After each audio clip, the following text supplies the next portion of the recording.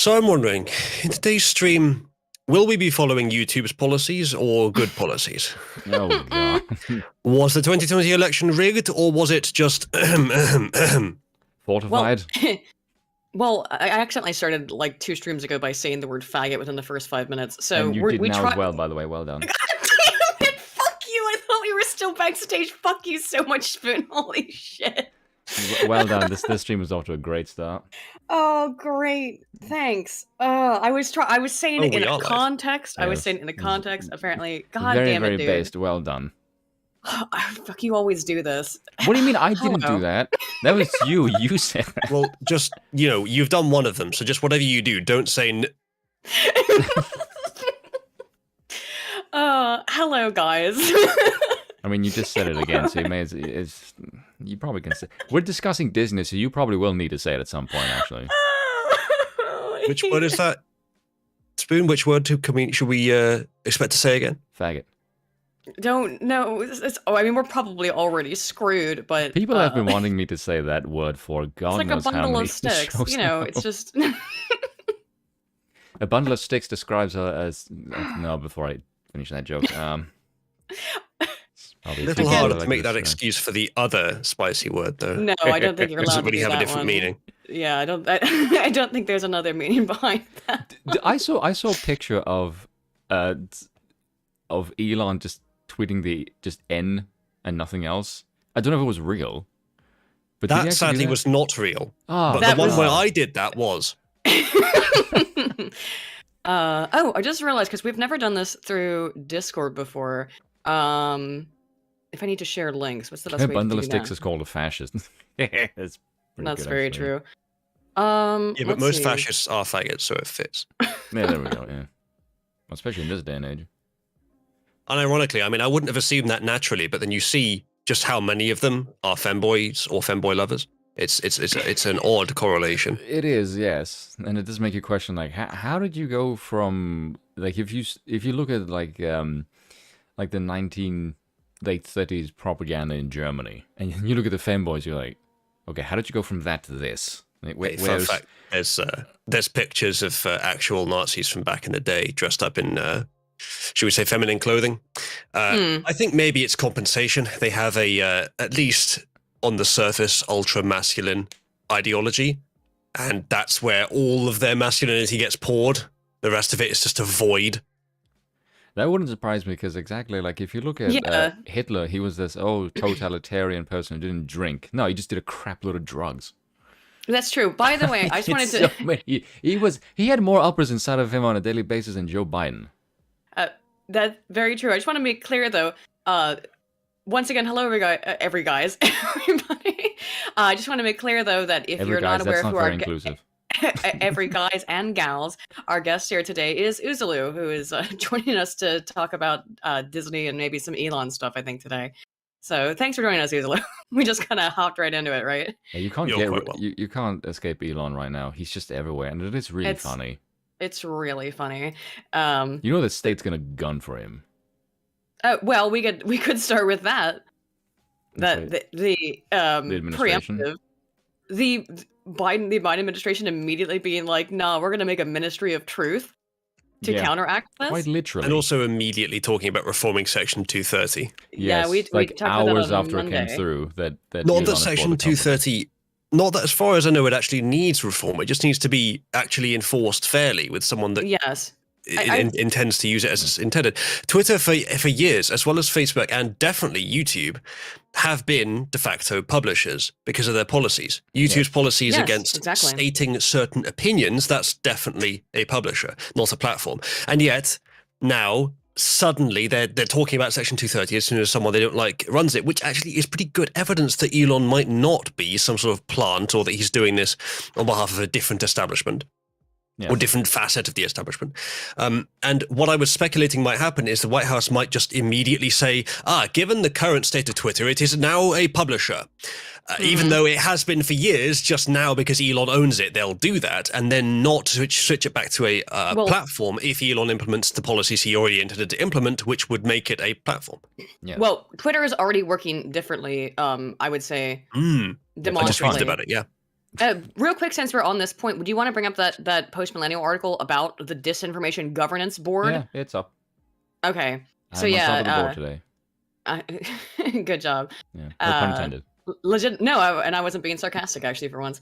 The Department of Homeland Security is setting up a new board designed to counter misinformation related to Homeland Security with a focus specifically on Russia and irregular migration. So they don't say that it's about Twitter, but it's totally 100% about Twitter. It's 100%. Because of course, I mean, what was the claim? Heightened threat. What is the heightened threat exactly? Yeah, well, I guess they would never... The heightened threat is their citizens have opinions now. Are they going to admit that there's millions of migrants at the board? Hell no. And that's Biden's fault? Hell no. So, can't be that. If they were able to enforce this orthodoxy without implementing it on a higher level, they would. But now they have to. So they're going to. It will give their opponents more ammunition, but it will also give them some semblance of the power they just lost. Which, by the way, I don't find funny at all. No. I agree. I'm not laughing uproariously at their failure at all. It is amazing to see how easily a state can just burn through unnecessary money. I am laughing at the extreme reaction of individuals who have been very in favor of all this stuff for years and years and years and have said over and over again, build your own platform and that kind of stuff. And then all of a sudden they're having a meltdown. That's funny. The larger scale stuff, the actual, like the government getting involved as they are seemingly want to do, that's not funny. That's quite scary. I mean, this article, if this is correct and they go ahead and do this, I mean, it's overplayed to say this, but it's fairly 1984. Yeah, it's very 1984, actually. Yeah, the Department of Homeland Security is setting up a new board designed to counter misinformation related to Homeland Security with a focus specifically on Russia and irregular migration. The board will be called the Disinformation Governance Board. I like the way that they try to rephrase like irregular migration as people who come into the country illegally. They have successfully created a synonym for Ministry of Truth, and nothing else is different. No. Yes, pretty much. It'll be headed by Director Nina Yankovic, who has a shady history. Yeah, it's in this short article. Yeah. Speaking with House Appropriations DHS Subcommittee on Wednesday afternoon, DHS Secretary Alejandro Mayorkas said, "Our Undersecretary for Policy, Rob Silvers, is co-chair with our Principal Deputy General Counsel, Jennifer Gaskell, in leading a just recently constituted Disinformation Governance Board. So the goal is to bring resources of the department together to address this threat." I guess in that context being Russia and irregular migration, but migration. Right. But again, like, I thought the Biden administration didn't want to admit that there were millions at the border and they were being overrun. So to me that... Yeah, cameras tend to kind of help disprove that. Yeah, we can actually see them. As well as the many the many people saying, "Hey, look, why is the administration flying these thousands of people in the middle of the night and landing at airports and then just scattering them into the winds, essentially?" Like, yeah, that's not suspicious at all. For whatever else you can say about him, Abbott doing that busing to DC as a consciousness-raising effort, it was pretty funny, yes. But also it raises people's awareness to the fact that, this is already happening. He's not just doing this out of nowhere. He's doing it as a direct retaliation to the fact that it's been happening on an industrial scale for years. Precisely. And it was funny not funny, again, maybe funny in the sad way, that all of a sudden these DC politicos suddenly were up in arms about it. It's like, well, why are you upset about this now? I thought you love to bring in all of these migrants, but you're upset when they show up on your back, your front door. You don't like that now. How curious that is. Yeah, because they're just pawns. Yeah. And I don't want to see the pawns. Don't care. That's basically it. That sounds really weird if I say it differently. First of all, they're totally in favor of population replacement in states like Texas, where they know that, first generation, second generation migrants vote overwhelmingly Democrat. So you bring these people in and you can flip Texas blue. And other southern states. Yes. So just across the border. Right. Yeah. When are we going to get new votes? Right over there. Right, there they are. Yankovic also oversaw Russian-Belarus programs at the National Democratic Institute. She announced the new board on Twitter Wednesday. Yankovic has previously said that she was concerned that Twitter had determined early in 2022 to stop limiting speech from users about the 2020 presidential election, saying that, quote, "Considering the long-term damage these lies do to our democracy," she was dismayed. We really need to get a soundboard so you can play some kind of button every time somebody used that word incorrectly. It's extremely dangerous to our democracy. It's always our, not right? The democracy, but the one we own, the one we rightfully bought. Precisely. It's not the democracy. It's not American democracy. It's our democracy. In other words, our hegemony. Just say what you mean. Yeah, liberal hegemony. Right. She was dismayed by this decision. Her view about elections, whether foreign or domestic, is that they are, quote, an endpoint, aren't an endpoint, but an inflection point, and that the policies of social media companies as regards to free speech need to reflect that. Yankovic was also an advisor to the government of Ukraine. No corruption there ever. She also stated her opinion that Hunter Biden's laptop, the contents of which were reported by the New York Post as was Russian disinformation. This was entirely false. Yankovic will be leading the charge against misinformation, of which she believed the laptop was an example. So this is the woman who's gonna create the new Ministry of Truth. Nice. The exceedingly intelligent Twitter leftists saying that it's not a violation of free speech if it's not coming from the government. Well, now it is. Yeah. Directly, apparently. Instructions on what to censor are coming directly from the government. Or will be soon. Apparently. I mean, they're being so open and bold about it now. But I can't believe that this is unrelated to Twitter. The fact that this is the day afterwards, after that goes through, I'm kind of or 2 days curious afterwards. what will happen now if you just say, because if the normal reply was, well, Twitter is a private company, can do what it wants. Now it's like, the state is not a private company, it's a public one, and it can't do what it wants. And now that it does, what is your reply to that now? So what they're going to do is they're going to find a very nuanced way to essentially enforce social media companies, blanket, but including Twitter, obviously, to follow these policies. So they just move the policies up a layer. So they still have to enforce it. But then at that point, what they have to do is enforce truth standards from the federal government over private institutions, which is very, very blatant. But what they'll do is they'll just slightly nuance it so it isn't directly enforced, but it is still enforced. And then it will give the press and Twitter leftists and whoever else plenty of room to say, no, it's not actually that. Look, here's a nuance, and people will get bored and accept that narrative. And of course, the press will still be able to flood the airwaves with their narrative. But in time, they'll be able to flood it a lot less easily if Twitter stops being a massaged vector for their product line manipulation. Well, we'll have because to see folks, what happens. you are the product.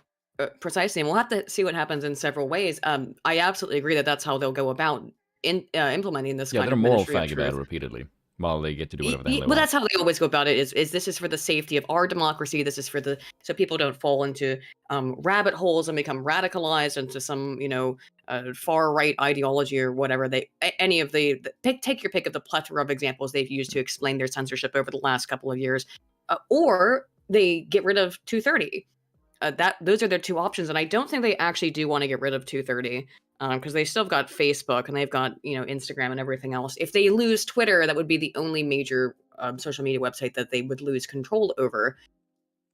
And getting rid of 230 would be, it would destroy the internet. It would absolutely destroy the internet. So unless they're extremely short-sighted, I don't even think someone as dumb as Joe Biden or Jen Psaki would actually want, or any people who go along with this stuff.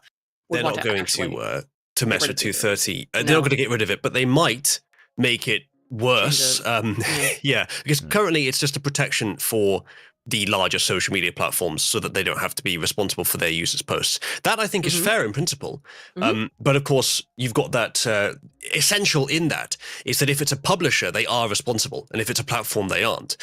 I haven't read the legislation, but from what the words mean and from what seems sensible, stating what can and cannot be said as an opinion, as a non-controversial opinion, which does not directly harm anyone and does not constitute a crime on these platforms, which YouTube explicitly does. Yes. I don't think Twitter does it explicitly, but it does certainly enforce it. That definitely constitutes being a publisher. And so for years, these platforms should have been judged as such. They shouldn't have had the protections from Section 230. But of course they have. We've argued for that for years, that major, these giant mega companies like Twitter and Facebook and YouTube are publishers. They're not platforms, even though they enjoy the protections of 230 as being platforms and not publishers. So my guess would be some very clever attempts at wording so that they can still keep things like YouTube, but they can basically try either crack down on it and make it so that that would be probably what will actually happen, is that so that YouTube and all other sites will have to crack down massively on what they are allowed to say on their website, because they want to be 230 compliant as publishers and not as platforms. So, and then it would be the end of a lot of these websites in terms of anything interesting you could ever find on them, right? Because if YouTube is considered a publisher and has to follow those kinds of guidelines under and is not given the 230 protection, then what are you going to see? It's going to be Fox News and mainstream corporate media and the couple of people who've already made it or are deemed to be acceptable. Those platforms will never be set as publishers, but the threat is there. Right. If we get a different executive in the US, then there's a chance that they can pressure them on that. However, Trump, when he was in office, was saying vociferously and repeatedly that Section 230 bad. In principle, it's good, but it's very possible that there's nuance in the law written specifically to protect the biggest corporations. Even if the idea of the bill is good, it may be that it's written in that way. Trump certainly seemed to think so. And if so, then it needs to be re-implemented in a way that just makes sense with its original intention, because it does make sense. I'm curious as to how they will really hamper... disagree with Trump on, but yeah. Sorry, go ahead. I want to see how they hamper Twitter, but not Facebook, because they're essentially the same business model. So I'm wondering what cockamania they will hatch up to essentially take an arrow to Elon's kneecap. Like I said, I think it would be that all these companies protect the other Jew. What I'm saying is, I think that and it's what Uzalu got to earlier, is that it basically would be like either you bend the knee and you put in these restrictions on free speech because you're now a publisher and not a platform. So you need to vet everyone and everything that they post as true news and true facts and those kinds of things. Or you can be liable for the dissemination of misinformation as under this truth ministry thing, right? Probably what they'll do. Sorry, go ahead. No, that's just it, is that they would act as a sort of oversight. So, of course, Facebook and Twitter and YouTube can all still exist. But who can post and what you can post is going to be extremely limited. I don't know if you've noticed this. Well, Spoon, you've been banned from Twitter for forever. You just came back. But for a while, there's been a thing on Twitter where before you post something, it'll go, "Are you sure you want to post this?" It still does that, yeah. Right. My guess would be that you just won't be allowed to. And... You know, it does that whenever I say fuck, I've noticed. If they know what's in your tweet well enough to ask you that question, then they are de-ranking you based on you pressing yes. Precisely. And they can just not allow you to post it at all. What I expect might happen, one possibility, is that after a little while of Elon owning the platform, because currently the deal has started. It's not closed yet. He doesn't even own it yet, but he probably will. There's little that can go wrong from here. But once he does actually own it, soon after that, once they've had enough time to plausibly argue that he's changed policies, then they'll start cracking down, threatening to turn it into a platform, or threatening in lots of other ways, messing with it. And they will justify that by saying, because of Elon's changes, it now counts as a publisher. It's not eligible for Section 230. Give it like about 6 months or so, because I think the deal is, according to the Twitter leaks, by the way, is set to take 3 to 5 months to complete. If that's the case, then give it about a month after that, maybe even a week after that, and the feds themselves will start questioning whether it's eligible for Section 230 protections straight away. I mean, we're already seeing that in the discourse that's going on, which is just in the public sphere, kind of people talking about it. They're going, and journalists going, well, why is it fair? Why is it okay for one guy to be able to own the public square?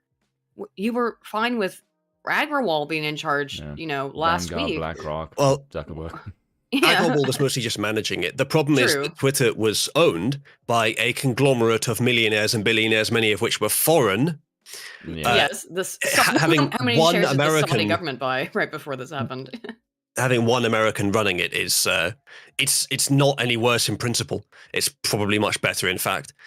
And it is remarkable how just immediately, day one, they are now making the same arguments that we've been making against Twitter for years. As if to say, like, it's been a perfect, unbiased haven until now. But now that Elon's bought it, now it will immediately be used to do all these very specific things, which have never been done before. We have no idea where we're getting these ideas.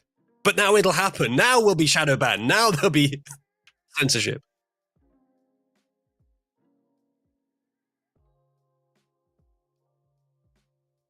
Mm-hmm. Yeah, how did you know they could do that? Well, right. How would you know that that's the case if that was if you didn't already have the, of course they have the capacity. They're just very creative. They're speculating out of nowhere. These ideas have never been implemented. No one's ever been talking about them, obviously. These MSNBC, this is why they earn the big bucks, Aiden. Because they're very creative. They can imagine these potential dangers that can come up in the future out of nowhere with no precedent. No reason to think they would ever be implemented. You know what? Right.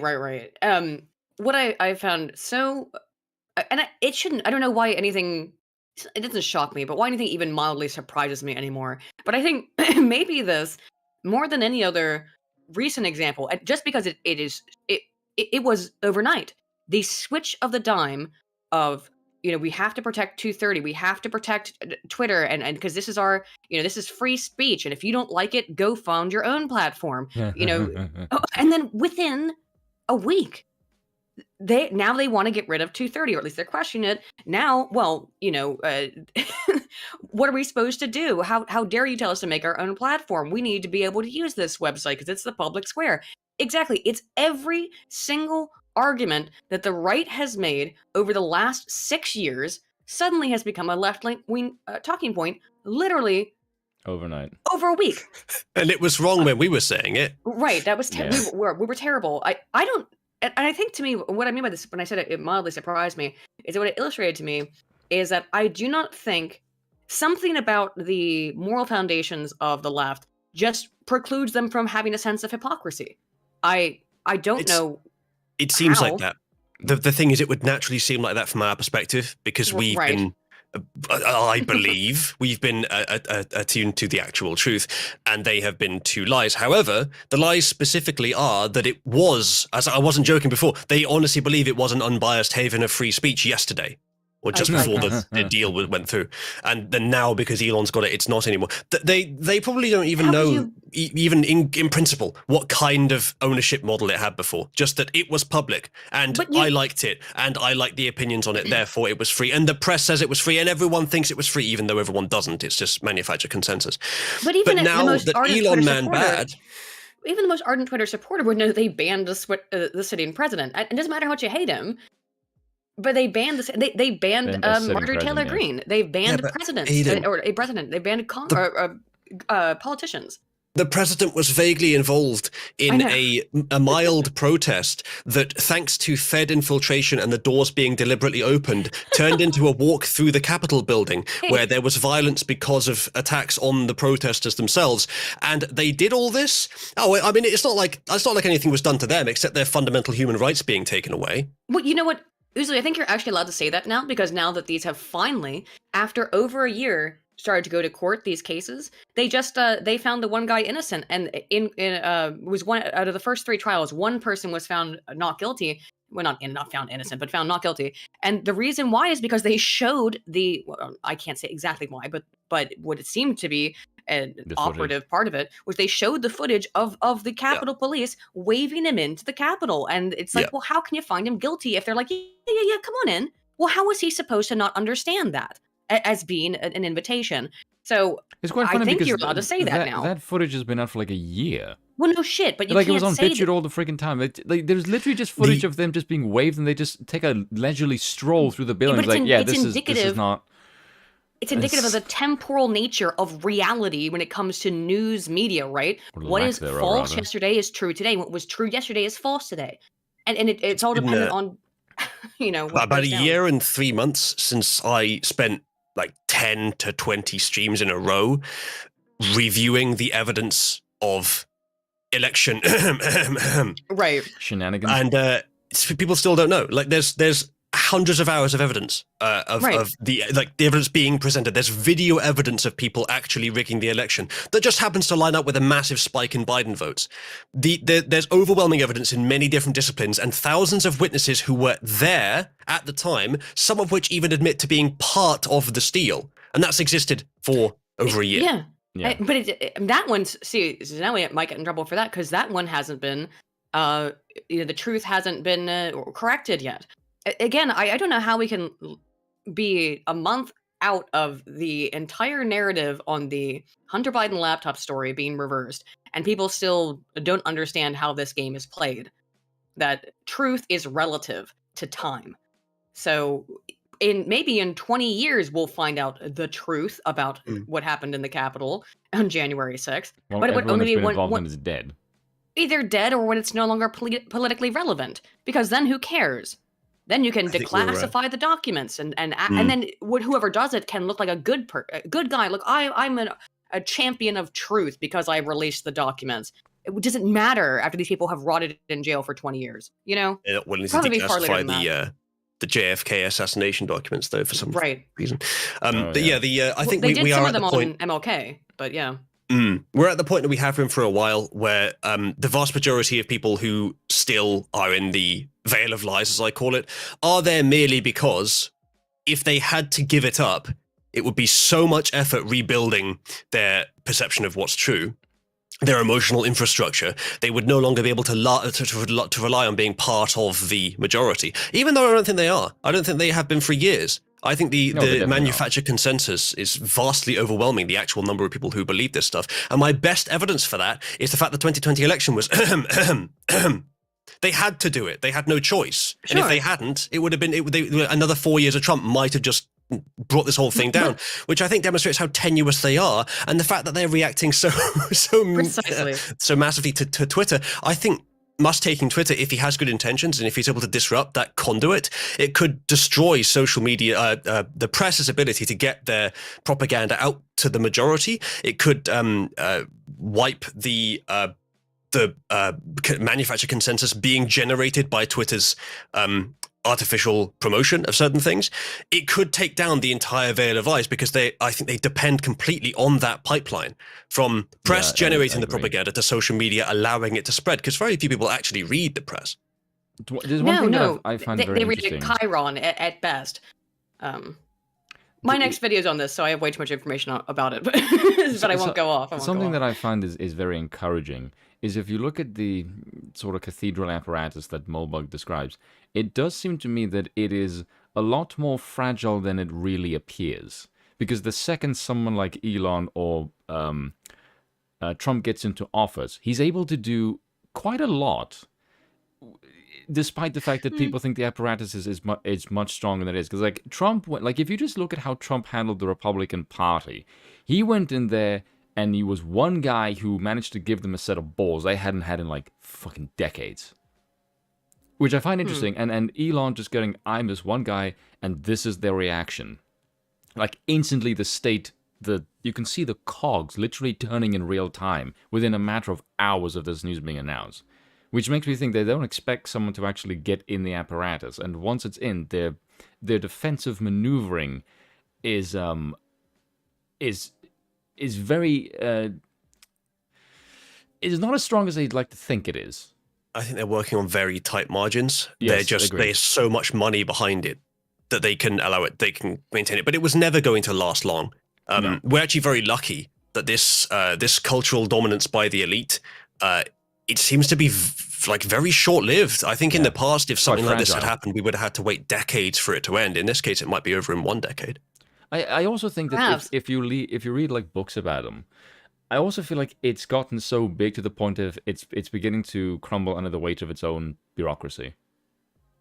And I'd like to think so. It's too expensive to maintain it. That is the hope. That's the hope on it, right? But also then what replaces the enormous... It's very dependent on the establishment that already existed. You see, that I don't think this would be possible at all if not for... Do any search on YouTube that has any relation to news, the entire page of results will be mainstream press. Mainstream. That's the most obvious example, but I guarantee that's happening on every other social media platform.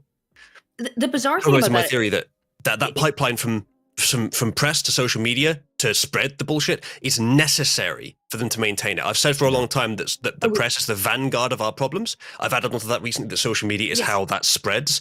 If you just get rid of that, I think even with all the will from the source of this evil, it won't be able to perpetuate and the people will not support them anymore.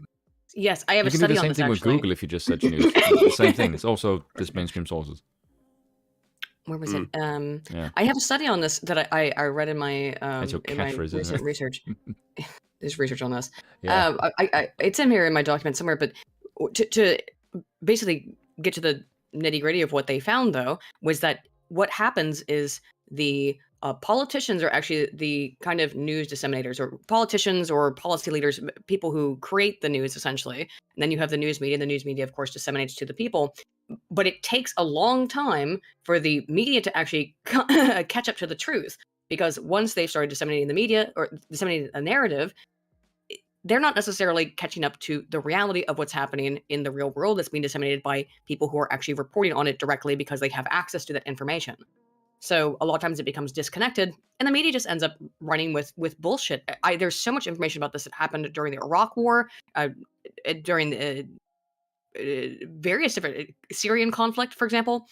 It happens over, and anytime there's an international conflict, because there's a bit of a fog of war effect.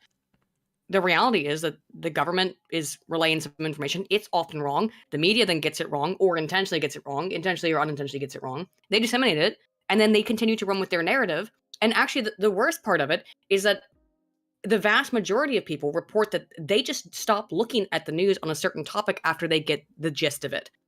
So they're like, I already know what that story's about. And they don't pay attention to it anymore. They're like, I already got it. And there's a bunch of data on this as well that shows that something like a third of people don't believe retractions. They don't remember them, and they don't believe them. So even when the news comes out and said, oh, by the way, we were wrong on that, they either don't believe or can't remember the retraction. Or the original story?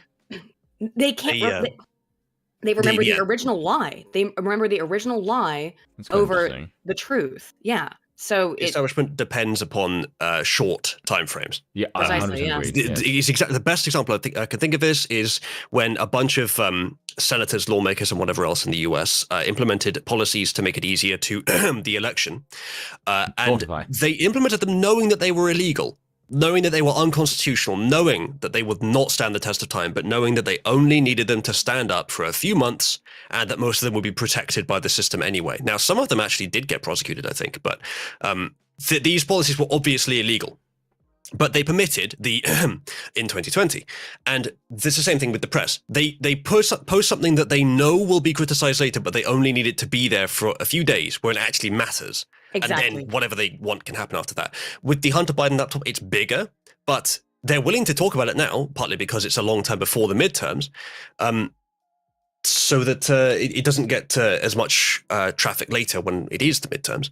Precisely. But everything that I've joked before about, so the racists and Nazis and conspiracy theories, everything they were saying 2 years ago was right, but I promise you, they're not now. But in 2 years, we'll say they are now. What is your take on that? Because I've heard some people saying that the laptop being released now is it's sort of the establishment's way of saying that Biden is no longer useful. No, I don't think so. I found that it's containment. Yeah, they can't. It's for the midterms. Lie about it anymore. Yeah, I think they're going to do very badly in the midterms, though. Even if they rig as well, which they almost certainly will, that'll be more difficult as well because more people are aware of it. But even despite that, I think it's going to go very badly for them. I'm not very excited about that, in all honesty, because I would be if the Republicans were known for not being feckless fucking cowards and actually doing right. Something. Unfortunately, the Republicans aren't necessarily much of a better. I mean, they are a better choice, but I mean, by much. Douche and turd sandwich, kind of allegory. The MAGA lot are definitely an improvement over the rhinos, but there's still quite a lot of rhinos. Yes, if we get some more rhinos that have artificially converted themselves to the MAGA label.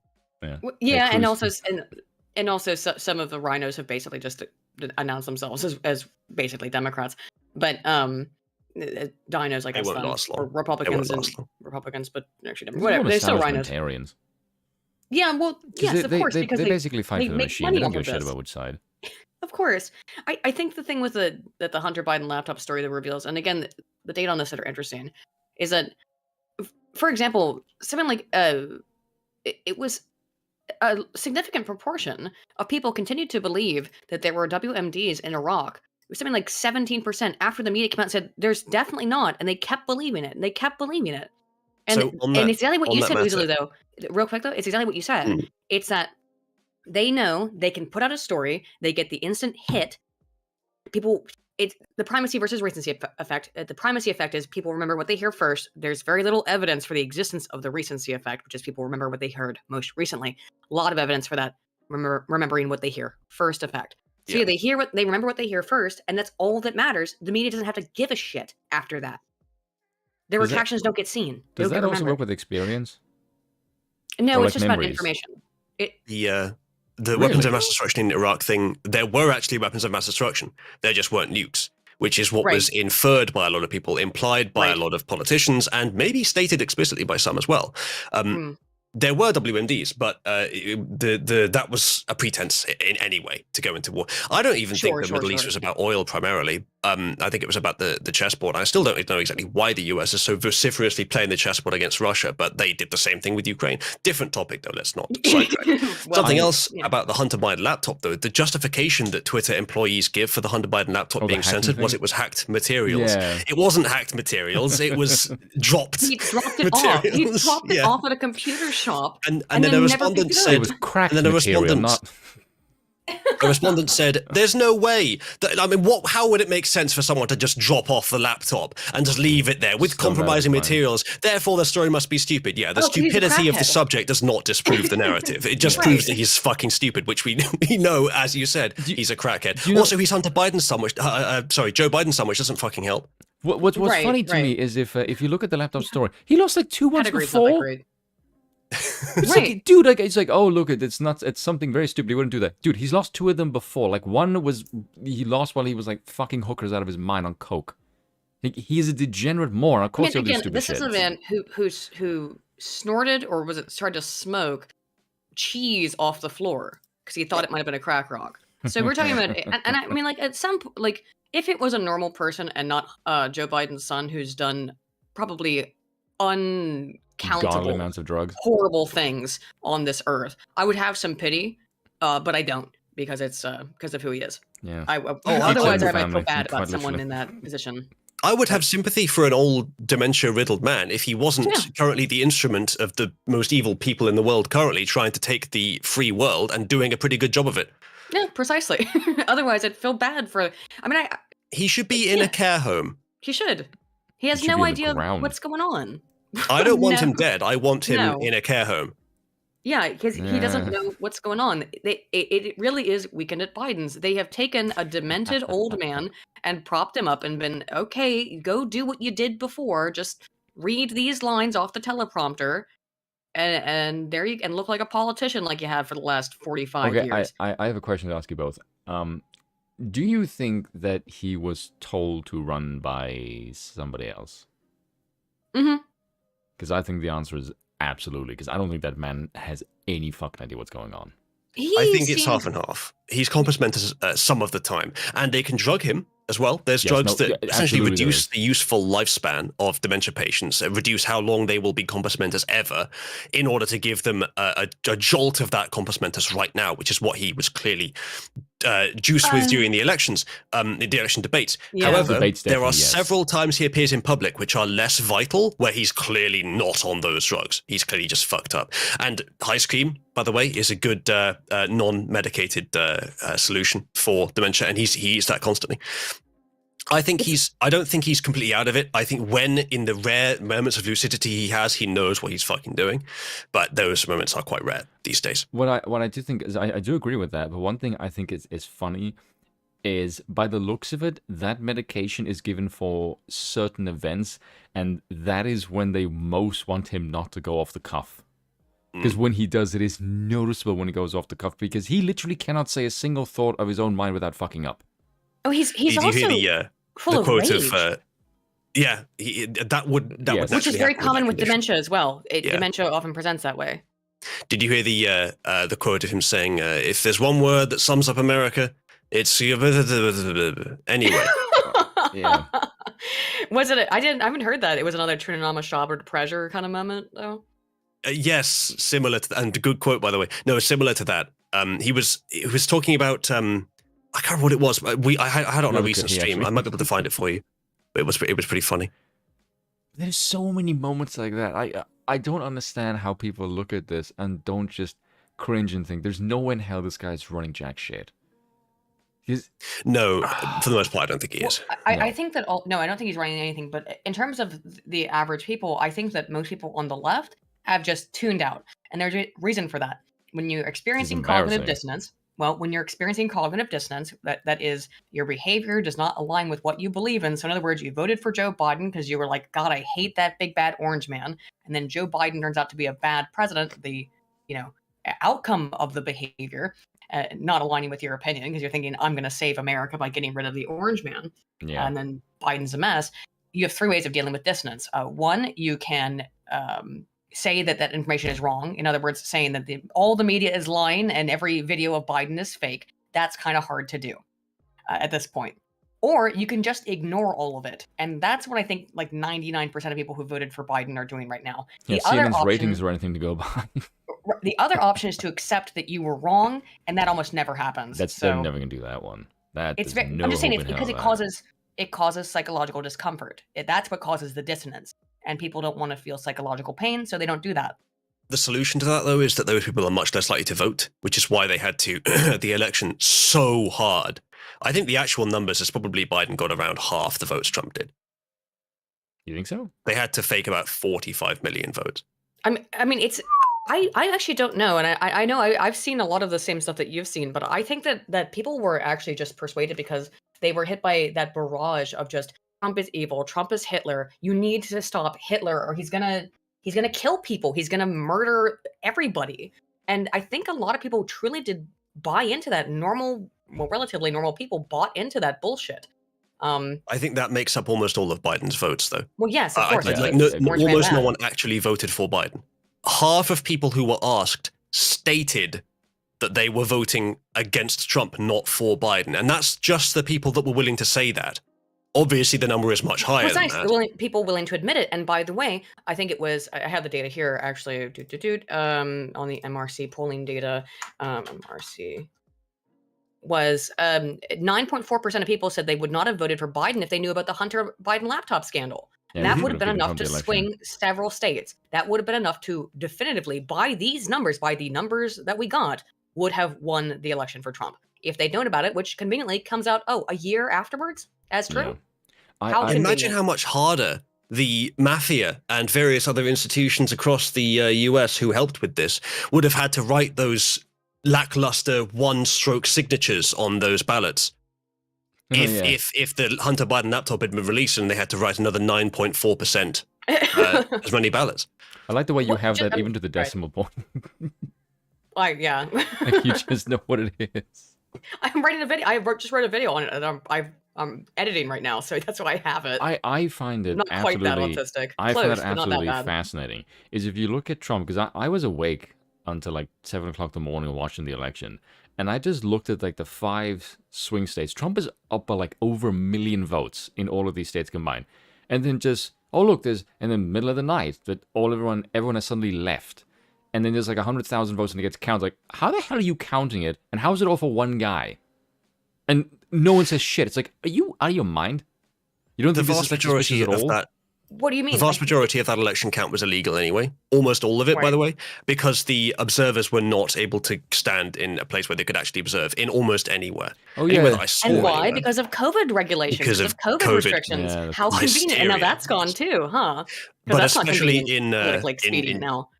Especially in Maricopa, I think it was, where the footage was, where even during the day, they were like at least 10 meters away from any of the action.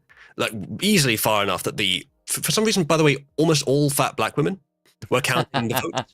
I don't know why that is, actually. And then at night, they count the same ballots multiple times with no observers, having told them to go home, having told them they wouldn't come back, having told them they couldn't vote because of a burst water main, which, by the way, was a deliberately flooded toilet in the same building.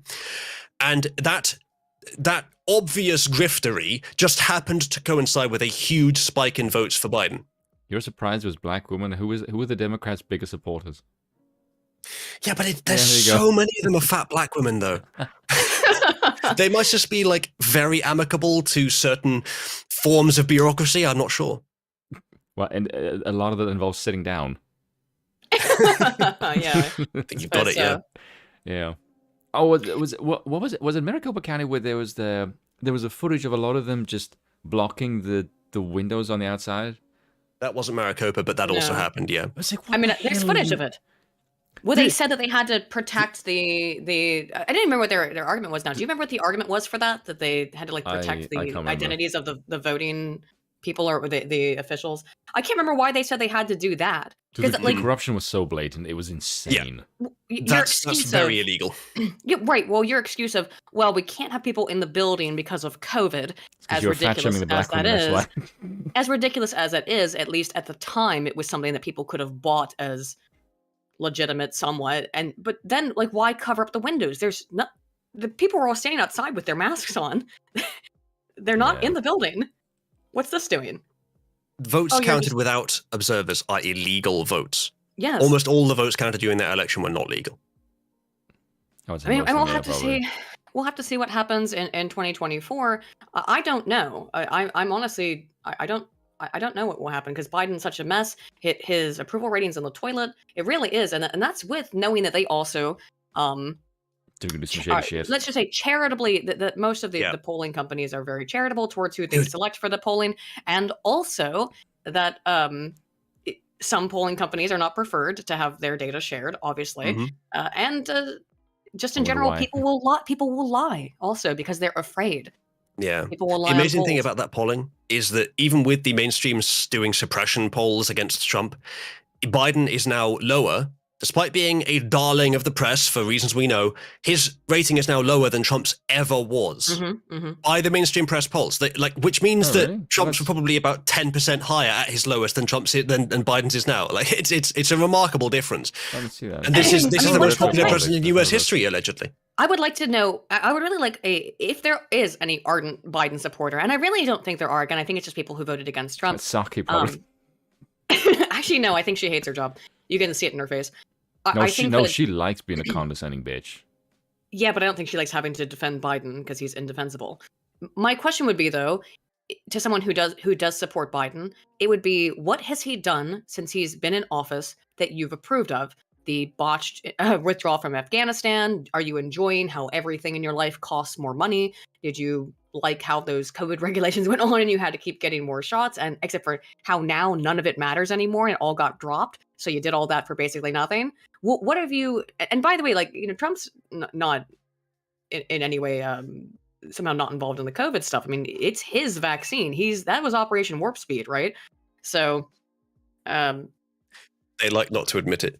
I think in principle the idea of doing those vaccines was good. Just Trump didn't realize what the grift was. It was quite nuanced. It took us a while to figure out what it was. I don't think Trump understood. I mean, I don't think he's a stupid person. They like to portray him as a big orange idiot. I just don't. I don't think he because it's not his area of expertise. He's a businessman. That's what he understands. How to. Sitch, maybe. I don't. But Sitch, I think, also said that he voted for. No, but I think he also said that he voted for Biden because just mostly because he thought he was a better choice than Trump, which doesn't mean to me doesn't say he voted for Biden. It says he voted against Trump.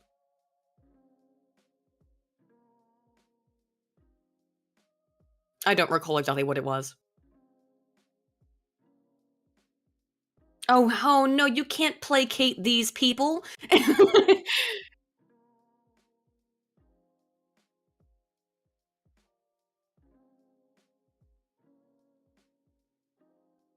Yeah, of course it will. Well, they've already taken 3 light years. Let's give them a few more miles. Right. Well, we have to be just polite to them, of course, and then once they get to where they're going, then they'll stop. Here's the thing, you be nice to the violent liars. You reward the violent liars.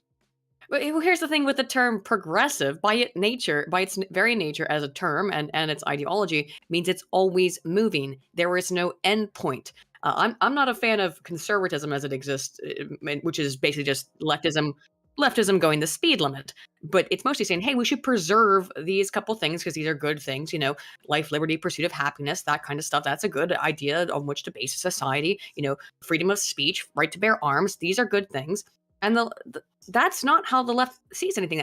They don't have foundational principles. And I bring that up too, to go back to this stuff with Twitter and how they flipped overnight and why it seems all hypocritical to me and to us maybe. And I think more what it is that part of it is I think the left only really values power. in many ways. They see power as more important than morals, and being in charge is more important than morals. Not all of them, but it seems to be a trend. But also, I think that it goes back into the Haidt's moral foundations theory. And I don't mean to sound too really out of it straight now, but it is a good, when you're trying to understand left-right divides, it is a good framework to understand it by. I think that it goes into it is in that even though when you find a moral foundations chart, they tend to be very anti-authority. But I think a problem with that chart is in the way that it's operationalized. And I brought up this problem before, and I could bring it up with Dr. Haidt too, actually. Probably should message him. Is to rework that instrument of authority, because there's now a left-wing authoritarianism instrument that didn't exist when Haidt created that scale. And when you look at the left-wing authoritarianism instrument, like on the COVID stuff, it was all left-wingers who were like, yeah, I want to strip people of their rights. Yeah, I want to put cameras in churches and people's homes to make sure that they're following COVID restrictions. The craziest, most authoritarian stuff that you could possibly imagine. They were like, yep, let's do it. Let's go. I want that tomorrow. And any rational person would say that's authoritarianism. But the current way that authoritarianism is measured, and the way that respect for authority is measured in Haidt's instrument for the moral foundations theory, which is why leftists score very low on respect for authority, is because it's based on a more traditional right-wing authoritarianism instrument, or the right-wing respect for authority instrument, which was developed by a guy who developed based on something called the F scale, which was developed by a guy called Theodore Adorno, who was a self-avowed communist. So that the right-wing authoritarian instrument was developed by a communist, specifically, basically to shit on the right.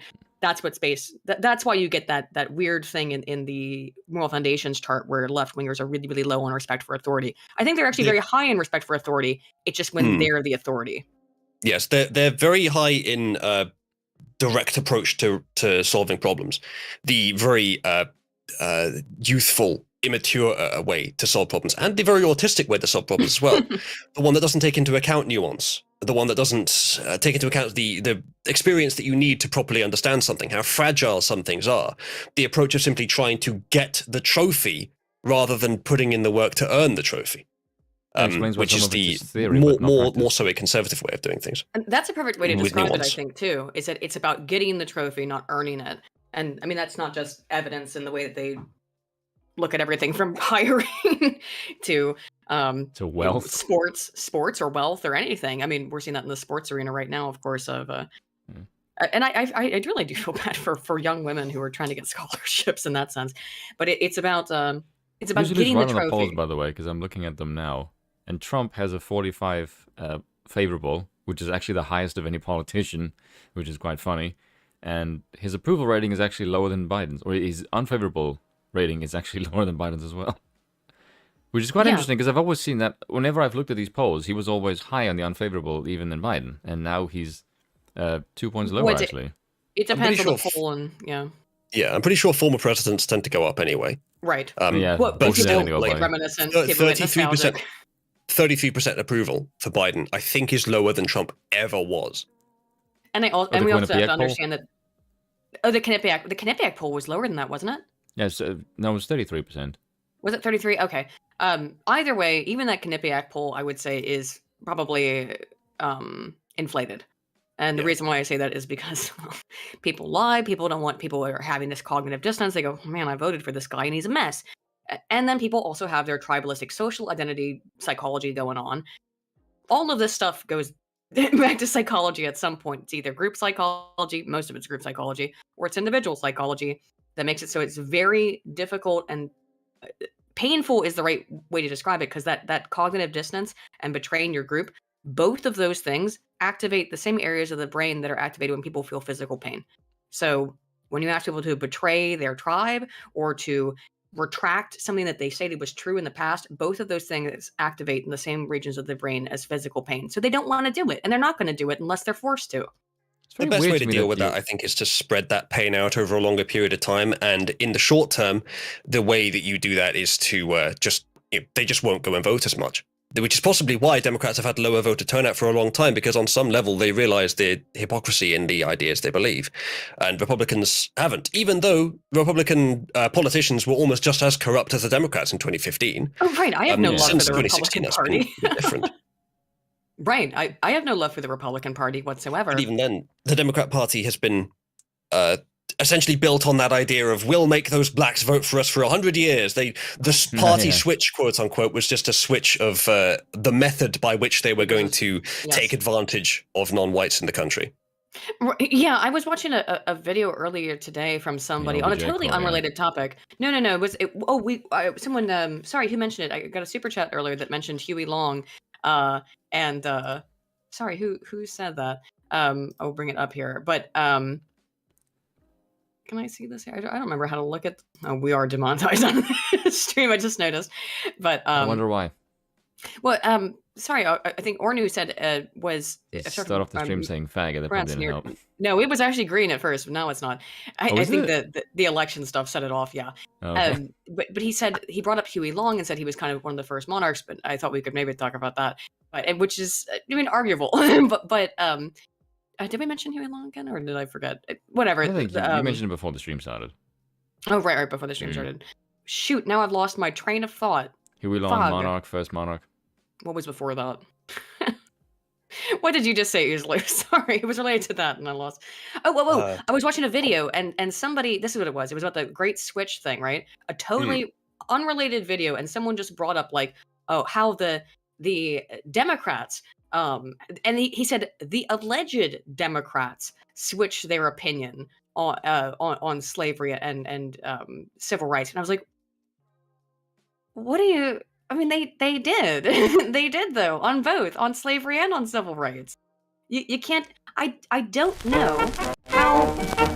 I mean, I know that it's your tribe, right? And you want to think, well, my people would never do something bad because they're my people, right? Because that's me, and I wouldn't do something bad because everybody thinks that they're a good person unless they're a sociopath. And even sociopaths often think they're good people. And I'm just saying, everyone thinks they're a good person. So you have to, like, reconstruct your worldview constantly to say like, well, yeah, the Democrats did that, but they weren't really the Democrats. They were actually another. No, they just change to be whatever is more palatable to the group that they're trying to court. They've done this for 200 years going on.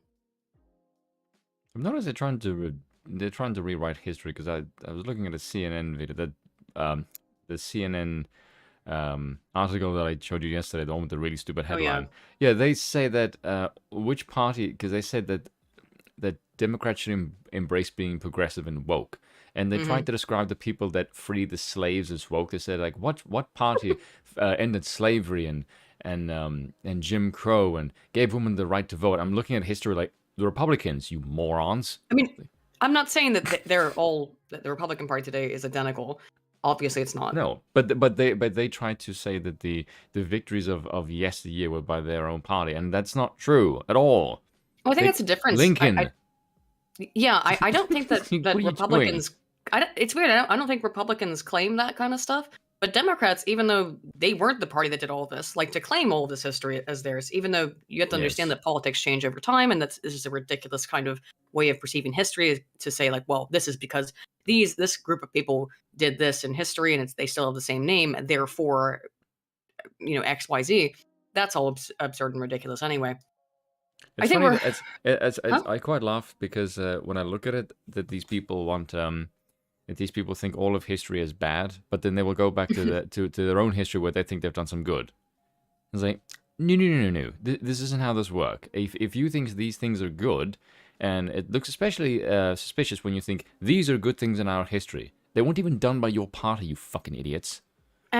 That's all. That's plain politics. And the Republicans are bad at it. The reality is Republicans and conservatives are really bad at playing politics compared to the left and the Democrat the left Party. Are great at politics, yeah. Which are I think I can see why that balance makes sense, though. And the reason I think that the terms liberal and conservative get applied so reliably to Democrats and to Republicans is because that's the common thread running through their parties has probably been in there for hundreds of years. And the switch, quote unquote, was actually in surface level things. Liberal meaning more willing to experiment.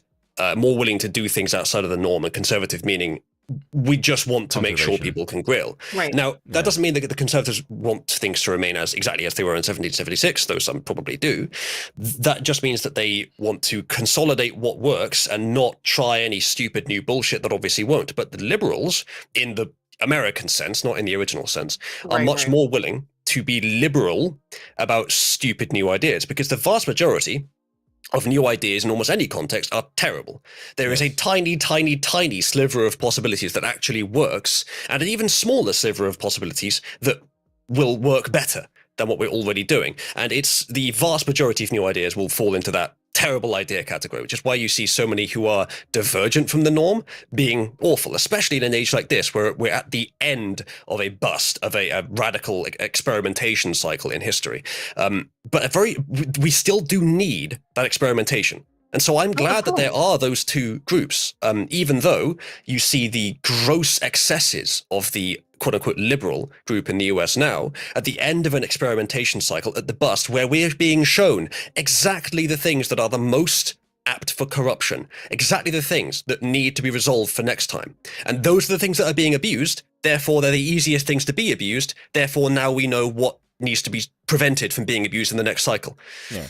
The preservation of the natural order. Because I've looked at this and I thought that I was reading Hopper's book, Democracy, The God That Fell, and he says that conservatism is the conservation of the natural order, like the social order that keeps your society stable, and this is what you need to preserve. Like, this is like your basic values. Like, you can experiment, but there are certain things that keep your society functioning that you shouldn't ever touch.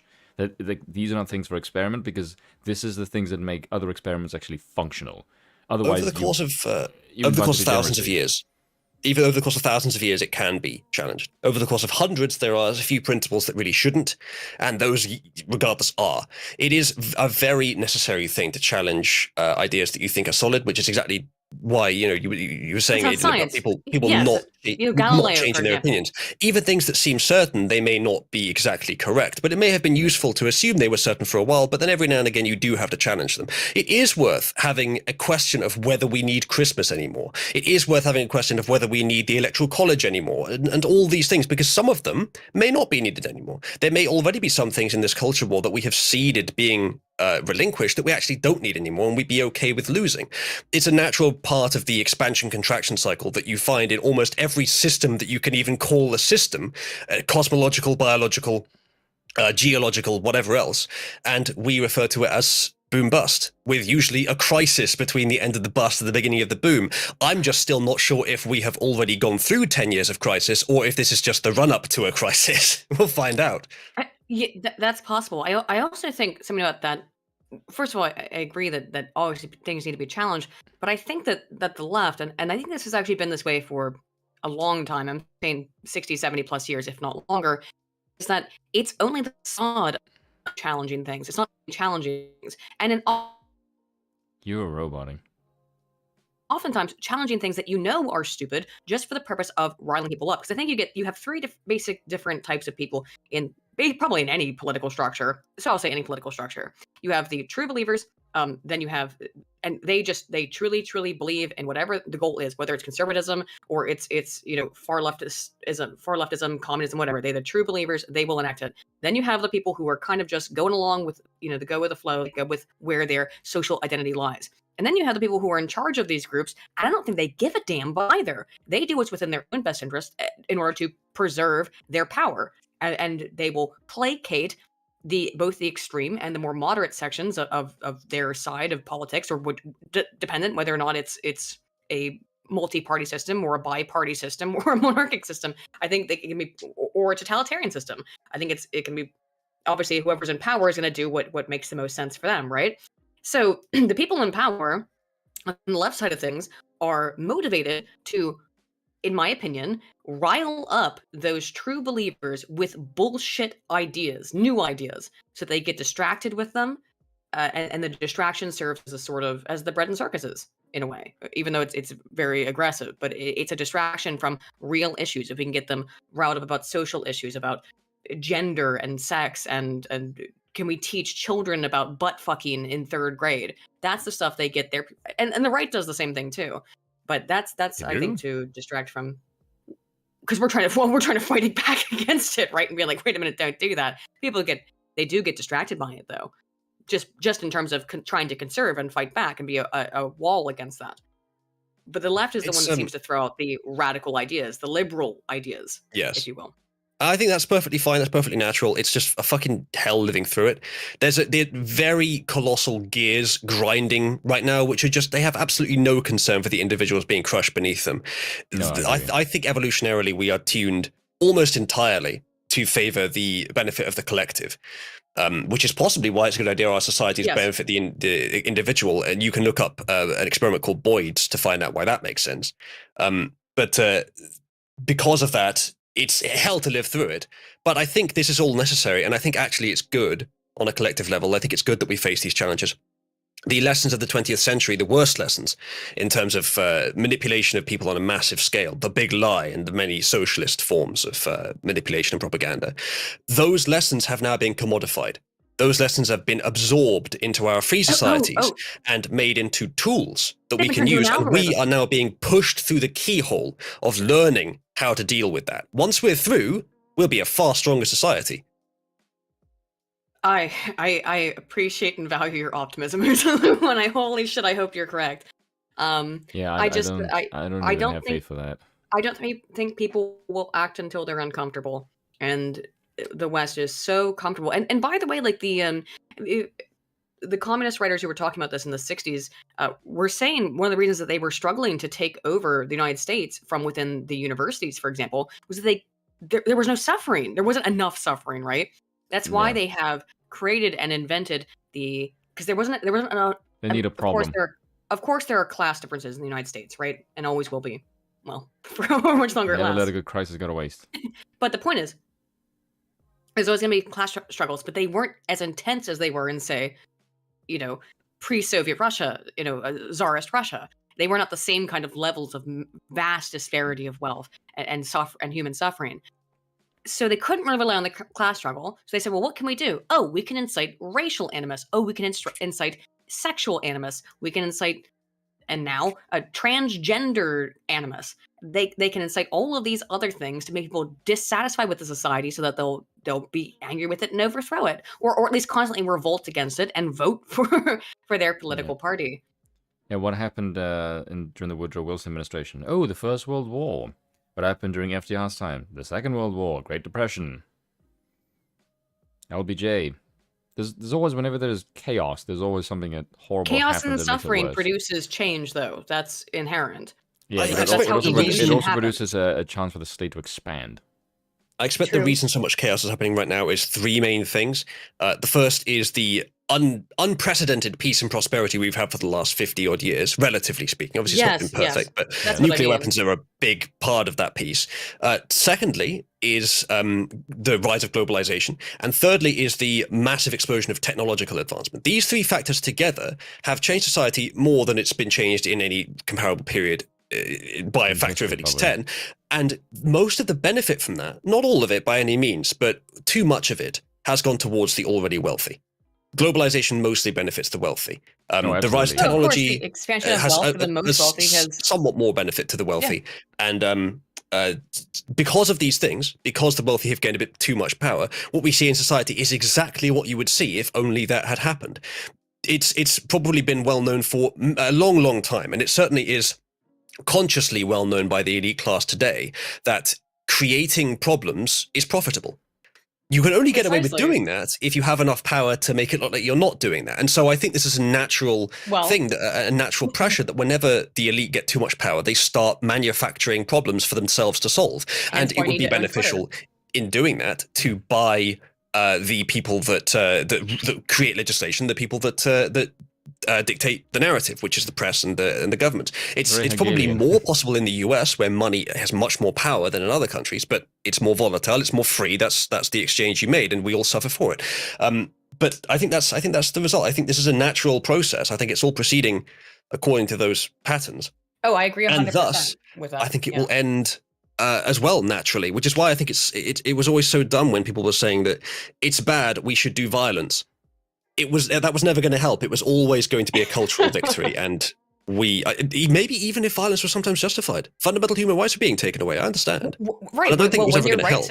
When your rights have been trampled upon, I think you have. I think liberal ideology justifies it. If your fundamental human rights are being taken away, I agree, and I don't begrudge anyone saying it was right to do, but I don't think it was the best option. I think the cultural victory is the one that actually lasts, the one that makes our species stronger as a result. And I think I'm fairly optimistic that we're quite close to it now. The tenuousness of our opponent. That logic, does that mean that Pinochet did nothing wrong? I do think, however, that we're on the. I'm going to ignore that statement, but I do think we may be on the precipice. I think we may be on the precipice, and I'm not just saying that. I'm not trying to get too optimistic about the Twitter stuff because, in the big scheme of things, I don't really think it means that much.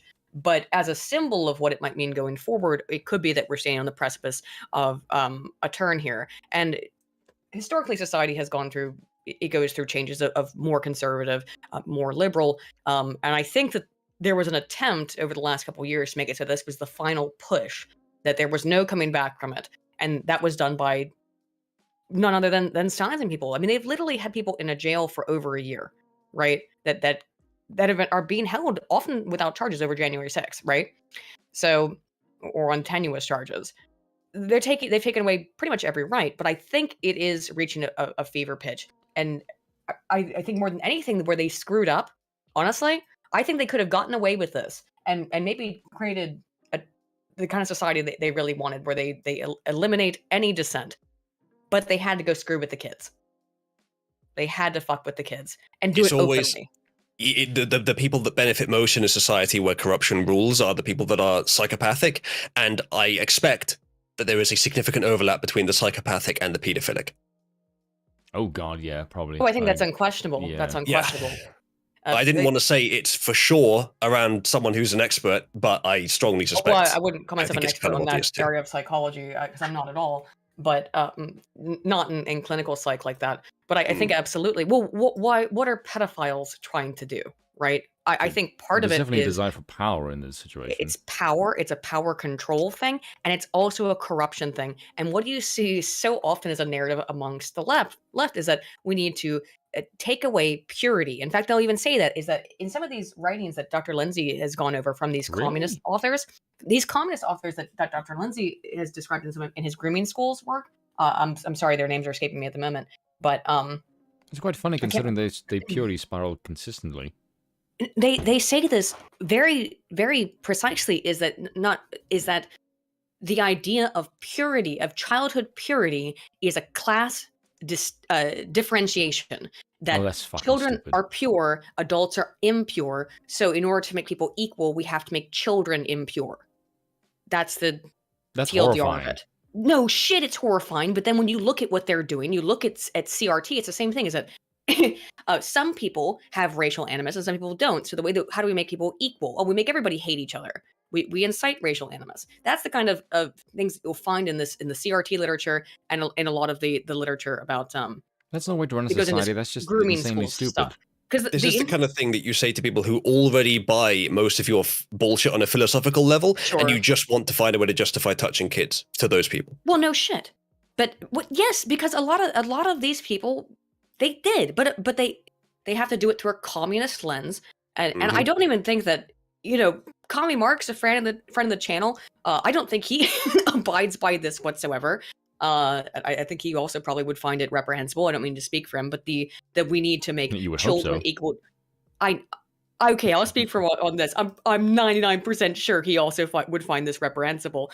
That any kind of differentiation between classes is wrong. Therefore, because adults are impure, we must make children impure. And that's the language that's used in these documents from the 60s and 70s that is now being integrated into the CRT framework. And why they're like, well, we have to talk to your 4-year-old about sex, because and I think a lot of it is, and this is my probably last point on this, I guess, is that if you look at a lot of people on the left, they tend to be, and I'm just going to say it honestly, they're dysgenic in terms of they don't tend to always be the most attractive people. I think you mean unhygienic.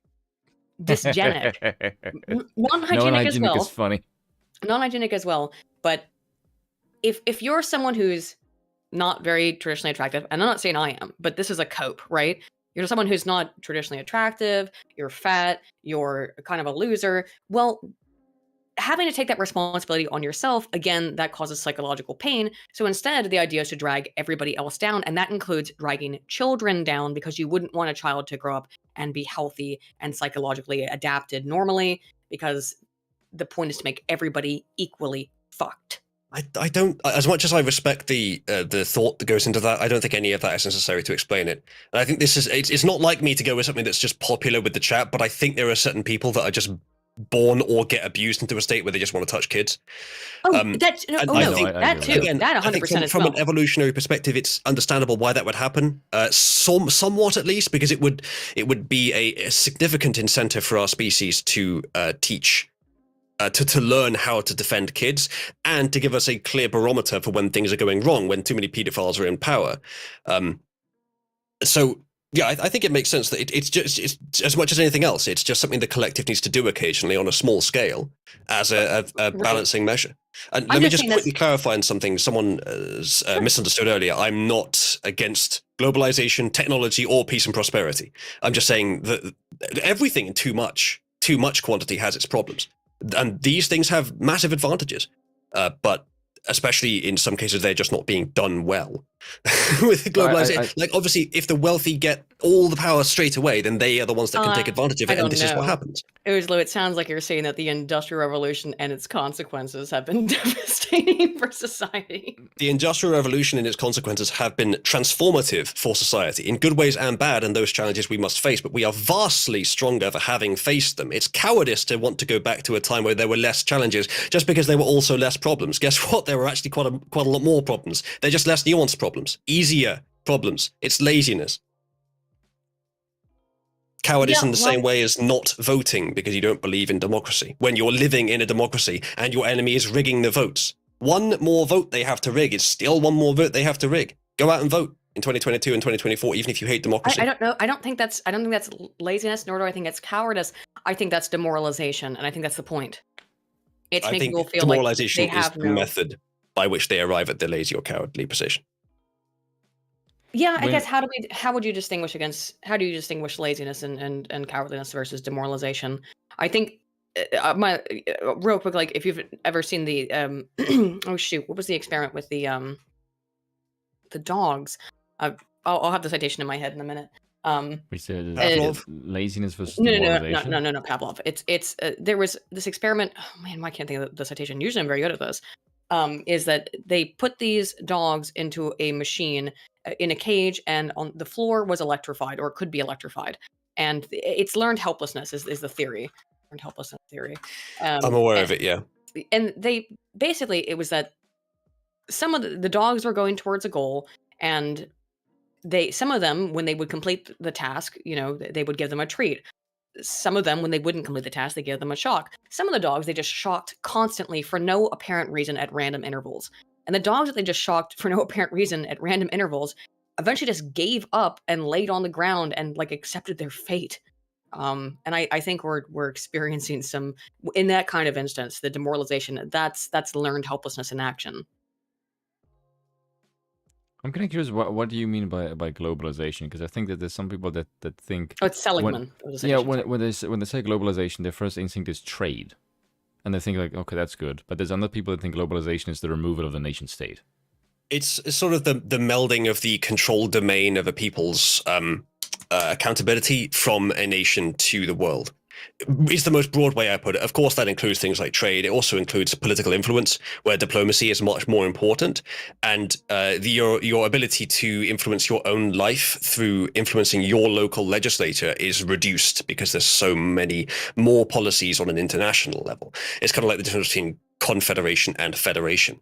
I move, by the way, confederation might be the best political system for the individual, but not necessarily the best in a competitive nation, especially a world hegemon.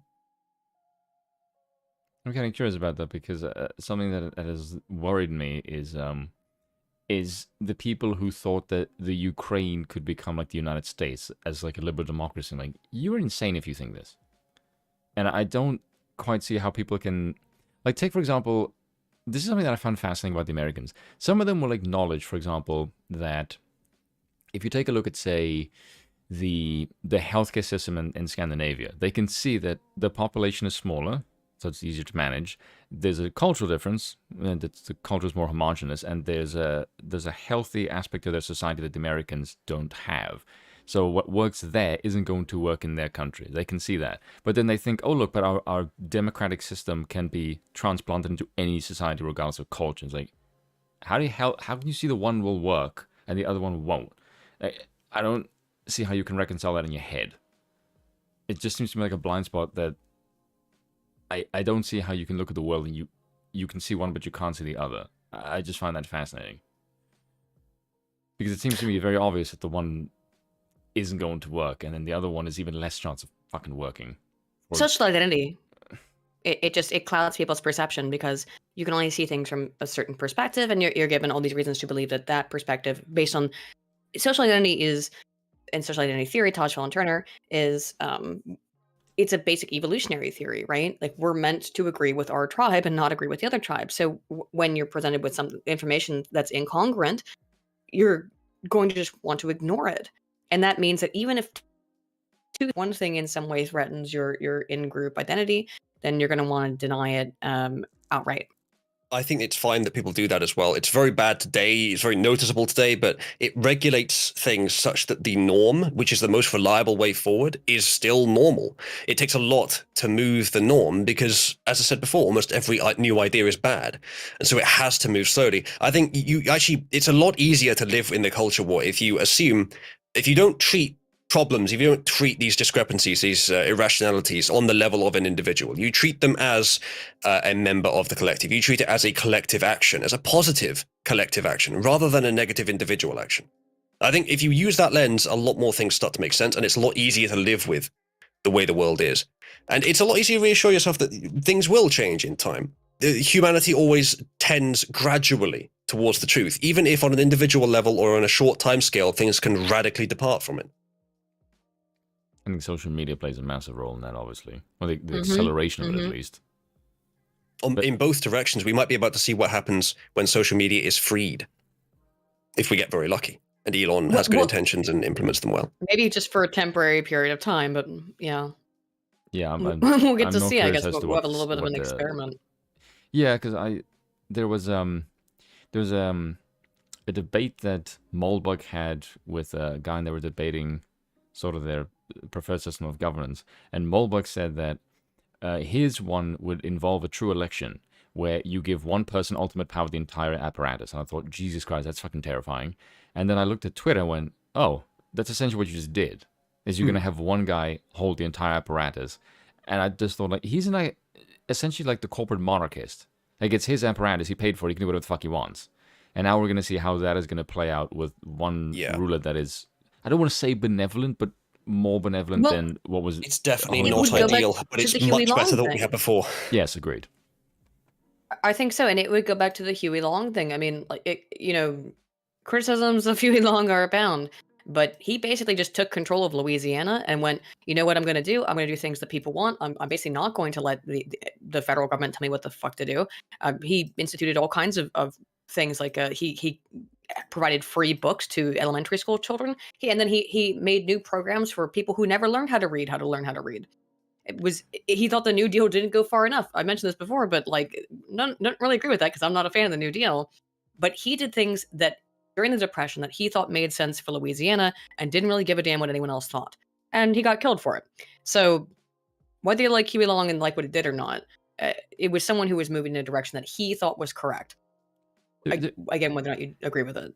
There's something there will always be a warlord, and any society, the best possible way that you can run a society like that, where there will always be a warlord no matter what. The best way you can run a society is to have as much accountability vested into that warlord, with as much awareness of that warlord that they are accountable to the people as possible. However, they do still need monopoly on force, and monopoly on influence in the same way is probably why that happened. Probably the same reason, by the way, that Desantis is screwing over Disney. They were very good with their powers for a long time, but it's gone too far recently. For 60 years, the Reading Creek development was fine. I mean, and again, we've talked about it in the stream multiple times. Sorry, I don't mean to distract us from the conversation back onto the topic of the stream. We should actually get back onto the topic of the stream. Well, I thought we were just having you're free to a pleasant conversation. It's fine. We do have a Mises article about the Florida stuff, though, since it was brought up. Shall we? Let me tell you, I was shocked to see that the source you were using was the Mises Institute. Just shocked. I know. I'm sure you were. He's being sarcastic. I have no objection. I have no objection. I read a bit of the article. It actually seems quite good. It is. Yeah, because, but how astonishing we would use the Mises Institute over here. Yeah, because something that I found was very bizarre, and because I don't... This is where things go off the rail for me, is that I am fine with corporations to a point, but once you start messing with social issues, that to me is when it goes wrong. Because if you look at the access to like pornography and fucking hell, what the hell do all the e-thoughts use? OnlyFans? OnlyFans? Yes. It seems clear to me that social values and instant access to certain social needs and capitalism does not mix well. It drives society towards a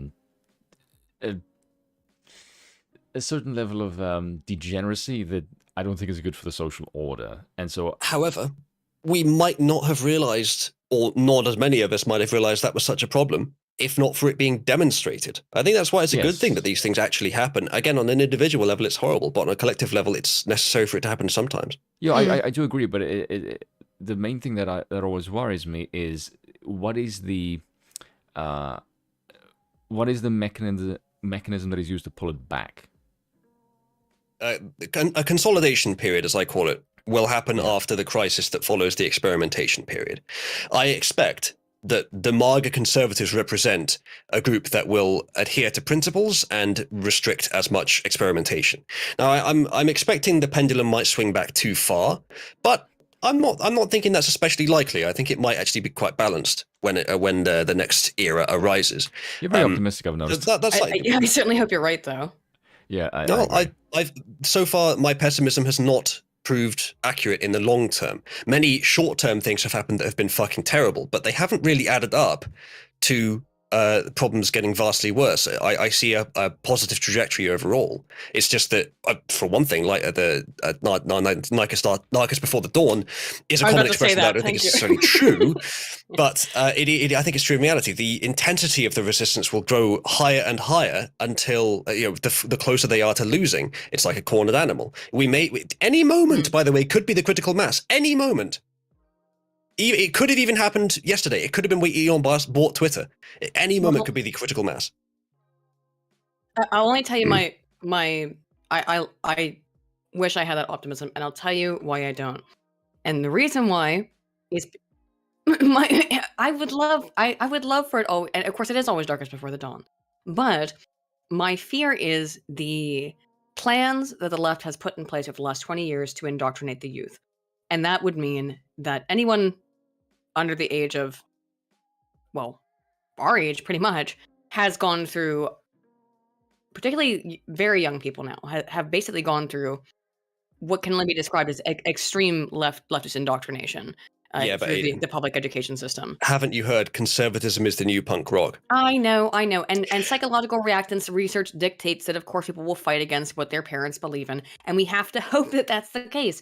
But if you've been so thoroughly indoctrinated to think that another person is evil and needs to be destroyed because of their political ideas, that's a little different than, that's just lame, Mom. I don't like to listen to your music. It's a little bit different, right? It's not just that. I think at a certain age, young people will go through a rebellion cycle. And I think in a society where that rebellion cycle is vastly more successful than what their parents had taught them, I think that's a society where you'll see almost everyone actually shift radically as a almost instant reaction. And yet still, even if that happens, I do believe, possibly what you were saying, that there are certain subtle premises that have been inculcated into almost everyone. There are boomers that accept totally new progressive, radical leftist ideas that are just very, very deep premises. And the reason this has been done is because press and social media and the establishment has been able to act as if this is normal. That's apparently the fucking trick. That's how you do it. It's the big lie, but a bit more refined. Social normative theory predicts this. If you can convince, not everybody, but if you can convince someone this is what everybody else thinks, it's the Asch conformity experiment. Are you familiar with that? No, but I understand the premise, the principle. The principle is that if you put 10 people in a room and you have 2 of them are Confederates that are not in the I wish it wasn't land of cotton sense, but they're working for the researchers, and they're all looking at 3 lines, and you ask them which line is the longest of the 3, and one of them is definitely longest, and the 2 people there go, that one that's definitely shorter than not the shortest, but the second shortest one, that's the longest one. And the other ones will conform in 3 out of 4 times, the entire group will agree that if you just have 2 people, once they start consensus, that's minority forming consensus, and that's what we're seeing here. Minority actually has a very strong ability. As long as they're adamant about something, and they go, I'm 100% sure this is definitely the case, they can, 3 out of 4 times, convince the majority that they are wrong about the shit they see with their own fucking eyes. That is a very optimized, compelling example. You're correct. However, the principle, it doesn't actually knock down the principle of conformity being wise, because the alternative to conformity in terms of metrics to learn things, to know things, the main alternative is rationality. And rationality is almost always more dangerous at its excesses. I believe that it is rationality that led to socialism in its worst excesses. Lysenkoism was an act of rationality. It was extremely fucking stupid and illogical, but it was still the mindset of rationality. And I think this is one thing the Bible actually got right, even though it was saying it for mostly different reasons. Satan, the light bringer, well, as he called that, because he brings the light of reason. Just going by what evolution has taught us, going by traditions, is very much more safe, and that is almost always the same thing as conforming to the group. Yes. It's very much more safe, and it's a very good thing that is the norm, because, as I said, most new ideas are terribly wrong. The experiment you talked about, it demonstrates very clearly the excess where that can go the most wrong. But I can pretty much guarantee that if you were to draw an entire range of the possibilities, you would find many more ways it can go wrong on the other side, where people just figure out their own truth rather than conforming to the group. If you took some real life examples as well, almost all of them are going to favor conformity over rationality. It's just that sometimes that must be broken, that must change. And when it does, it should change gradually, because people should be cautious about new ideas. And it is, and they are, and it's happening. I would love to know how this looked post the coup fears. We'll have to see. Well, because I know that there was a lot of people that I spoke to who would confide to me privately that they just think like everyone is losing their fucking mind, because they're just seeing everything, that there's a whole bunch of people doing the same thing. And I'm in my, like, the clearest example of me was I was stood outside a shop window, and there's like every second window it just said social distance, and there's a shop right next to that fucking sign with tables and chairs outside of it. It's like, how do you not see the signs, and then there's the fucking tables and chairs at a business right next to it disobeying the fucking sign? Like, do you not see this? Do you not see that this is like completely nonsensical? I was looking at people obeying the thing, like, I feel like I'm walking in the fucking Matrix right now, and I'm the only one that took the red pill. There are moments I legitimately felt like I'm losing my mind because everyone else is. How do you do this thing that there's contradictions to it everywhere, and people just walk by like it's normal? Like, no one wants to just go, this is absurdly fucking normalized. stupid. Because it's been normalized, and once something's socially normalized, then they don't question it. But I do, because it just makes fucking sense. Think of it as a lesson that evolution is teaching us through ourselves. Now we, and those like us, have a really good idea of what this problem is, and we, as potentially the forerunners to the next generation of intellectuals, not that we necessarily are in that clade, but the way we think may well be the dominating intellectual narrative of the next few generations. That should govern society away from these tendencies for a while. A different set of problems will arise. A different set of problems will be manipulated. A different group will become too powerful. But we'll deal with that when we come to it, and it'll go through the same path. It's a way of things. I had a question though, real quick. What did you say about...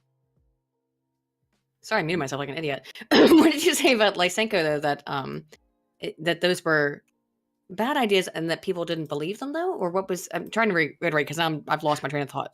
What I was saying about Lysenkoism is I think it was a great example of the mindset of rationality. Oh, right. Even though it was totally fucking illogical, because he got to it through a faulty premise that plants act like humans, and another faulty premise that humans like equality, and that you know, if you put the same, rather different plants next to each other, it'll work fine.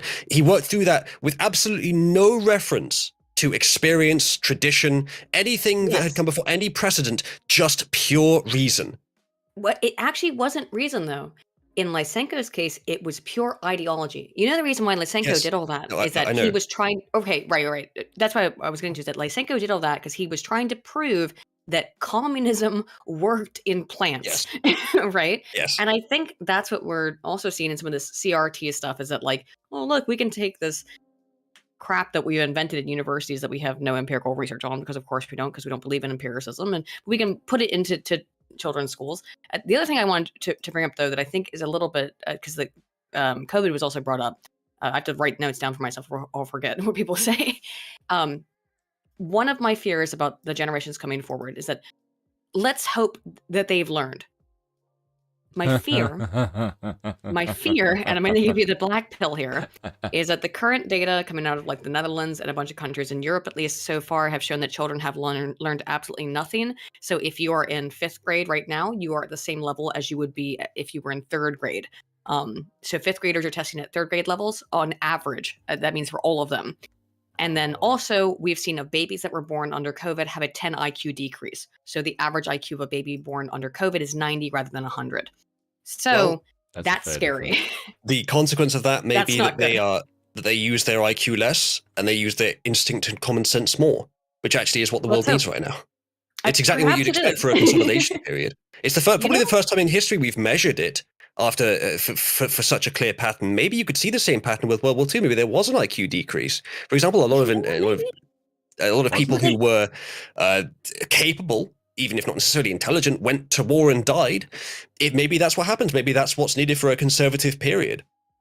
What, cleansing? Wow, I hadn't thought about that. That's that very well could be the case.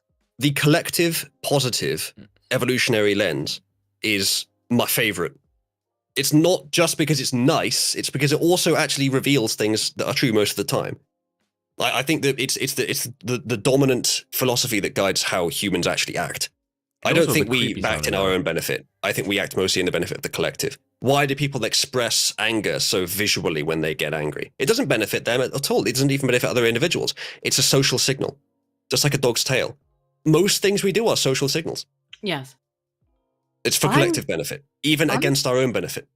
I'm very curious about what you said there, though, about is this a natural way of or this is nature reasserting itself to be like, maybe it's time to move away from this insanity? Probably.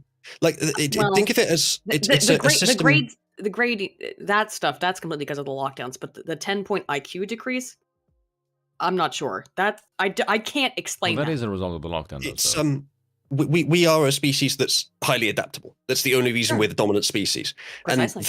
And that's pretty much all I need to say, to be honest. I can try to explain the rest of it, but almost anything that happens will simply take up a different strategy as a result. And anything that we do that changes what happens, it will just change our response to it. And almost every single time, because of the way that we are constructed by evolution, our reaction to a change will be to reverse the change. Especially if it wasn't good. It's a constant self-adaptive process that works on a collective level primarily, but is the result of individual actions on a massive scale. It's like 4.2 billion years of evolution leaves us with certain advantages. I'm not sure if our society can do that as well as our ancestors. I think this it's possible. We have far more precise problems than the Roman Empire, which fell. Far more precise, nuanced problems. The reason I say that is I feel that there's a lot of, because of the size of the bureaucratic apparatus and the comfort, I feel that our society doesn't have quite the energy as a collective mass to tackle problems in that kind of a level. I feel like it would just be relegated to the bureaucracy, to be telling people what to do. Well, we tried that. This is what happens. Yeah, because that's what we do with the coup. And that to me was actually very interesting. Can I ask you guys a random question? Because someone mentioned the masks thing. Do you see people who still wear it? Rarely. Oh, rarely. Yeah, rarely, but you will find somebody in public. So here's a question for you. What would you guess would be the average age of the ones who do? 30s to 40s. Really? In my experience, teens to maybe 30. It's young people from what I've seen. Okay, also, fun fact, young people are the ones voting for Le Pen. The same patterns that you observe in the US, where it's mostly the young people adopting this ideology and supporting the Democrats, that is not necessarily a worldwide pattern. See, and that difference is quite interesting, actually. It's interesting that you bring up Le Pen, because that is actually where I was going to go with that. Because something that interested me is that if you did look at Le Pen, she got all the young voters, and Macron got all the older ones. And in my head, the speculation for that, because is where I live, almost everyone who wears the mask, occasionally you get one or two younger people who are idiots, clearly, but for the vast majority, it's older people. And my theory was the reason why they voted for Macron, even though he's like ramping up the retirement age, all that, is because he enacted draconian levels of restrictions when it comes to the COOF. And while we may think that's horrible, if you're older and you're closer to mortality, you find that a good quality in a leader. Because if you're older and you don't know any better, you're in a previous generation, you don't have access to the technology that we have. Safety is your prime concern. But I can also see very young people, let's say like their first time voting in the French election, they've grown up under this now. They've been 3 years under COVID almost. Yes, and they hate it. So I don't know if they do, because like I said... The youth will hate it because they see it. The youth will rebel against it. I hope they do, but like I said, at least here in Guernsey, and there's not a lot of young people here, but the people that I see wearing masks are either really, really old people, and I rarely see that anymore, or very young people. And by that I mean like teenagers and maybe early 20s. And that's the only people I see wearing them in public. I think for them it's like a goofy thing. Maybe, I don't know. Maybe it's just a local thing. Well, I witnessed a similar thing when I went to Birmingham. It's really young people and really old people, and like no one in between. Really, because over here it is overwhelmingly the older people. And to me that makes absolutely no sense, because the mask doesn't protect others from you. Or the mask protects others from you. So I don't know what the hell you're wearing it for. Like others are not going to be throwing it at you, and like the mask is going to do jack shit for that. It's you are supposedly wearing that thing to stop others from getting it from you. Yeah, and I don't think most people actually even know that, by the way. I don't even know. Yeah, but that's my point. It's a psychological thing. It's a safety blanket. That's all. Yes, exactly. Yeah, it's a safety blanket. There's it's orthodoxy signaling. There's a good meme I saw recently of someone who had been freed from this colossal ball around their leg, the ball and chain around their leg. They'd been freed from it, but they were still grabbing onto it, hugging it, and crying that they had to be free of it. And the ball was labeled mandates, masks, vaccinations, etc., etc. For years, orthodoxy signaling. It's been something that people use to strengthen their identity as part of a collective. And that's creepy as hell. Now it's going away, and they will no longer be able to demonstrate their conformity as well, which is a trait that most people actually appreciate them for. They can no longer get social validation as easily. Right. As simply wearing a mask and saying I'm quin sextuple vaxxed up several places. It's social capital. You can no longer do that as easily. It's going to be more difficult to demonstrate their conformity. They're going to have to find a new way. They're going to have to innovate. Not just conformity. It's effort they don't want to have to put in. Yes, but it's also social capital. It's that I get something out of this. Like, I'm post me with my mask on. Like, here I am at Starbucks or whatever with my mask on. Now, why did you post that? You didn't post that because you wanted people to see you having a Starbucks coffee. You wanted people to see you conforming so that you can get social, so that you can get social validation. Oh, here's something. They invested in the public property of COVID hysteria, but now it's being privatized and bought out, and their shares are being exchanged. I think also there was a report that I read, and I don't know. There's not a study behind this, but I imagine this will be forthcoming. There was a report that I read that a bunch of teachers and parents were reporting that their children. My mother's a preschool teacher, and she's told me this as well. So it was not just a report that I read, and I covered it in my last COVID video, which will hopefully be the last one I ever have to do. But they're saying that the children are afraid to take off their masks. They don't know how to interact without the mask now. And she says her kids don't want to my mom says the kids don't want to take their masks off. And I thought about what you said about the boulder thing, right? 10 years ago now, I broke my foot and I had to wear around this boot for like 3 or 4 months.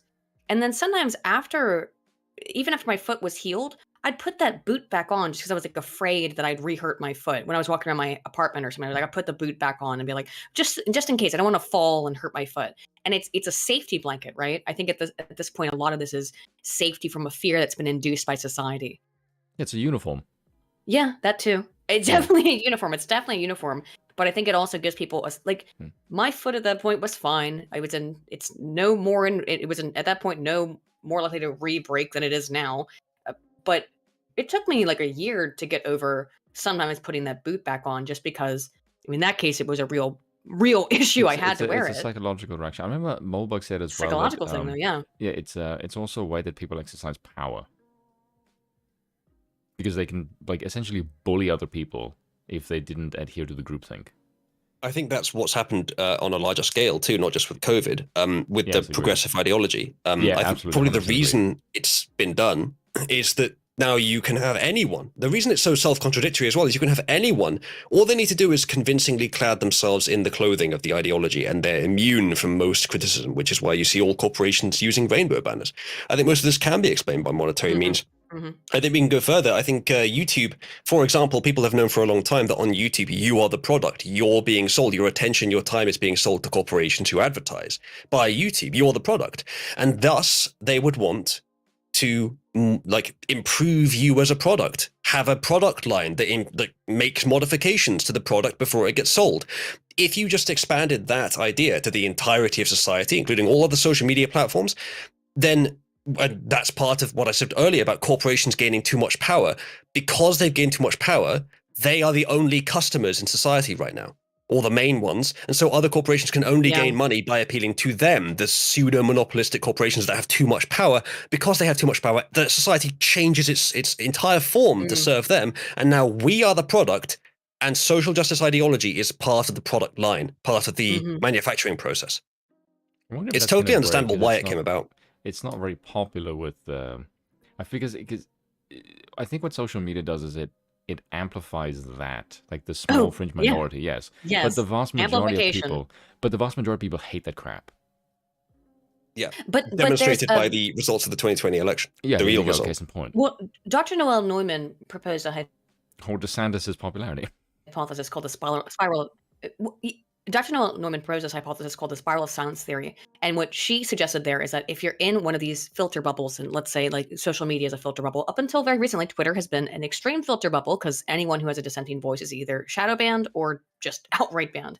So all you can see when you go on Twitter is people going, wear your mask, or Facebook or wherever. On the internet is, wear your mask. COVID is the most extreme disease that's ever happened. By the way, Biden is the most popular president who's ever existed. When you see these messages and are inundated with them, there's a perception that's created within the individual who sees these and doesn't agree with them. And they go, oh, wow, there's a consensus. That must mean that everyone agrees and I better shut my mouth. So the spiral of silence. Outsider. Don't want to be an outsider. Right. You don't want to be an outsider. All the individuals, all the people that are capable of thinking rationally end up on the right. And they are more likely to be isolated because they are less competent at conformity. So you create a system where the left and the right are fighting each other, and the elite are just sitting there cackling because they're generating this conflict. And making money. And apparently what spiral of silence theory predicts, though, is that when you feel you're an outsider like that, you shut up, or you go into your own private space and talk, and you don't talk elsewhere. And it creates a perception within the larger environment that you don't exist, and your beliefs don't exist. Or if they do exist, they're held by a fringe minority of crazy people. That's the effect of spiral of silence theory, and I think it's exactly what we've seen. I got to meet Dr. Noel Neumann once and hear her talk. I didn't think she had any idea how prophetic her theory was when she wrote it in like 1993 or whatever. See, Goebbels called it the big lie back 100 years ago. It's the same thing. As I said, the lessons of the 20th century have been commodified by the market, absorbed into free society. As a strong free society would absorb anything into itself and make it work. There's a show called Black Mirror. I don't want to do too much detail, but there's one episode where there's a dissenter against the system, the whole system, dissenter against the whole system. He speaks publicly, and what the system does, instead of silencing him, it just commodifies him. It just makes him a product. Yep. A system that does that is going to be the strongest system by far. I'm not saying it's necessarily a good thing that can happen, that it doesn't get taken seriously, but you can't question that the system is incredibly strong to be able to do that. Oh, precisely. I think that these have always existed throughout the entirety of human history. Social media has just exacerbated all of it. Yeah, it's definitely accelerated the process. Turned it on. Internet has amplified everything. That's what it does. It just amplifies everything. Certainly for globalization, absolutely. It's worked wonders. The good and the bad. And it's interesting that the pioneers that took advantage of it first were a bunch of autists. And then what you see, of course, in the last 6 years is the corporations arrive late to the party, realize how important it is, but they have fuckloads of money, so they can just buy the influence. And they luckily, also that's have not no going to be very natural, and so it won't last as well. But they also have no fucking clue what to do. So I think they are bungling it in many ways. For King Autist from South Africa. Well, yeah, but Elon Musk is a legitimate autist. That's why he's also the richest man on Earth. Yes. But he's the richest man on Earth, and that's why he's kind of outside of this. Whereas the other autists, like I don't know how autistic Jack Dorsey is, but certainly Mark Zuckerberg is. I mean, you've looked at him, who's looked at him and heard him talk. No, I think he legitimately has autism. He has like every he's barely human. Physical symptom of autism. So. Since we're on that topic, and since we mentioned it earlier, I think probably at almost all times in history where you get a corrupt establishment that's overthrown by some heroic underclass, it is going to be a matter of the borderlines, the psychopaths, the pedophiles, the history on it, etc., taking power over time, and then eventually the ADHDs, the autisms, and a few others, and those that are a hybrid of both, are the hero class every time. Yeah, which is why you see ADHD and to a lesser extent autism as very prominent markers in my server. A lot of other things that correlate with those things are very prominent in my server, and I think in all our communities too. Autism is the one that's most usually pointed out, but I think ADHD has almost a better correlation for it. Autism is a newly diagnosed and understood disease, but it's almost assuredly existed throughout the entirety of human history. Yes. And I think what we would have called autists in the past are eccentrics, right? And what were eccentrics? They were often recluse geniuses, but so and oftentimes sometimes those people were thought leaders and the people who move and shook society. So I'm not trying to be like autist superiority or anything, but because they're not, but they are just recluses who tend to get away from society. Society does treat them that way now. If you look at it always has, because they're not good at society. Like media conceptions and memes, the autist is always one of like great genius. Because nobody would consider social autists like just kind of socially awkward, but in our cycle where it's comedic, they're just shown to be ones of high intelligence, and I don't know why that is the case. Possibly because history has a significant bias towards those who are popular, because you couldn't afford to be remembered otherwise. It's very likely that the vast majority of autists in history were just completely ignored and forgotten, or maybe just died early. Precisely. Yeah. Unless they contributed something massive, whether it be art or invention or something else. And then they're remembered, and then they can be remembered as a genius because they are very, very good at one particular thing. Autists are particularly specialized. They have a particularly active conscious mind and a particularly inactive subconscious mind, less connected with evolution, which is it makes it kind of odd that they're on our side in this case, but it's because they are more capable of cutting through conformity and getting to the truth itself, which is damaging to the establishment these days. Yes, and then with ADHD, it's the opposite. ADHD tends to have a more focus on the subconscious and less focus on the reason. But then you can have those that are sort of hybrids of both, which manage to get an advantage in both areas. But then it usually comes with other disadvantages. There's a lot of nuance there. Sure, I think where you find the people who get most taken for the ride are the emotive people, and that does tend to be, let's just be fair, almost women. Everyone in history. Oh, go on. I was just gonna say, like, the people who are driven mostly by emotions and feelings. I'm not saying that people who have ADHD or autism. I mean, I have mild autism, but as everyone knows, I think. But they do now. And you've never been diagnosed with ADHD either, have you? As far as I know. No, just autism. But I'm still pretty sure you have both. Perhaps. But the women in particular seem to be very driven, and we know this through the data. Women tend to be very driven towards emotive feeling and emotive reactions towards things. And I think that the people who are involved in outside of those ADHD autistic side of thinking and processing things tend to work more on an emotive processing of events and reality. They don't necessarily care about. Well. Do you know the advantage of emotions? Of in-group psychology, of not allowing people to die and suffer. It's not empathy. Really? What do you think? I sure that's part of it, but I think the main advantage is nuance. Women, as opposed to men, I think are a communication from evolution that you don't just get the trophy.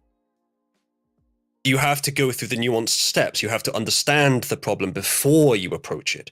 You have to really. I'm not sure how it works. That's not how it works now, though. I think that's been destroyed. If that, evolutionarily, that would be how it would work. But many things have been manipulated, but it does still happen. Generally, that same archetype is still present. The reason that women sometimes don't give you it's often said that men offer solutions and women just generate problems. They don't like the solutions, they don't want to hear the solutions, they just want to complain. I think whilst obviously women are evil and horrible and misogyny is great, on the other hand, women get a bad rap in that regard. Yeah, women get a bad rap in that regard in that they're not being obstinate for a sort of deliberate or malicious or just negligent reason. It's evolutionary. It's probably because they feel that you haven't understood the problem. And that essentially is a direct message from evolution itself. Oh, of course it is. Of course it is. Also, Jarnegi for 5 says the power of autism must not be underestimated. I just want to get that through. This is around the topic. I think like you're probably correct. If that's woman's sort of evolutionary trait, then I feel like how can I say that? The best way that probably manifests itself in men is an exercise in patience. Perhaps. A greater portion of men can have an internal voice and conduct conflicts between the two sides in society internally. It's probably better that most people can't, because then we get more radical believers, more robust explorations of single ideas, rather than everyone internally managing things, and we get a more stagnant idea pool. But I think more men are capable of doing that than women. But women fill out the side of thinking that men just don't tend to do, or very few men tend to do, which is the very nuanced, very indirect method of thinking, which often seems pointless. For some situations, it's totally wrong. For a crisis, it's useless almost, but if you're wanting to build a society, women, for example, and autists, by the way, demand greater infrastructure. They demand more indirection because they need it. Men are fine with, like, the desert island experiment where you put men on an island, women on an island. Oh, the my men God. will build a small functioning society, and they will have a good time, and it'll be fine. They'll be able to feed themselves. It'll all go great. However, the women will just bicker. They'll achieve nothing. However, I do actually recall the in that specifics situation. of that.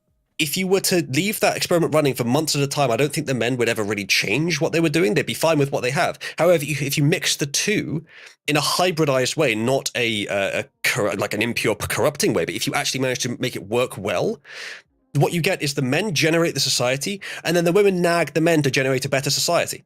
Which it doesn't sound very fair to women, but I think that is their evolutionary purpose, is to push men to do more. And to rethink issues, to get the nuance that men tend to miss simply by doing the thing. Men do the thing, yes, which is completely necessary. But women indirectly do other things. They encourage new things to be done indirectly. And women take care of children. But the other thing is that women incentive. So I remember that was, I think that actually was Survivor Netherlands, by the way. Yeah, it was where they split it into men and women, and they both had these like 2 weeks of supplies of food that they're given automatically. The women ate it within like 3 days, and they just sat around on the beach sun tanning and stuff. And the men built this and gossiping and bickering, and the men built a society when they put them together. Well, they had to, because the women were literally about to starve. I mean, of course they weren't really, because it's a whole TV show. But I think that's correct in that I as bad maybe as it sounds, and I don't actually think it sounds bad, is that women bitch and bicker and complain to get men because they are the ones who control reproductive capacity. So because women control the key to reproduction, they get to basically go like, well, you have to do these things. They encourage men to build. So of course, men are the builders, men are the creators, men are the architects, the engineers. But women kind of push them to do it. They will do it on their own, but women push them further. How about that? Here's the final red pill on gender relations. Men like women arbitrarily. There's no rational reason for men to like women. There's not even a rational reason for men to want to procreate, but that's the closest thing that you could argue. They enjoy sex because evolution has deigned that they do. They enjoy reproduction because evolution has deigned that they like sex, which leads to reproduction. And they enjoy raising families because evolution has deigned that they do. They like women, they value women more than they value men because evolution has deigned that they do. It's a necessary step in evolution. It's totally artificial. It's not pragmatic.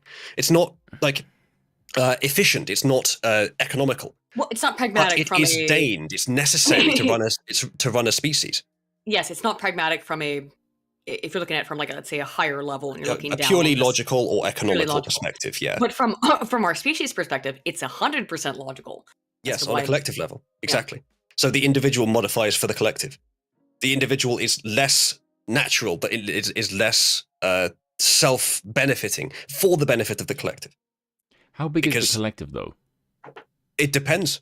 Because there's lots of different levels too. Yeah, because you can say it is you're the king of the castle, of your own castle, of your household, but then it becomes a case of how well can the families, how big are you coordinating the collective in a sense of you as an individual.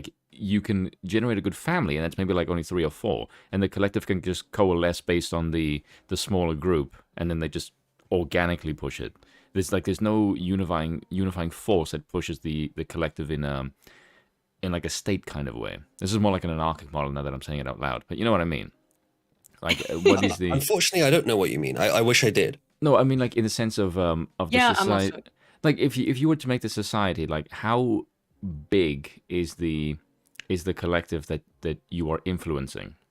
Well, there's a lot of good answers to that. Marx if it's just families, has some thoughts on this. Also, by the way, but also fair enough. Marx has some thoughts on this about having communes, and I think Marx's work is wholly panned by the right, but there are 1 or 2 good things in there.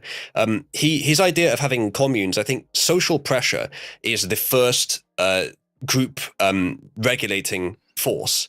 After that, after a society gets too big, you can't use it anymore. But it is good for small cells, and I think that's maybe instinctively what Marx was visualizing with his commune idea. Sort of anarcho-communist. It's sort of an extremely atomized confederalism, which would never be viable as a collective, and would never actually happen anyway because a warlord would happen first. It happens right now. The kibbutz in Israel, but why the kibbutz in Israel that live under what would Marx, basically under the Marxist utopic society paradigm, the kibbutz in Israel, but why can they do that?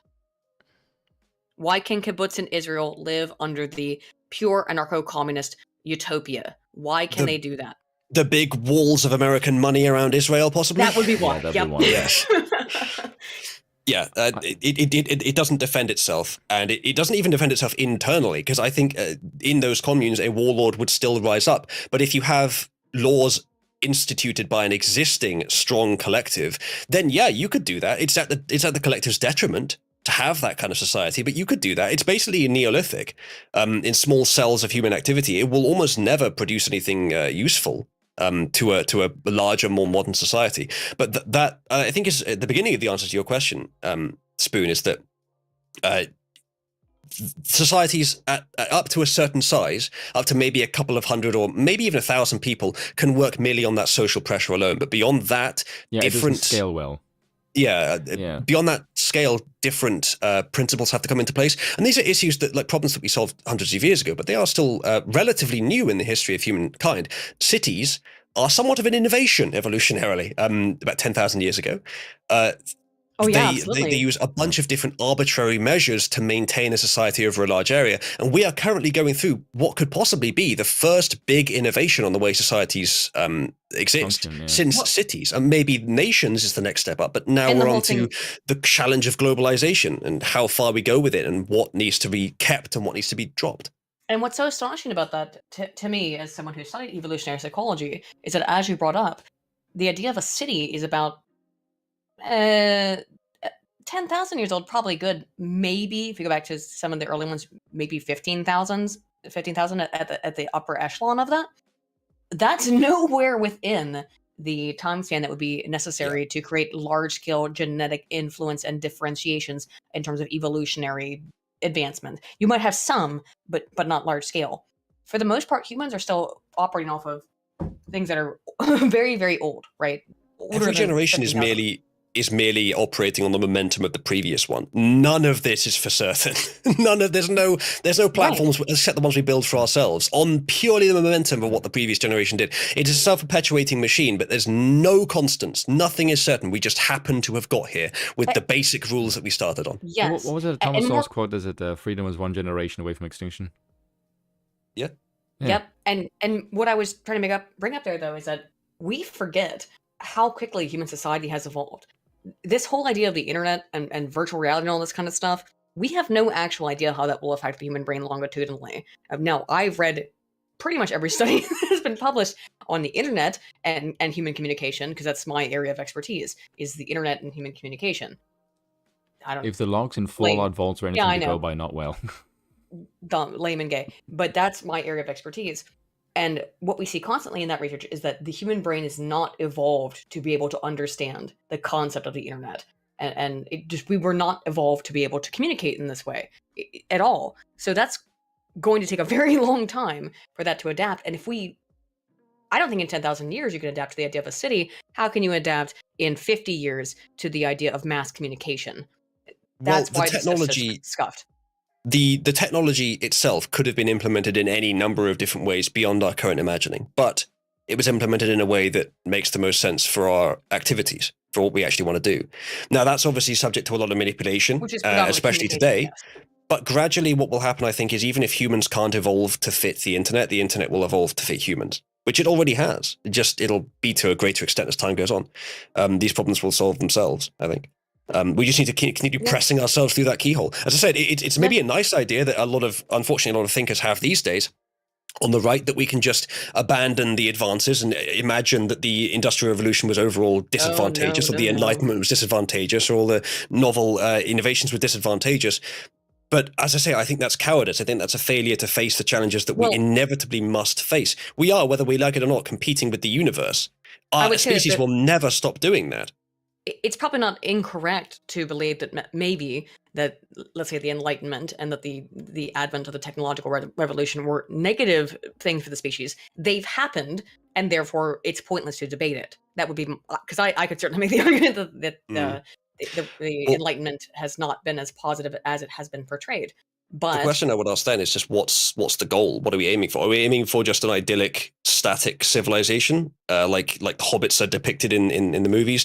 That's nice. That's an ideal, but of course it's impossible. It's what Tolkien. Yeah. That's what Tolkien was asking for, even in 1918. That was his ideal. It's what he wanted to return to. Was Hobbiton, I think if that's your goal, I understand that, but it will never actually work, because even in that society, even with the people that want that as an ideal, even if every single one of them maintains it for the first generation, the second generation will immediately change things. Almost, it will immediately fall apart, because that's just, we are evolutionarily destined to progress, to develop.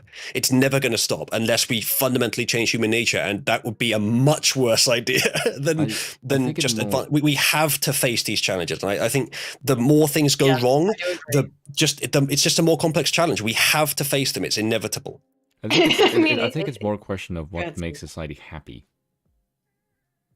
I think that's the more fundamental question. What makes society happy is often not what's good for them, and we've discussed this at length. That's probably an issue, because I thought about this as far as like the American model goes, and like, why does the monarchic idea scare the Americans so much? And I think it's because, aside from the fact that Americans, I've noticed, despite the fact that many of them are libertarians, they can't conceptualize the idea of one person controlling a lot.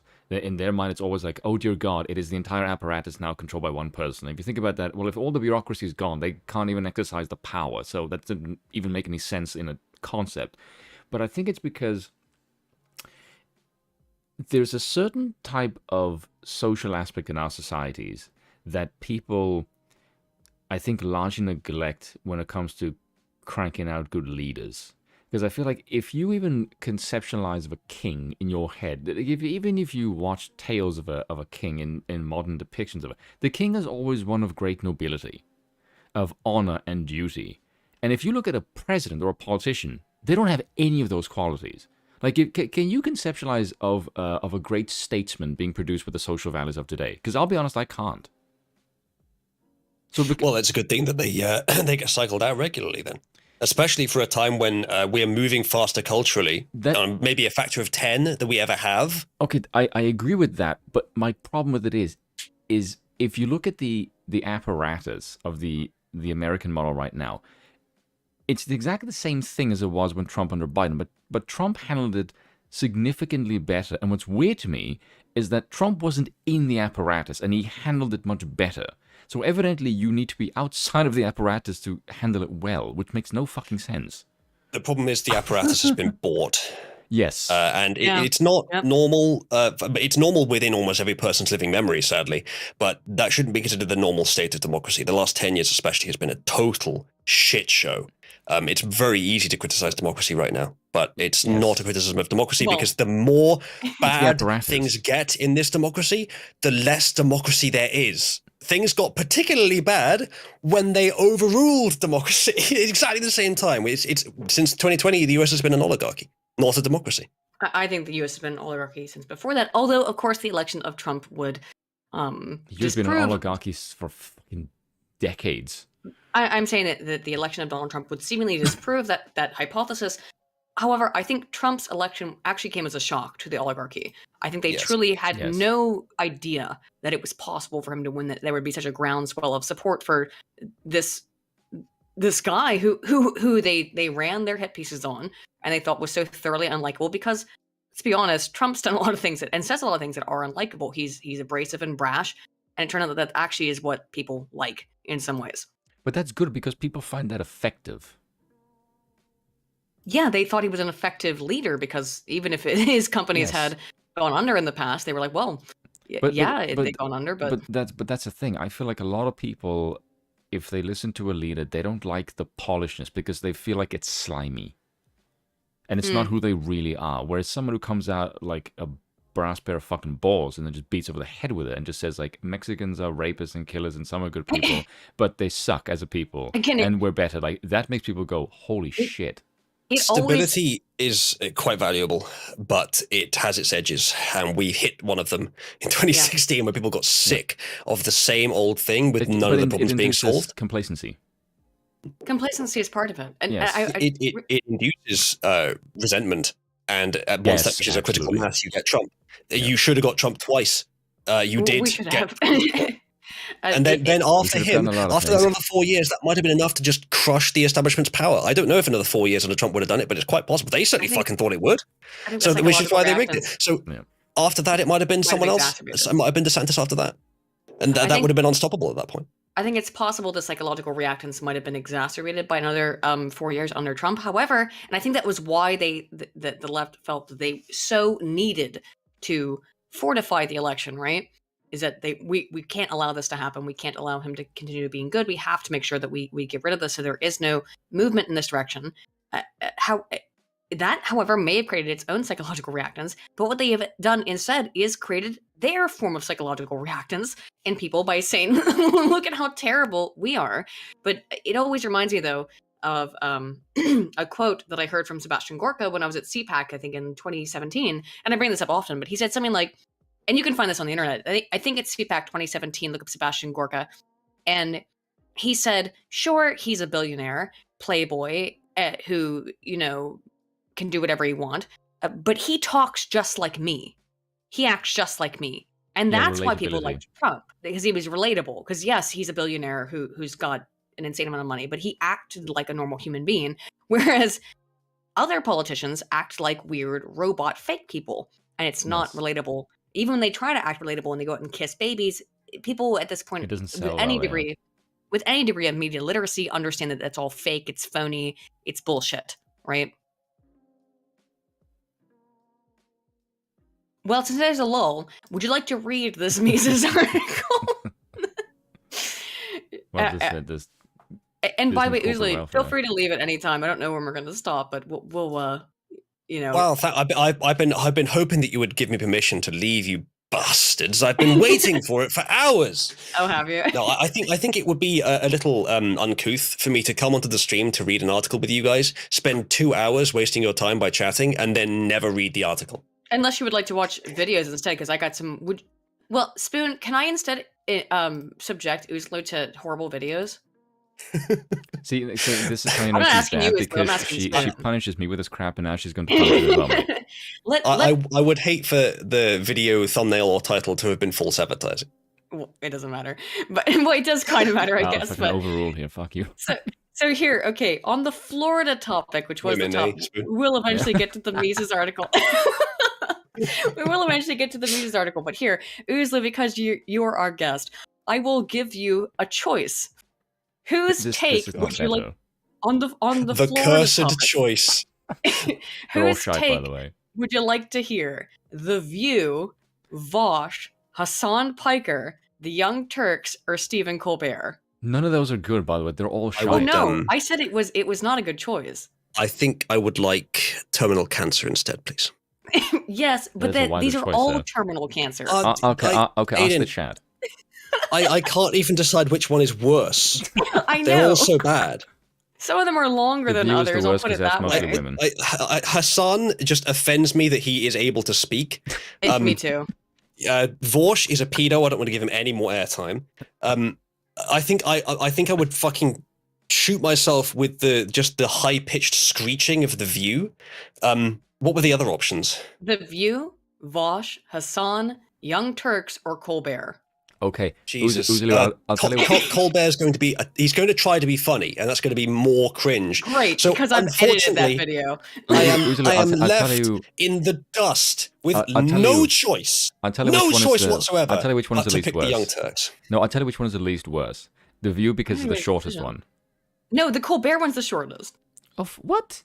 They're both 2 minutes, and I've edited the Colbert one to make it less awful. The way the show's been going, if the clip is 15 seconds long, we'll find another 2 hours of commentary to make on it, so it's not going to matter what length it is. So I'll send you. Here's the watch together. It was more to mitigate the horribleness. I've also mitigated the horribleness, by the way. No, you're not. You're fucking making me watch it. Don't you bullshit me. No shit. But I mitigated this one. What the hell did you just come off my screen? I sent you a watch together? No, what the... That's just very bizarre. The little llama thing? Oh, it's just because that's how... No, the one thing that just came up on my screen. Shady corporation pay for our data? What the fuck? I'm glad this website exists, but it's such a terrible website. I know, it's a terrible website, really. I don't want to switch up how you run your stream, obviously, but just sharing it on Discord might be more convenient. Perhaps. I'm fine with this if you guys want to, but just for future reference. We're new to it, by the way. We've been doing this for only about 4 months. This is a very weird thing for Brave to put on its browser. Why? Oh, he's not even looking at Watch Together. He's looking at the Brave browser. Yes, that's what I'm saying. Like, what the fuck? Why? There's Globo Homo art on Brave. So yes, there's Globo Homo art on Brave. Yes. Yeah, with a bunch of sorry. Yeah, not Dissenter. Right, Brave and most browsers, Mozilla included, are run by social justice warriors. Don't use Brave. Like Brave got very popular a few years ago because it has a lion logo. Around the time that Trump, I suspect that's the reason. It does have a few nice features, but just use Dissenter. Dissenter is a fork of Brave run by fucking Torba. You could almost not ask for anything better than that. I didn't know that. Dissenter. Okay. Yeah. You use that. I don't know why people don't use it. Honestly, I've never heard of it, probably. Brave is run by social justice warriors. Dissenter is the same software run by Torba. Why would you use Brave when you could use Dissenter? Because I didn't know it existed. I use Chrome. Is that worse? Yes, that is much fucking worse. I use Chrome just because I'm lazy and I want to have all my stuff all aligned. I recommend that you use Chromium. It's open source, which means there's less chance of a botnet in there. Oh, probably good. I told her to get. You do lose the PDF reader, I think. Do you know SR Iron? I don't think so. It's also a Chromium-based one. It's also open source, as far as I know, and it has all of Chrome's backbone without of Google, basically. Okay, so you actually want to discuss browsers. I have the correct opinion on this. The correct answer is. Go on. The correct answer is LibreWolf. I've heard about that one, yeah. In my opinion, Firefox has better features than Chrome. If you prefer Chrome, that's fine. There's probably an equivalent, but I prefer Firefox feature set. LibreWolf is a Firefox version rebuilt from the ground up, which is focused on privacy, and it's open source, and it's good stuff. It works the same as Firefox. There are a few oddities I found with certain online benchmarks where they don't work properly. I think there's some scripting things that are blocked, but all sites work. I'm only still using Firefox because I haven't been bothered to actually make the switch to LibreWolf, but I definitely should. I mainly use Opera, to be honest. Opera's alright, but it's just a skid on Chromium. Nah. Are you all in the watch together? Only one person is in here with me. Sorry, I'm in there. Link to watch together? To you, Spoon, yes. Oh, sorry. Check your DMs.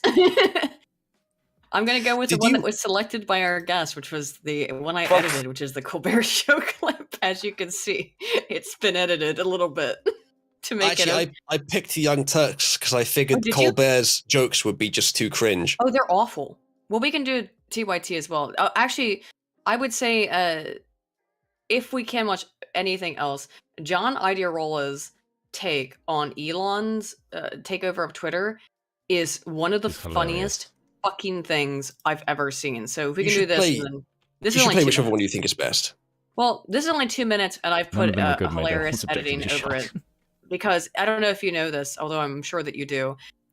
Late night television is one of the most aggressively copyrighted things on YouTube. So I put a little bit of my own editing on this one, and then we can move into John Idearola's. And again, if you want to leave at any point, feel fine. I can just sit there and torture Spoon for like 2 more hours. Oh, thanks for that. You're welcome. All right, we're all here. Let's watch my edit of this is Colbert's hot take on the Florida situation. There's news from Florida, aka America's skin tag. What an excellent choice of background music. Really got to get that looked at. Probably benign, but worth checking out. It's rather funny because between Disney and Florida governor and man learning not to feed his snapping turtle pants. Can you possibly tell from the choice of screenshot there which side they support? Any inkling coming in as to which side they support? I don't know. It is a mystery. You know what's really funny is all of them go to Florida for a fucking holiday.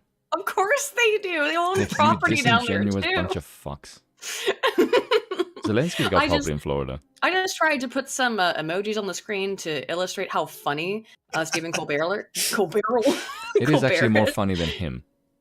Yes, your editing is actually funnier than the content you've edited. I think without those emojis, the average normie watching this wouldn't know when to laugh. That's true. That's true. You need to put them on the screen so they know when it's funny. That's true. When the coup was like during at its height, and you had all of the late night people without the professional like audience, none of the shit was funny.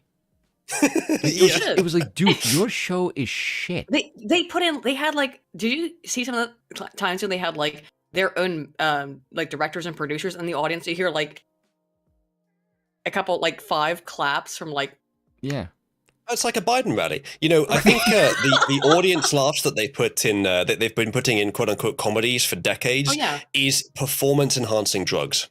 Well, there's research on that. I God agree. damn it! I bet there's fucking research on that. It is fucking terrible. Can we get a clip of Aiden saying there's research on that? There probably is. Okay, if you're not aware of this, Uzalu, it's my catchphrase on accident because I'm always like, oh, hey, there's a study on that. Study or research on that, yeah. Yes, because of social conformity effects, that when you have laugh tracks encourage laughter in people under only some circumstances. If the manufacture consensus. If shit's truly unfunny, people will start to notice the laugh track and then find it less funny because they're like, ew, they perceive the manipulation. So it's you have to find the sweet spot. In other words, your content has to actually be amusing if you're going to add the fucking laugh track. You know what I think is a good idea is every time Aiden says something that is like purely like a joke or a meme or a statement that there couldn't ever be research on, just say, there's research on that. Because Rob in the chat says, watch Big Bang Theory without a laugh track. Watch any sitcom without a laugh track. Big Bang Theory in particular, though, is awful. But I feel like you're trying to like psychologically abuse me there, Uzalu, though. Because then I'd be like, oh, is there? I'm okay with him doing this because you've been doing this to me for like ever since we started doing this entire podcast. That's very true. You feel like I'm trying to psychologically abuse you, eh? Well, Aiden, there's research on that. Oh no! I was thinking that her next catchphrase is going to be butthurt because I watched one of Razorfist's videos recently, and he has this bit in it where he takes the first Batman movie where what's his name? I remember, but it sounded just like me who said butthurt, and it sounds exactly like you. I don't know. Liam Neeson, where he says like time to spread the word, and the word is, and then it's just overdubbed. Someone just saying butthead. I'm like, is that Aiden? Because I just said like, is this you? Because this sounds exactly like you. I have said the word butthurt many times before, but I don't think it was me. There's research on that. There's actually, you want to my other true name, Uzalu? It's to okay. It's to say data is. That's how you true name me. That one will. It hurt me just to say it. That hurt me very deeply. I could barely say it. Don't please use the plural form of data, or I'll get very triggered. Anyway. Turtle pantsless Ron DeSantis. Governor what did he just is upset because Disney has vowed to help. Yeah, what did he just call him? A turtle pantsless is what I heard. Turtle what? Yeah. Hang on, it was before this. Anyway. Turtle pantsless Ron. Turtle pantsless. Let's go back a little bit further. We might be hearing half a word there. Florida governor and man learning not to feed his snapping turtle pantsless Ron DeSantis. Oh, not to feed his snapping turtle pantsless. It's literally just a joke about the picture. As if to imply that a turtle has snapped his penis. While he was also feeding it. Laugh track. Comedy. He gets paid tens of thousands of dollars to do this every fucking night. And his jokes are written for him. Peak comedy. But it's all in the delivery, Aiden. That's why it's such cancer. The delivery. That's what he's paid for. DeSantis is upset because Disney has vowed to help have Florida's Don't Say Gay bill repealed. What's it actually called, Colbert? It was not called the Don't Say Gay bill. That's what the left has decided to determine. It's the Parental Rights of Education or something along those lines. Yes, it is. Makes perfect sense. But the better name for it is the Don't Say Groomer bill. Well, the thing is, we read the Don't Say Gay bill on full on this stream. It's 2 pages long. It's like 7, and I keep seeing people.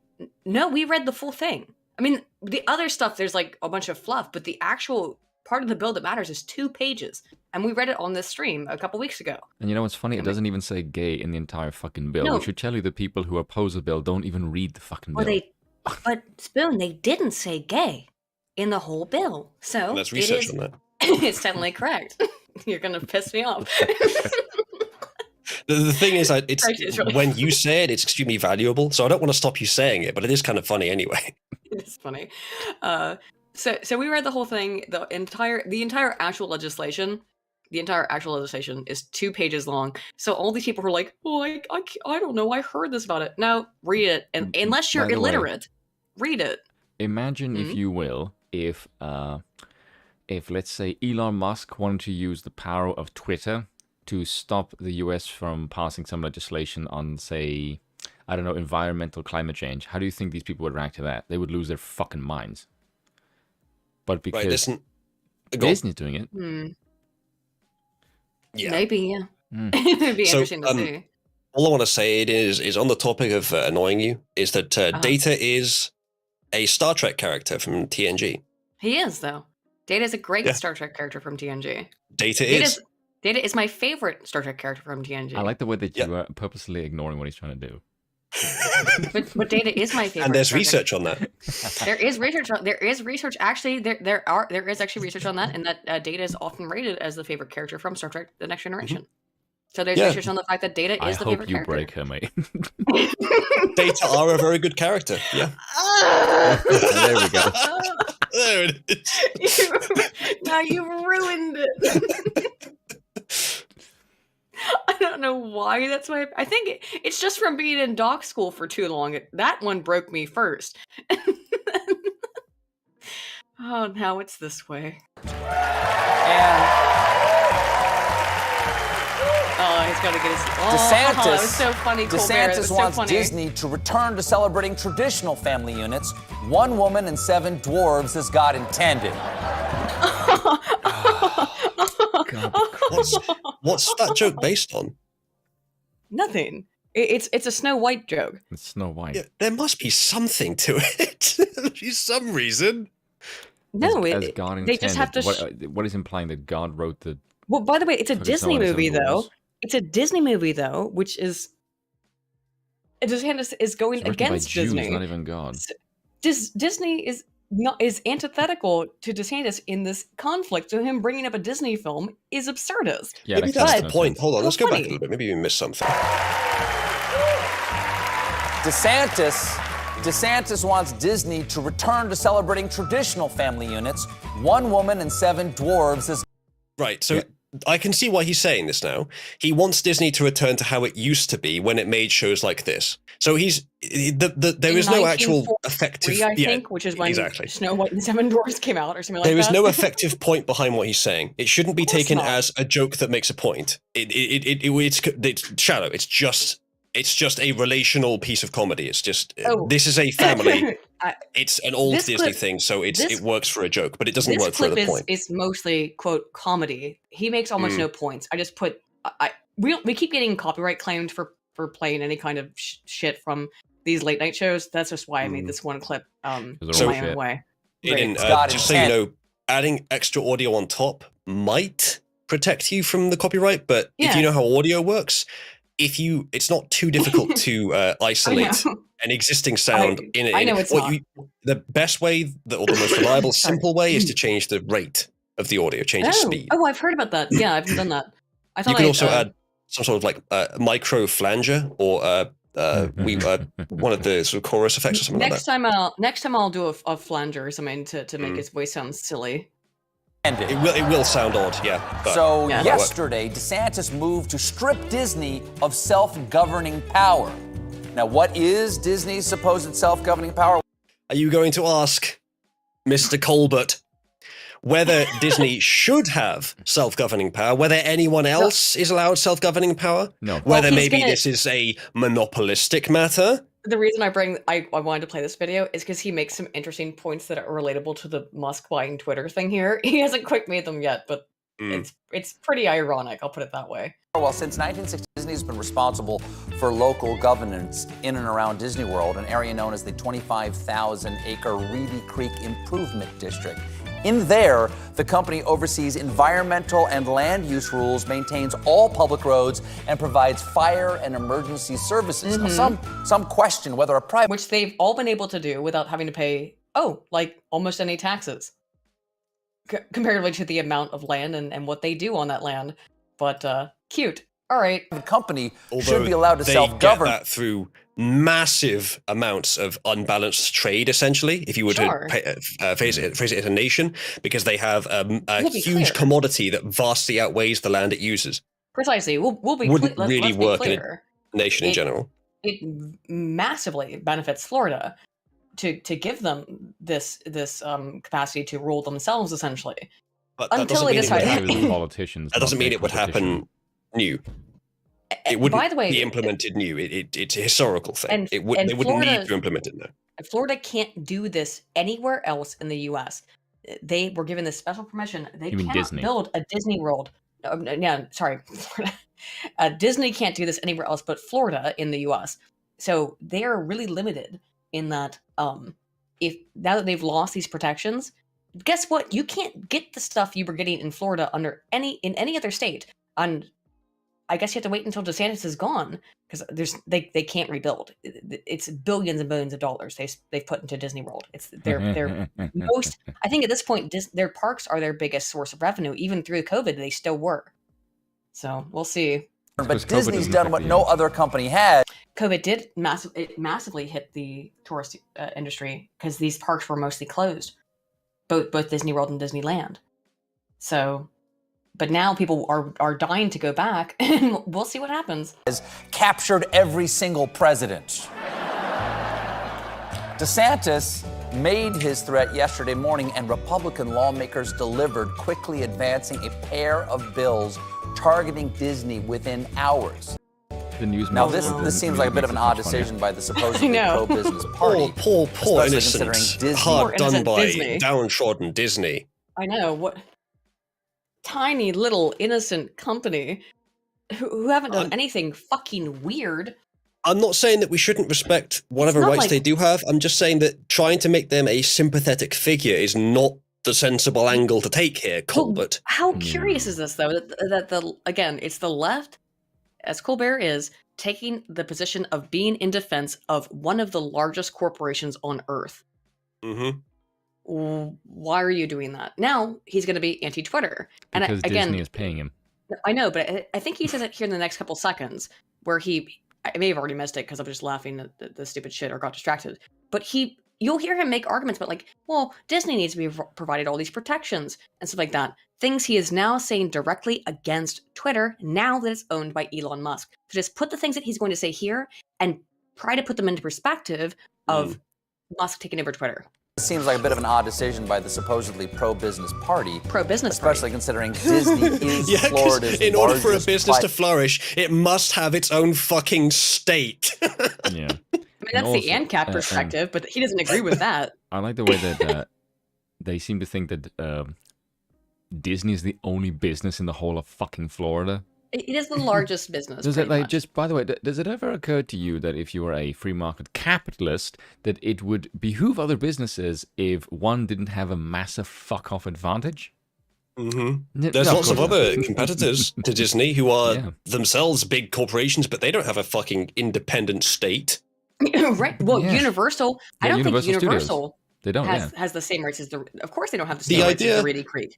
The idea that Colbert is advancing here, that if you do anything that upsets or negatively affects a company, that you are anti-capitalism or anti-business, anti-market, is extremely shallow and very retarded. It's currently in the best interest of capitalism and the market to severely punish many corporations. Right. Because they have engineered the market into a form that is very restrictive. Well, why would it themselves? That doesn't make any sense. They don't want to restrict themselves. As long as they're the biggest guy in the market, the restrictions are irrelevant to them. It's background noise. It's zeroed, essentially. But everyone else gets screwed over. It's a way of creating monopolies. All you have to do is buy governments. What we need to do is make the markets freer, actually freer, not for the people that are already. If we make the markets freer, then you'll suddenly get fuckloads of innovation, and the people that are currently the stagnant overlords won't be able to compete with it. That's what this is supposed to do. 1000%, man. You know what I found really funny about this entire thing is these people constantly screaming about protecting our democracy. There's been some shady business practices that Disney have been enacting. That's also the same fucking problem that Desantis has had with the education apparatus. So Desantis can see that both Disney and the education apparatus, the problems that are inherent in both, is both what the voting constituents are actually in favor for. So when he has a go at Disney and at the education apparatus, that is in tune with his voters, and somehow him listening to his voters is somehow bad for democracy. It's like, are you fucking kidding me? Yes, listening to the will of your constituency is bad for democracy, Spoon. It's like, oh my god, that makes no fucking sense. It's hilarious, though. Boy, not only that, Disney's also Florida. Other than spring break and I'm going to go false on that one. I'm going to go false. He said other than spring break and to die, which, I mean, that's a decent joke, but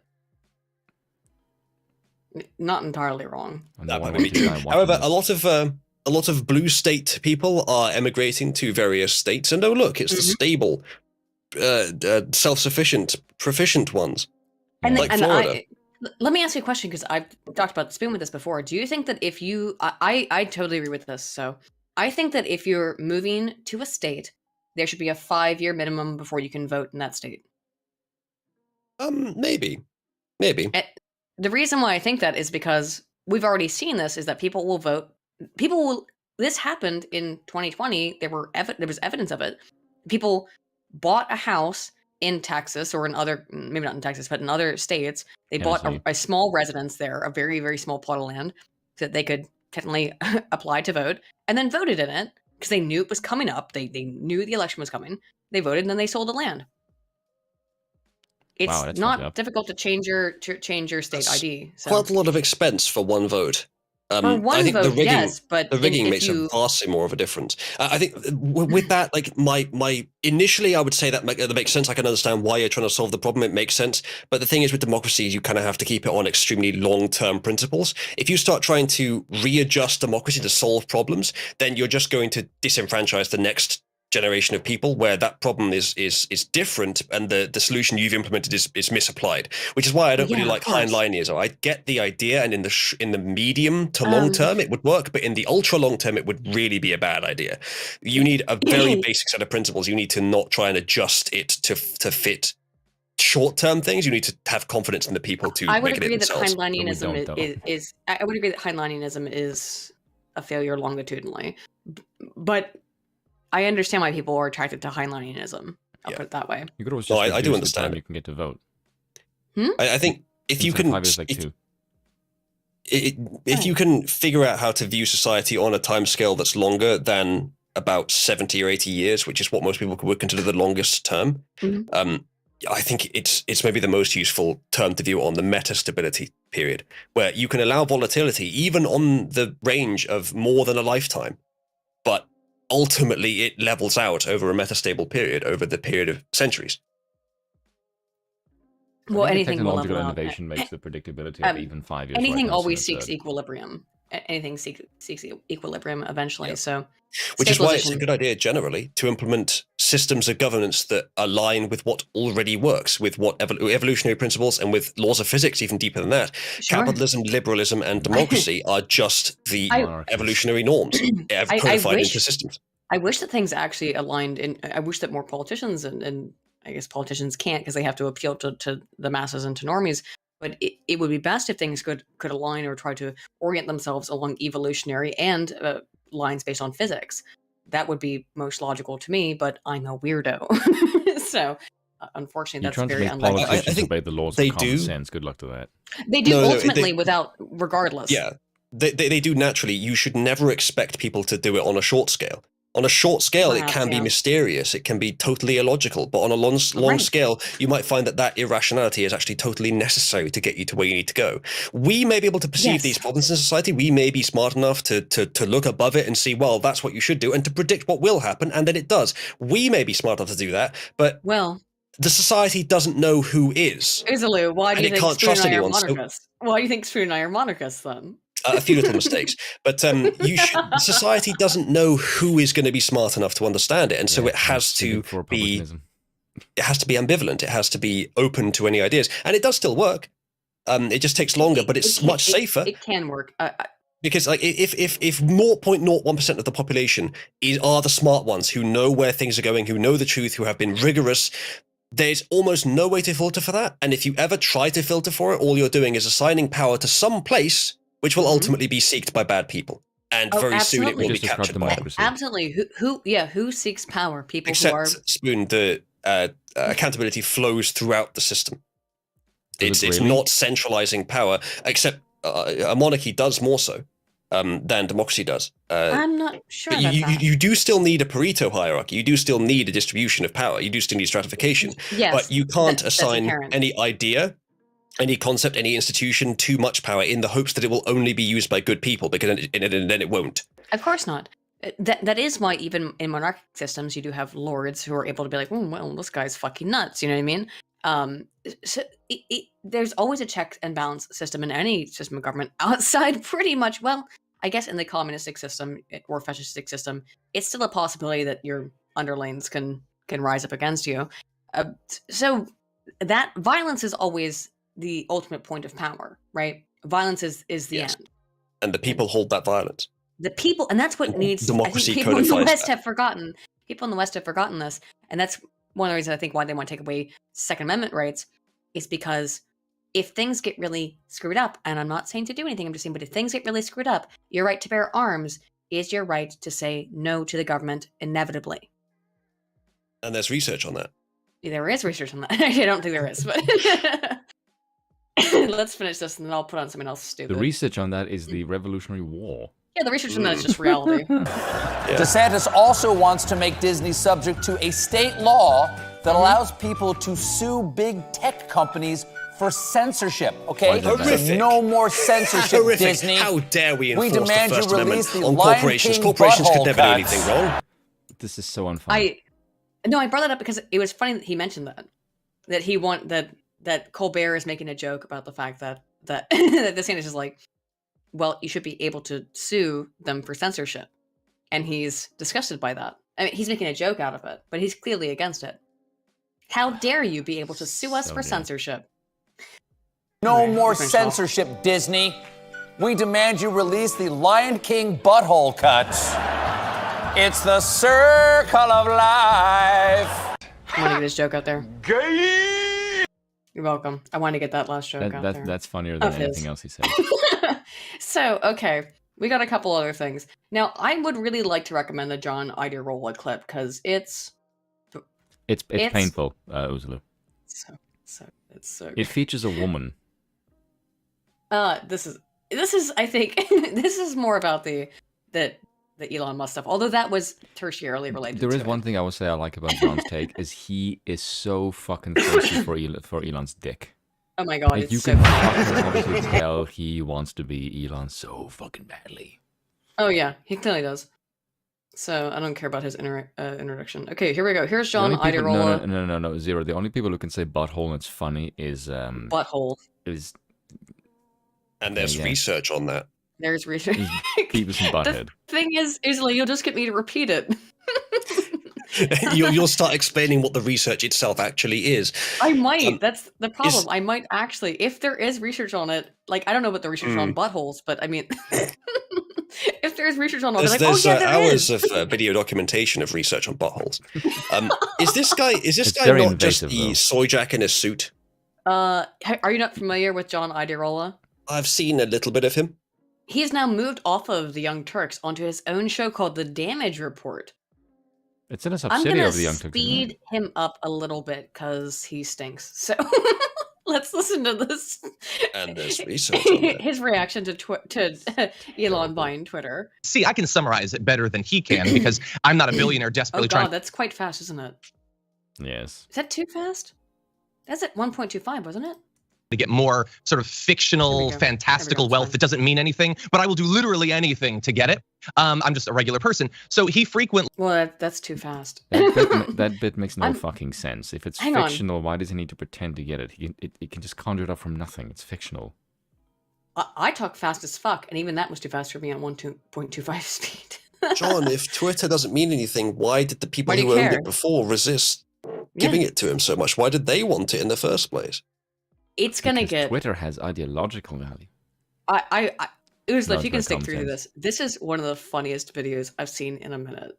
Lies to people. He commits fraud in the open, lying on social media about moves to take Tesla private, things like that.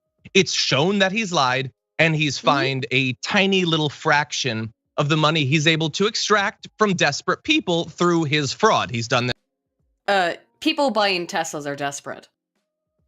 I don't think we're talking about desperate people here. Even the people that follow his schemes online, they're people that already do a lot of investing. They're probably already quite wealthy. I know, but Iderola is saying that people who buy Teslas or pay attention to Elon Musk's random tweets for stock advice are vulnerable, poor people. With stock prices, he's done this with cryptocurrency, and perhaps now he'll be able to do it with his new venture, because the reason he's our Monday Menace is the whole Elon Musk buying Twitter thing. We thought maybe it was dead, and it might still be. Literally nothing that comes out, supposedly serious stuff, comments, moves. By the way, this was from yesterday, so. It's by Elon Musk. Should ever be taken at face value because he is a massive, massive self-interested liar. Oh. But supposedly he has met with Twitter over the course of this weekend, and an agreement could be finalized like right now. Like while we're live on the show, the deal for him to buy Twitter with a whole bunch of the fictional money, and he carved all of the fictional money that he has that doesn't exist and doesn't mean anything. Does this guy understand how currency works after the gold standard? No, he's a communist. Almost all currency is valued not on what it can be exchanged for, but on the confidence or non-fiat of the institution that guarantees it. That's why the US can be in debt to no one in particular. That's why. That's why Elon Musk can secure absolute fuck tons of money in just, we promise we can give you this. I mean, to be fair, the people that gave it to him, the people that loaned it to him, all those investment banks, I assume that they have the money, or at least they have the credit. They may not have the objects of that value, but they have the credit. They can assign the credit. But Elon Musk himself is taking out loans on his name, on the confidence that he is good with money, and also the fact that he's valued at how many billions of dollars? So 250 roughly. 250 something. 250. So it's the 44 billion that cost to buy Twitter was a lot. It's a hit, but it's not Would you sell your company to the world's wealthiest man? Yes. I wonder why. Because he might be good with business. I don't fucking know. Because he might just be good with business. Could be. And this represents a big change in the position from Twitter. They had previously not been in favor of his supposed offer to buy it out. They'd have this poison pill defense that involves if he were to buy it, they'd create all these extra shares. It's a complicated thing. It's not a complicated thing, John. Actually, what they were trying to do is make it so that people who had already bought shares could buy more shares to dilute the value of a share. In factuality, what that would do is devalue all of Twitter's stocks. Yeah. So they were going to destroy their own stock value just to prevent him from buying it. That was the poison pill. But John, I know that you as the economist here at the damage report, it's very complicated and you can't explain it, but I explained it in about 3 seconds, didn't I? But apparently they're not going to do it. He says that he has secured the financing to do this. Now, previously he has lied about securing financing for the financial moves he's going to make. In this case, perhaps it's actually true. And yeah, Francesca, there is every reason to believe that as of later on today, he could be the effective owner of Twitter. And then we will all boycott, wouldn't we? We would leave en masse, just like we left Facebook and Instagram after the Cambridge Analytica, which turned us to Canada. Well, she's saying that, but a lot of them did. Sean King left Twitter. No, he didn't. 12 hours. No, he 12 didn't. hours. Yeah, he came back. 12 hours. He came crawling back and he came up with an excuse. None of them will leave. The whole reason Twitter is valuable is that big single number, current users. Parler, I think, has like 12 million, which is quite impressive. Yeah, Gab, I didn't see on the data. They removed Gab from the Statista data. But other platforms have several millions. Twitter has 217 million. Do you know what is the funniest thing Normies use it. That's why it's valuable. You know what's the funniest thing about Sean? And they're not going to stop using it because they all use it. Yeah, when of course they do. Of course they use it. When he left and he came back, he said that he didn't leave. He was like, dude, you know how many people had screenshots of you fucking leaving, you absolute tard? Of your deactivated Twitter account? Yes, like, they just were messaging him like, here it is, you fucking idiot. To be fair, blamed people it on also, hackers. I know. To be fair, people also have pictures of his birth certificate that shows him and his mom as white. So, alas. And of his bare legs and arms, which are completely white. I know. He's paler than AOC's cucked fucking boyfriend. Oh. Well, again, Spoon is more African than Sean King. I'm also darker than he is. All right, so I'm going to have to go. Good to spend some time with you, but I'm afraid I can feel my IQ dropping merely by the genes from Spoon. Then again, actually, no, that's not true anymore. I'm sitting back down again because recently an African American made a great accomplishment in the world, and now he owns Twitter. Yeah. So African Americans can do great things if they have $250 billion. Spoon is Elon's countryman, so that's why he's very happy about this. Yes, I'm also Fair enough. African, so this is why I take great joy in one of my countrymen annoying the entire fucking Western Hemisphere. It's great fun. Why don't you say South African? Because I live in Europe. Oh, fake South African. Ik kan nog steeds Afrikaans praten. lived in Europe since he was 11, so he can like barely count it. I said you've lived in Europe since you were 11. That's what you said, fucking New York. No.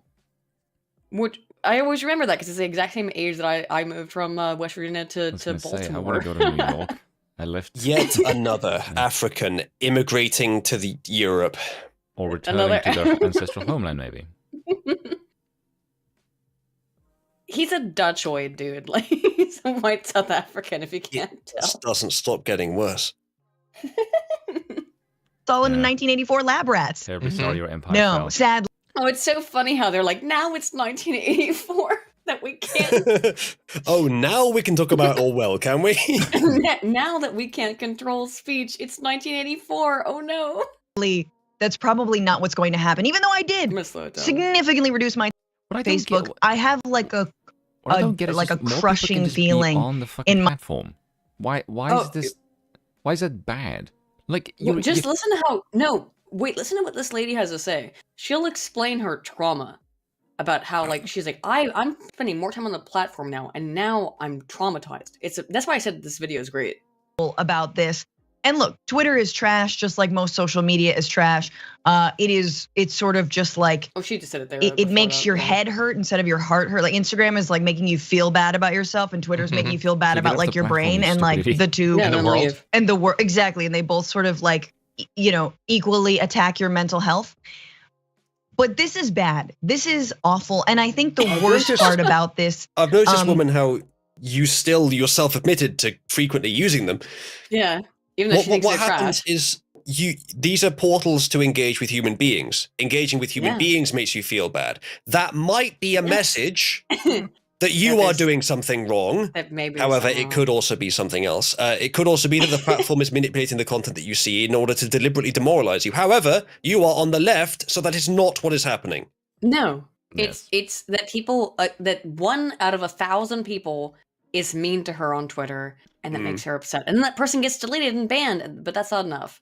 I like the way though, this woman is quite attractive on the surface. Shame about what's just below the skin.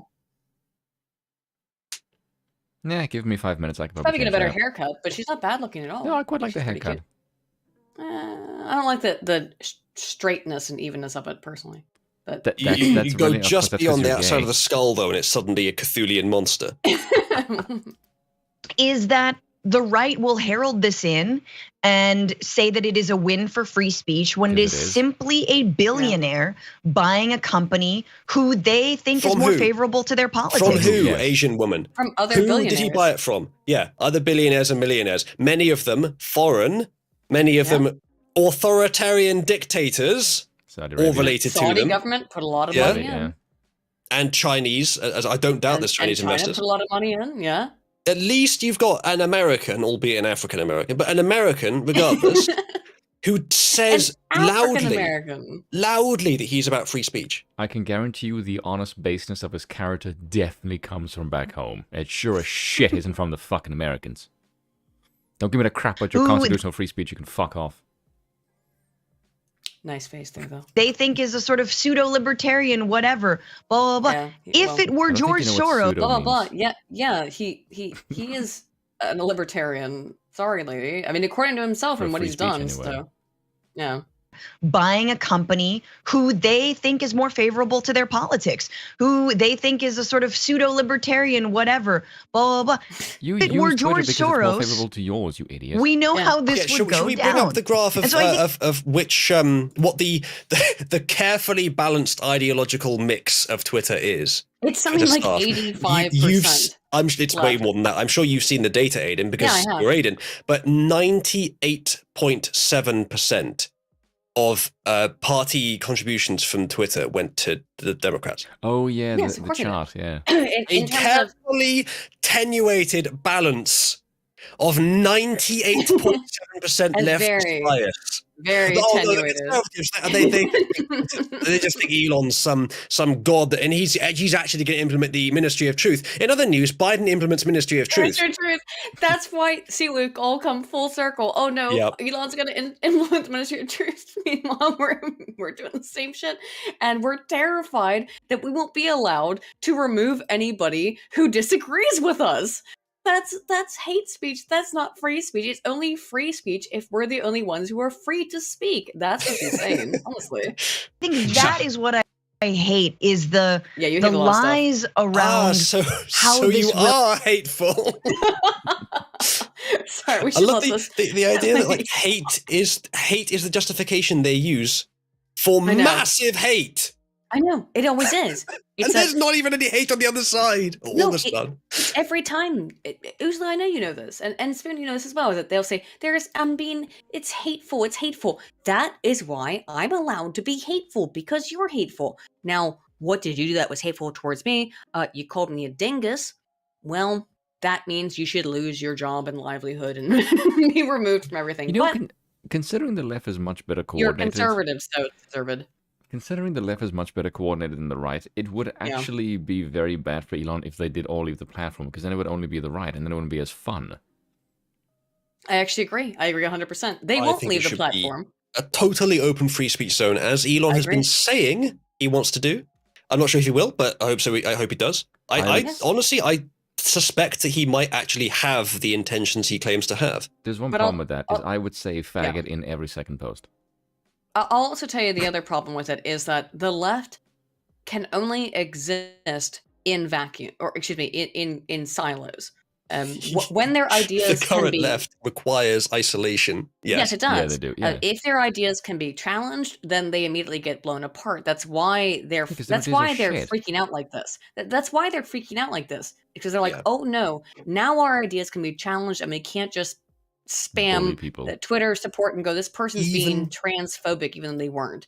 Even with the manipulation on social media platforms, the ones that saw a little less manipulation, the right still owned the comment sections. Yeah, of course. They always have, and even with the manipulation on YouTube, for example, in almost every comment section, the right still owns them. And there's probably, I could go into the reasons why, but if you accept that as the premise, then that's what the left fears almost above everything else. That their perfect little utopia where, oh God, a right-wing comment, oh, phew, never mind, the platform's deleted it. Okay, that was close, I almost had to say an opinion.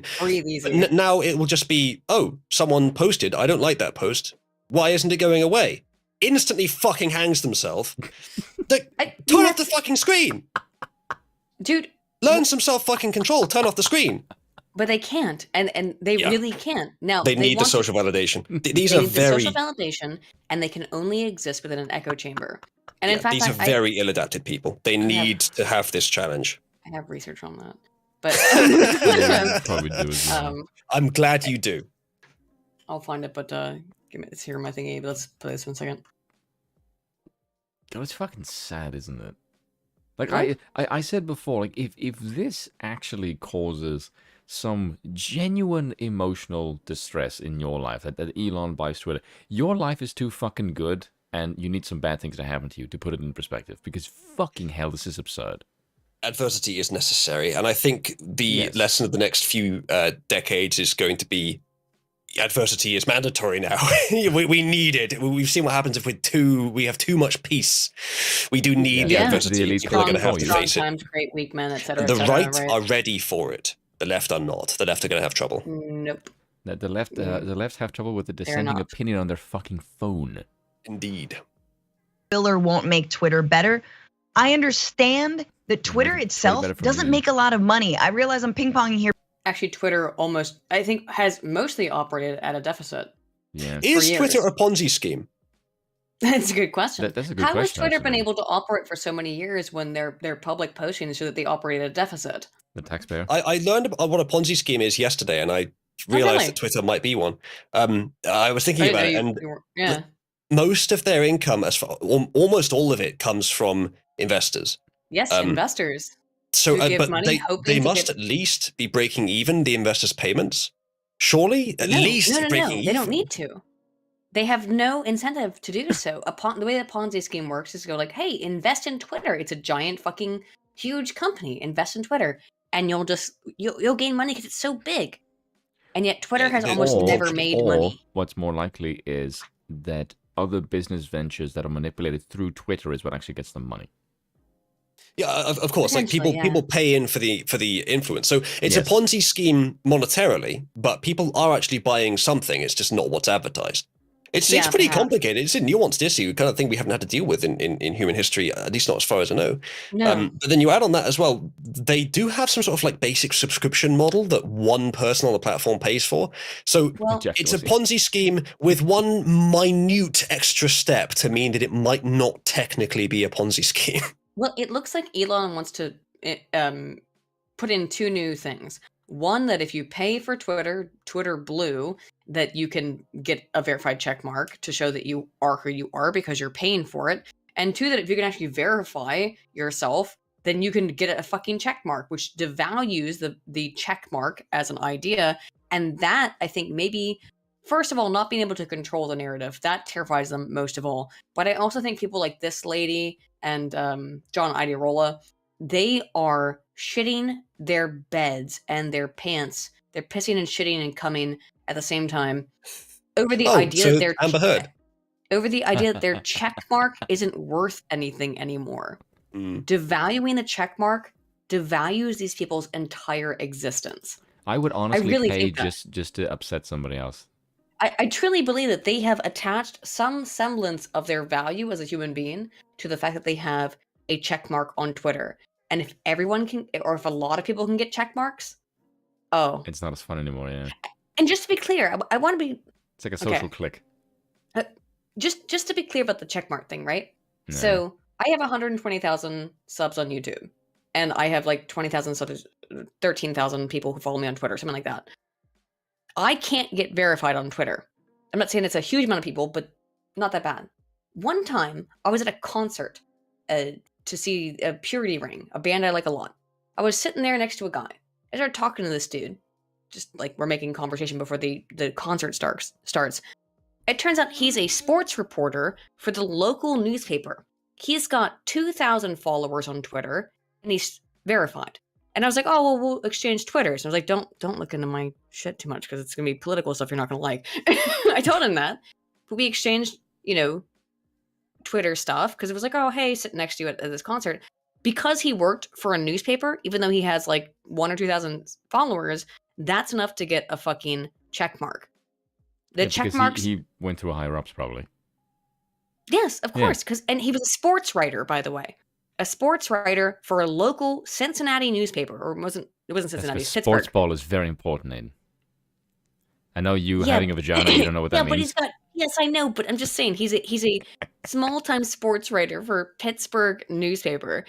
Just interesting that he gets a blue check instantaneously. I'm just saying that's the way that it currently works, and that gives these people a, I think, weird perception of their own power. As that what was that horrible woman we covered the other week? What's her name? Who's been flipping out about lives at TikTok? The TikTok. Oh, man. Have you heard Jennifer about this? Lawrence or something like that? Was it? Is this the one that doxed libs of TikTok? Yes. Yeah. Who thinks she's way more Tim important Pool than took she out an advert in Times Square to I can't believe he did that. Yeah, he just shamed them. I can't believe he did that. It's funny. I think it's a waste of money, but it is funny. Well, if you laugh, it's not a waste of money. It's not a waste. No, because everyone who sees that in Times Square is going to get upset that that's even funnier. You know what? True, but they might want to go attack Libs of TikTok. They're not going to get upset that Libs of TikTok was doxxed. They're going to get upset that one of their fellow ideologues got in trouble for it. For being a horrible piece of shit. True. Let's just go back to it. Sorry. I thought that was kind of a weird Taylor choice. Lorenz, there we go. Taylor Lorenz. Based, but also kind of confused by the by the action. You're confused. Twitter doesn't make that much money. They've got ad sales, but that's probably why a lot of us like Twitter, is that it's not just constant ads like a lot of other platforms. It's not the leftist echo chamber at all, is it? Wait a minute. What website are you using, lady? Have you guys used Twitter? It's ads every other 4 or 5 posts. I've never seen an ad on Twitter because I use an ad blocker. No. So do I, actually. Oh, really? Because when you scroll through, it's just ad after ad after ad. The only ads that I see on Twitter is that they've started cramming the notifications feed with, here's a tweet we think you'd like. Yes, I've noticed that. That's what I mean. It's sponsored tweets that are all full of it. I added a I don't know if they're necessarily sponsored, but they are promoted to you. I added a CSS hack that gets rid of most of that. It doesn't work. It is not very neat, but it does work. It gets it so that I only see replies in my notifications now. Oh, nice. Okay. Well, I turn it off sometimes if I want to see likes. Well, hang on. We're talking about us who have multiple blocks involved. All of us do just to greater or lesser degrees. This lady assuredly does not. In which case, she's seen ads all over Twitter. Maybe she doesn't recognize them as ads because they are... In Twitter, they are disguised as regular posts, right? Yeah, some of them probably, yeah. Well, it's the same way it is on Facebook. It's like, oh, here's a thing. Look at this. And it's an ad. It's the same thing. Even though it does say ad on Twitter and on Facebook, she probably doesn't even notice because she's a fucking troglodyte. Whatever. Sorry. Platforms generally are in the red every single year. And so I see them looking for a way out of that. And my God, does it have to be Musk? Wait a minute. But is there another 2 seconds earlier she said they were highly profitable and then now admitted they're always in the red. Whatever way, if the soccer team in Thailand trapped in a tunnel in a cave network, yeah, can find their way out. The Twitter can find their way out of this without Elon's help.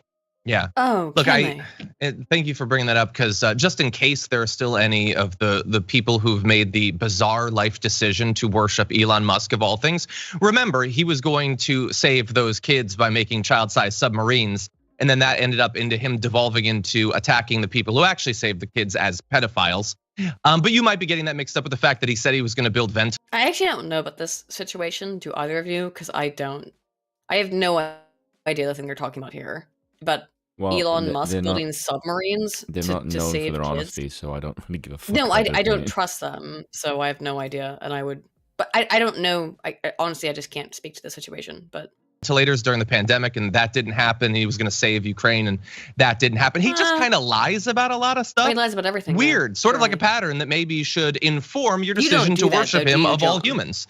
But anyway, yeah, look, financially, I don't see how it's a good deal. I don't know why these banks would be backing I just want to say money when this guy. Does anyone believe that Twitter is likely to become more profitable in the future? I don't know. Of course he did. Maybe. All of these corporations are valued in ways that make absolutely no sense and have no relationship to reality. So I don't know, you can find out that he buys it and tomorrow it's worth twice as much money. What does that mean in the real world? Absolutely nothing. It doesn't mean anything real. All of these are just. It's all just fake money. Yes, if all of this is fake, then why do you care, John?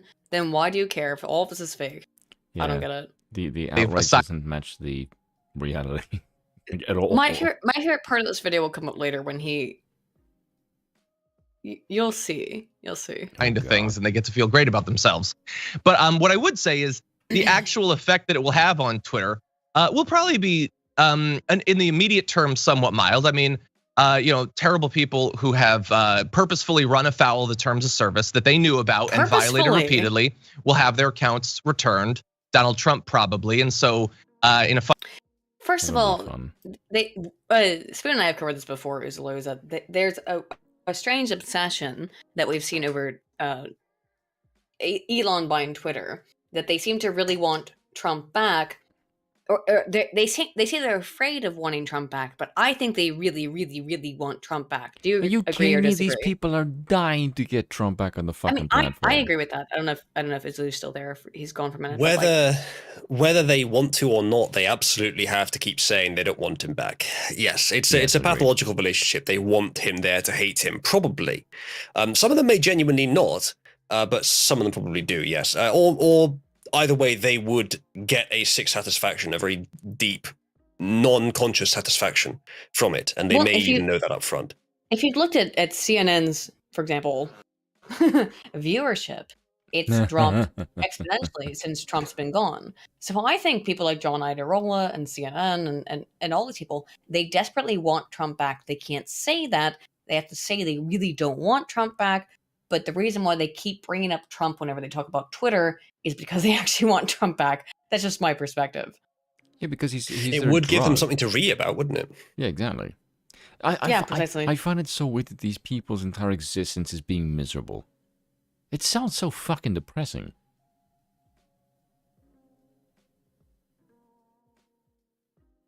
Sorry, I was lighting a cigarette. I was lighting a cigarette, speaking of being depressing, but let's go. No, funny enough way, this is actually going to hurt Truth Social even more, so that's kind of funny. Any faith that you might have for the future that some of the targeted organized harassment campaigns that have driven individuals and groups of people off of Twitter through harassment, no, they're not going to do literally anything to stop that. They're going to be throwing fuel in the fire of hate speech and all of that. The targeting groups of harassment that have driven people off Twitter. You mean in the massive institutional policies of Twitter that have driven huge amounts of people off? Of course not, John. Of course not.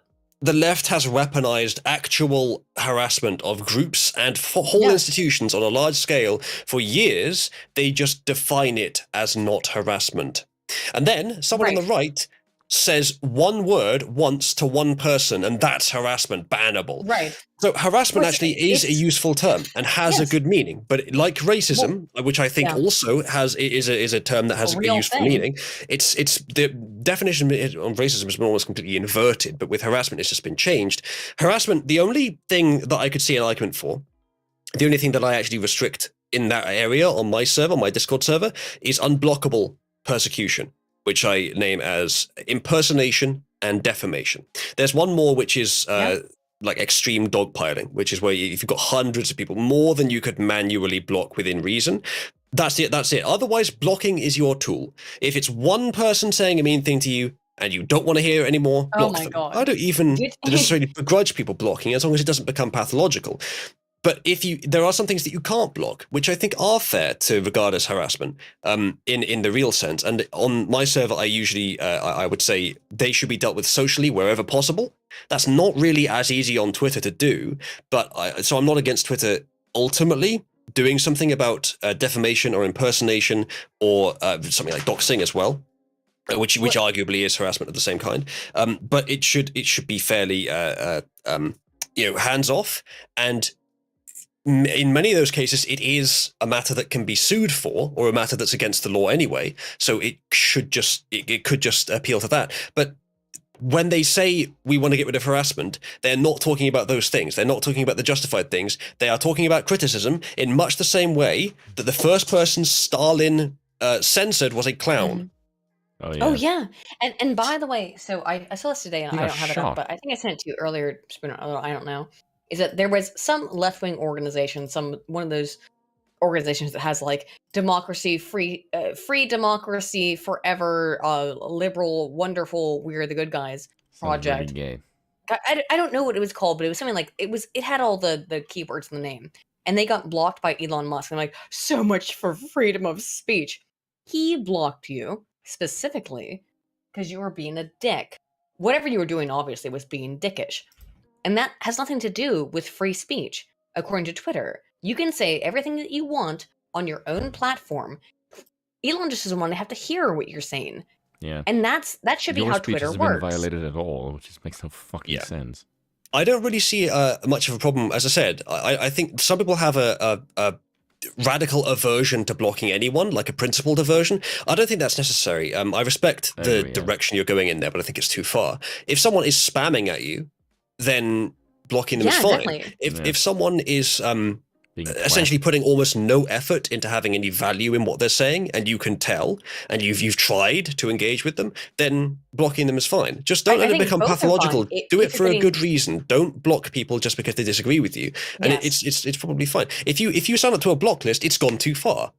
Yeah, I mean, like, right. So who I block on Twitter? Spam bots. I block spam bots on Twitter, and I block people who it's clear that their only purpose is they're trying to fuck with me, and they have no intent in engaging in honest conversation. And then they keep tagging me, keep trying to get my attention, and it's clear that that's all they want to do. If that's what you're doing, I block you because I don't give a fuck. Other than that, like, I'll talk to all kinds of people on Twitter or wherever, but there are people who do not have good interest, obviously. And so if you're spamming somebody and being annoying, then fucking block them. That's the purpose. That's the purpose of the block function, right?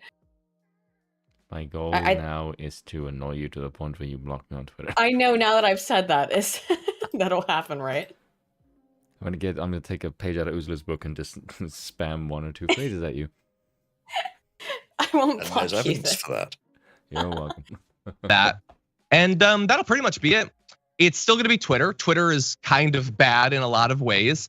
If you are in certain few career fields, including ours, you're kind of obligated to take part. And other than that, that's fair actually. In a field where, like, if it's part of your business that you have to engage with the public, then yeah, it's kind of mandatory to take part in Twitter. I can understand that. That could definitely seem like a shitty argument, but I think you're probably right there. Yeah, it is, and again, that's why I meant that random journalist, at a event, at a concert, that you have to have a Twitter account, and that's why I didn't have a Twitter account until I was getting my second bachelor's degree, and they were like, you got to make a Twitter account I was getting my second degree in public relations, and they were like, you got to make a Twitter account to understand how Twitter works. I was like, oh shit, this is back in like 2010, 2011, a long time ago, right? Like, you got to make a Twitter account, and I couldn't understand why. So I get that, I guess, but I kind of find it ridiculous. I don't see how having more people and more opinions thrown at you from different angles wouldn't be better for you, especially if you work in the political sphere. I don't get that. I would think they would actually make you stronger. Oh, you don't get that? It's because if you hear other ideas that don't align with yours, you might go fall down the alt-right rabbit hole and not agree with absolutely everything that people like John Idearola think. I already did that reading Moldbug. If it's already your job to promote certain ideas, then it would literally be a bad business proposition to hear the ideas of your opponents. Exactly. That's why they need Twitter to be controlled. So... There's still Possum every hour. That account is the one good reason to be on Twitter. And that's pretty much it. No, I'm not planning any big boycott because it's awful now and it's going to be awful later. It's just going to be slightly more awful. He's not planning a boycott. But here's an interesting thing. Even these people say that they hate Twitter. So why do you care? Well, because we have to use Twitter. To be on it, yeah. Yeah, they have to. But our exclusive club is now going to get ruined by the plebs. It's essentially the they've all said they hate it, has been getting. Yes. I'll give the TLDR though when we get to it. Just real quick, he's gonna say that everybody who disagrees with him has never thought about any of their opinions at all. That's the stupidest argument I've ever fucking heard. It's so funny. And he's going to be slightly more awful and more try hard and more cringy. That's what. But it also, I think I saw someone lament the old internet and the death of it. Like the internet was maybe good. Do you find Elon cringe? Because he's got he's got one or two dad jokes, but then what makes the dad jokes funnier is the reaction to them is fucking hilarious because people think like he's the Antichrist. Yeah, he makes milquetoast jokes and a couple of literally know someone slightly spicy ones, but that's it. I know someone who actually thinks that.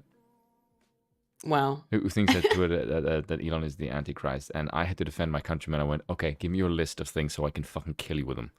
And she went through like 6 of them. Why does she think he's the Antichrist? She went through like some biblical prophecies, and I just beat the crap out of them. Yeah, it was literal Antichrist. I thought you were being hyperbolic. No, she actually thinks.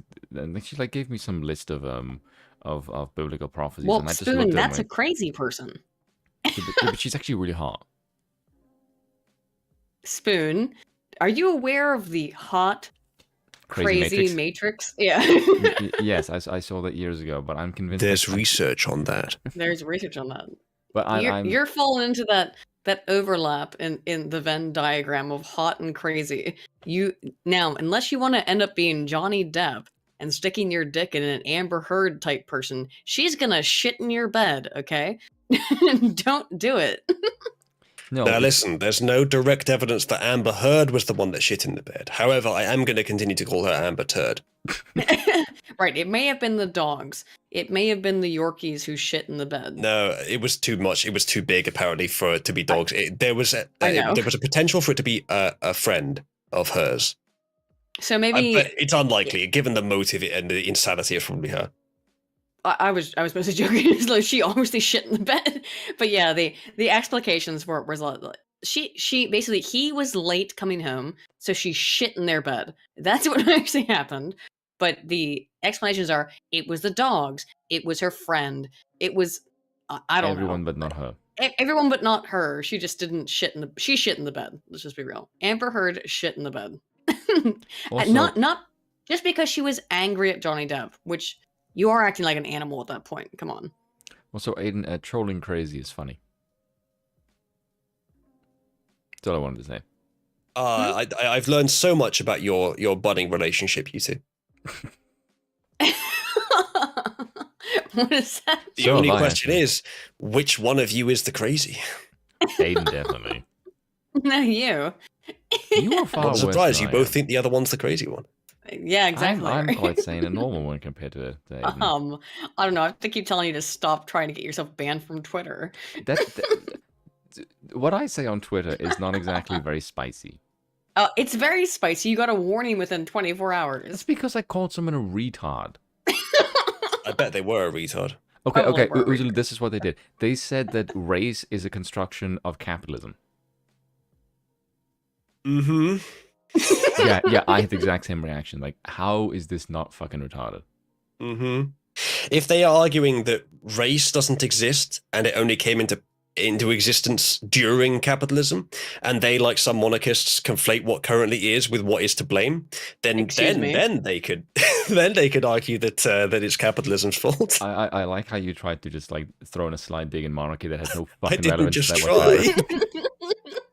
I didn't just try. There's research on this. He did succeed. I would say that way. Yeah. No. If one doesn't know, Aidan and I had a great discussion on the matter, monarchy, democracy. Oh. And YouTube censored the optimized edited version I did of it. Well, I didn't edit out any of the debate. I just edited out some stuff that was around the debate. The original debate's still on my live streaming channel, but you can get the edited version, the optimized version, on my Odyssey. Just go to odyssey.uzalu.net. Yeah, check it out. It was a really, I thought, productive conversation, honestly. But I don't mind the people who like democracy. I mean, they just sim for a terrible, terrible system of governments that doesn't actually even pan out in reality. Whereas, yeah, but it is the best one. It may be terrible, but it is the best one. No, it's not. We disagree. Monarchy. Listen, I've got Churchill on my side. You've already lost. I don't think that. I think that actually Churchill might. Were Churchill alive today, he might look back and have a little bit of a different take. Just saying. The last 100 years have been amazing for humans.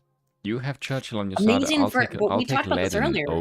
Have they been Churchill. Amazing for humans in what way? In terms of the advancement of technology, in terms of the advancements of making sure that there are fewer people who are suffering from diseases and are suffering from all kinds of social issues? Yeah, but have they been deleterious also for the absolute state of human society? I would argue that all the ways in which they've been a problem are natural and have happened all throughout history. The ways in which the last 100 years have been good are totally novel. And I'm not even saying democracy is the reason for that. But I think it may have helped facilitate it somewhat. But either way, it didn't make things worse overall than it would have been under a different system. Are you pro the Enlightenment? Say again, sorry? Are you pro the Enlightenment? Yeah. Okay, and which system of government produced the Enlightenment? That's a kind of a dumb question. That's kind of like saying, do you think you're smarter than your parents? Oh yeah, well, your parents made you. I have to agree that was not a good measure. No, but you can say that like some of the greatest sort of philosophical thought was born under a monarchy. Yes, and I currently live in a very corrupt oligarchy. Well, worldwide anyway, if we reframe it to worldwide. I currently live in a corrupt oligarchy, but I'm not a retard, I don't think. Rat King, by the way, I live in the monarchy in my country is not really legislative. It's not really in power. It's ceremonial. It's yes. The UK and all other European countries, as far as I know, are under the broad rubric of democracy, but when I say that, I mean to include republics and parliamentary democracies as well. We have monarchs, but we're not a monarchy, really.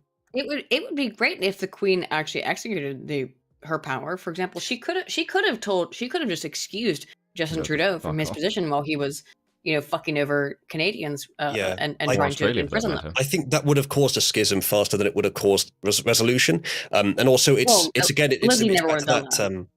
back to that direct solution, that trying to get the trophy rather than earn it. And what happened when she didn't do it is we figured it out ourselves in 2019, when we had Corbyn, the least popular Labour leader in history, essentially running the government as a minority. It was disastrous. And I was saying at the time, the Queen, this is actually an occasion where the Queen should step in and say, it's gone wrong, either call a general election, but then it worked itself out. I'm still not sure why Corbyn went for the general election. Maybe his hubris cost him everything. And if so, fine, that's instructive. These people are so many people are so, they have so much hubris.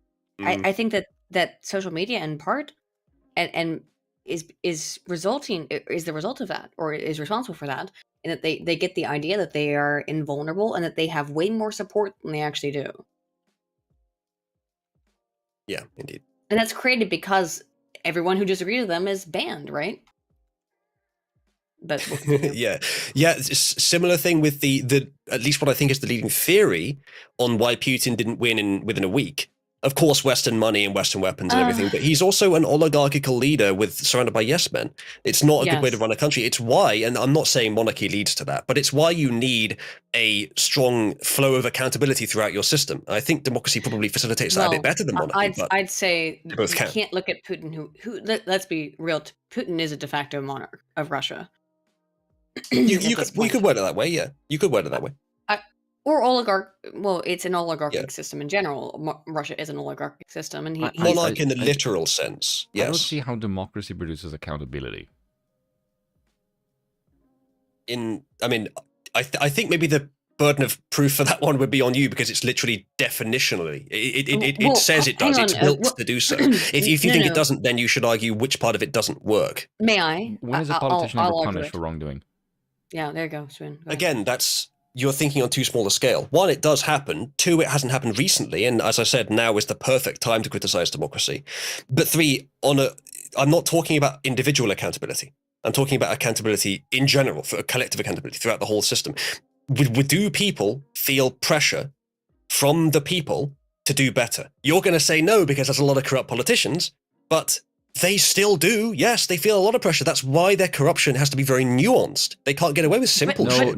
No. They feel pressure to get reelected. Yeah, that's good enough.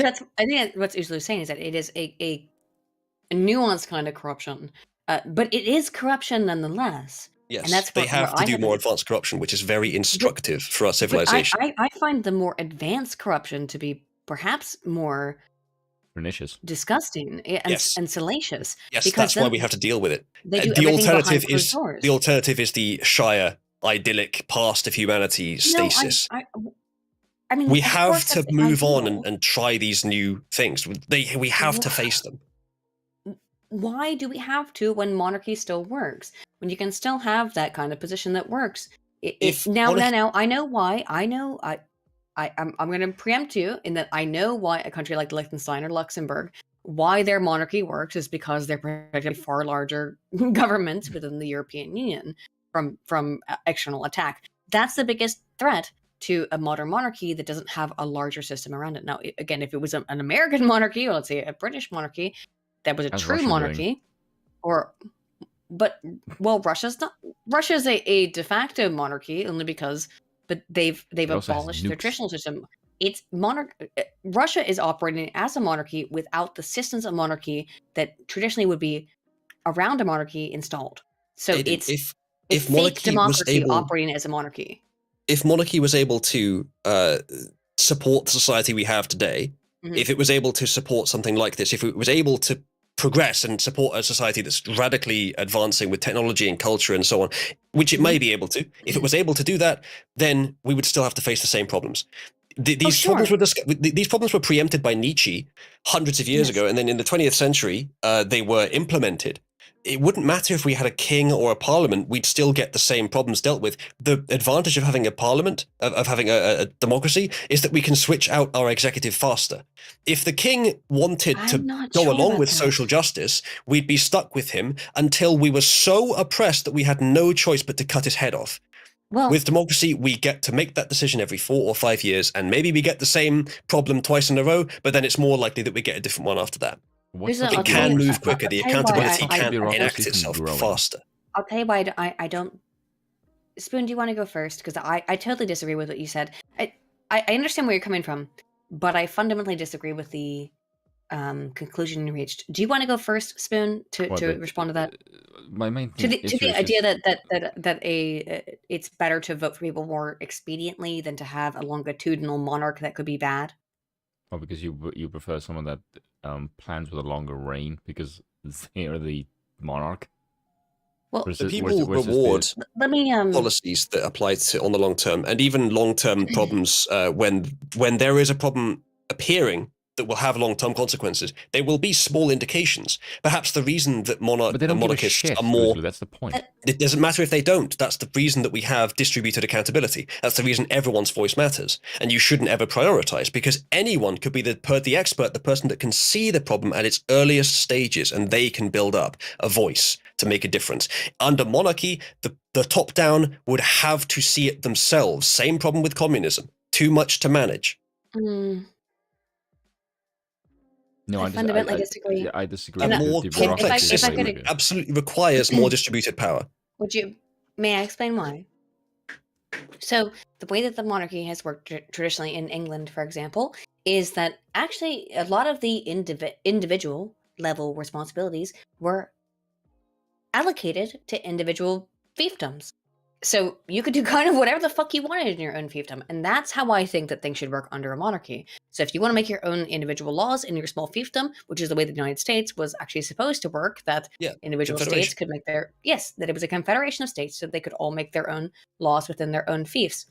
So what I've said is I think confederation is probably the best political system for the individual. I would agree. But it's not the best for the collective. It's not as powerful.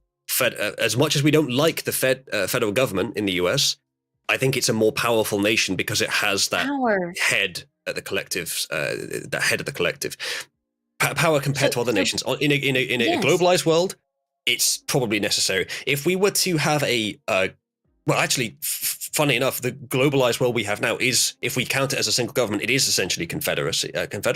It would be the closest thing to an acceptable system on a global level, but for an individual nation that has to compete with others, that has to defend itself from invasion and economically and diplomatically, I think a federal system is necessary for that, I suspect. Well, what I disagree with here, what I extremely strongly disagree with here is that I understand where you're coming from and I agree with it on principle, but what I disagree with is the idea that we all need to be involved in this giant, massive global system just because such a thing sort of exists. I think that people actually all right, then good, okay. Or it seems to be leaning that way, right? I think we need to recline a bit back towards nations, but diplomacy is still essential. International relationships are still essential. What matters most to me, right? Sorry. What matters most to me, and I think what matters most to Spoon as well, although I don't know because we're not the same person and we do have different views on the monarchy thing, is that we want to maximize the individual's power within the system without delving into complete anarchy in which there is no protection of the state. The I would say agreement or the kind of compromise that you find between anarcho-capitalism, which I've always supported, and the existence of a larger world government or other external states is monarchy, because then you have one figure that's able to protect the state and able to make decisions for the state without the capacity for the whims and wills of the people to make very stupid decisions for it. Now, republicanism is supposed to do that, but is that working? No. It has been, yeah. Right now, we've got a corrupt period in history, a bust. There were those under monarchy too. Of course there were. So, but I think that when I'm judging both systems, I think both have both obviously have the capacity for corruption and have the capacity to be shit. However, if we're trying to maximize the ability and the ability for freedoms of the individual, I think the actual best way that you come to that conclusion is through a monarchic system that is not intended or not necessarily involved in controlling the wills and lives of the people, because they're not invested in wanting to control these people's lives. There's no reason that a monarch would want to come in and say, like, we're going to teach your 3-year-old about gay sex, right? The reason the left does that is because they're trying to influence voters. They're trying to influence future voters. That's why they do that kind of stuff. They don't do that because they care about gay people or trans issues. They're doing that because they're trying to create a new generation of Democrat voters. So do the people under a monarchy have any sort of influence or voice at all? There are ways. Then the same thing would happen. If yes, the same thing would happen. It's where power is located. And power is located in a mass of people under democracy. It's also located in the sword under monarchy, or in the power of violence. It's just yes, I know it's the same thing. Democracy is essentially just the laws of physics and or the evolutionary norms of humanity codified into a system which tries to make it as bloodless as possible. Monarchy is just a less codified, a less nuanced, less arbitrated form. I think democracy is just sort of a next step of monarchy. It's just more nuanced. You shouldn't think of it as fundamentally different. It does make a couple of decisions, i.e. that people under a monarch, of course, you have sovereign power, they have defined power, and that the governorship, the ruling, right. ruling legislature is under a structure that's a bit more broad. But other than that, it's the same principle. As someone said earlier, the governing system matters not, it's the leadership. Something in that direction is true. I don't agree fully, but yes, the intent matters more, which is why we have these boom-bust cycles. We have to experiment, and then we have to consolidate. And under consolidation, we usually have a better leader, but less things are allowed in general. I think monarchy and democracy are both viable, but democracy moves faster. It's more nuanced. It can sustain a more precise system. The reason you're finding monarchy to be viable is because it could work for a modern society. I just don't think it would work as well or as long. And I think it would eventually become democracy anyway, partly because people would demand it, especially now. But it's not that it's impossible. It's just that it wouldn't be as good, I don't think. Democracy was selected for. I think it would be, okay. So I want to be clear about, at least my position, I don't know what's been. But my position on it is that this is a society that has a political system that has worked throughout, let's be clear, the majority of human history. Now, are there horrible examples? Oh, yeah. Are there horrible examples of democracy? Oh, yeah. Are there horrible examples of every system of government? Of course there are. My point in this is that I think that monarchy is actually the most stable system of government. Now, for better or for worse, right? You could argue that stability is a bad thing, but when we're looking at what we're seeing right now, I think that stability is probably a good thing. And all I'm saying is that my final point on this, my advocacy for monarchy is mostly philosophical. I'm not like being like king now and like overthrow and here's who I want to make king. It's mostly a philosophical debate or theoretical debate. So that's where the practical implementation of it right now. That's a different conversation than the pure philosophical or theoretical debate between monarchy, communism, socialism, etc., fascism, etc., and monarchy.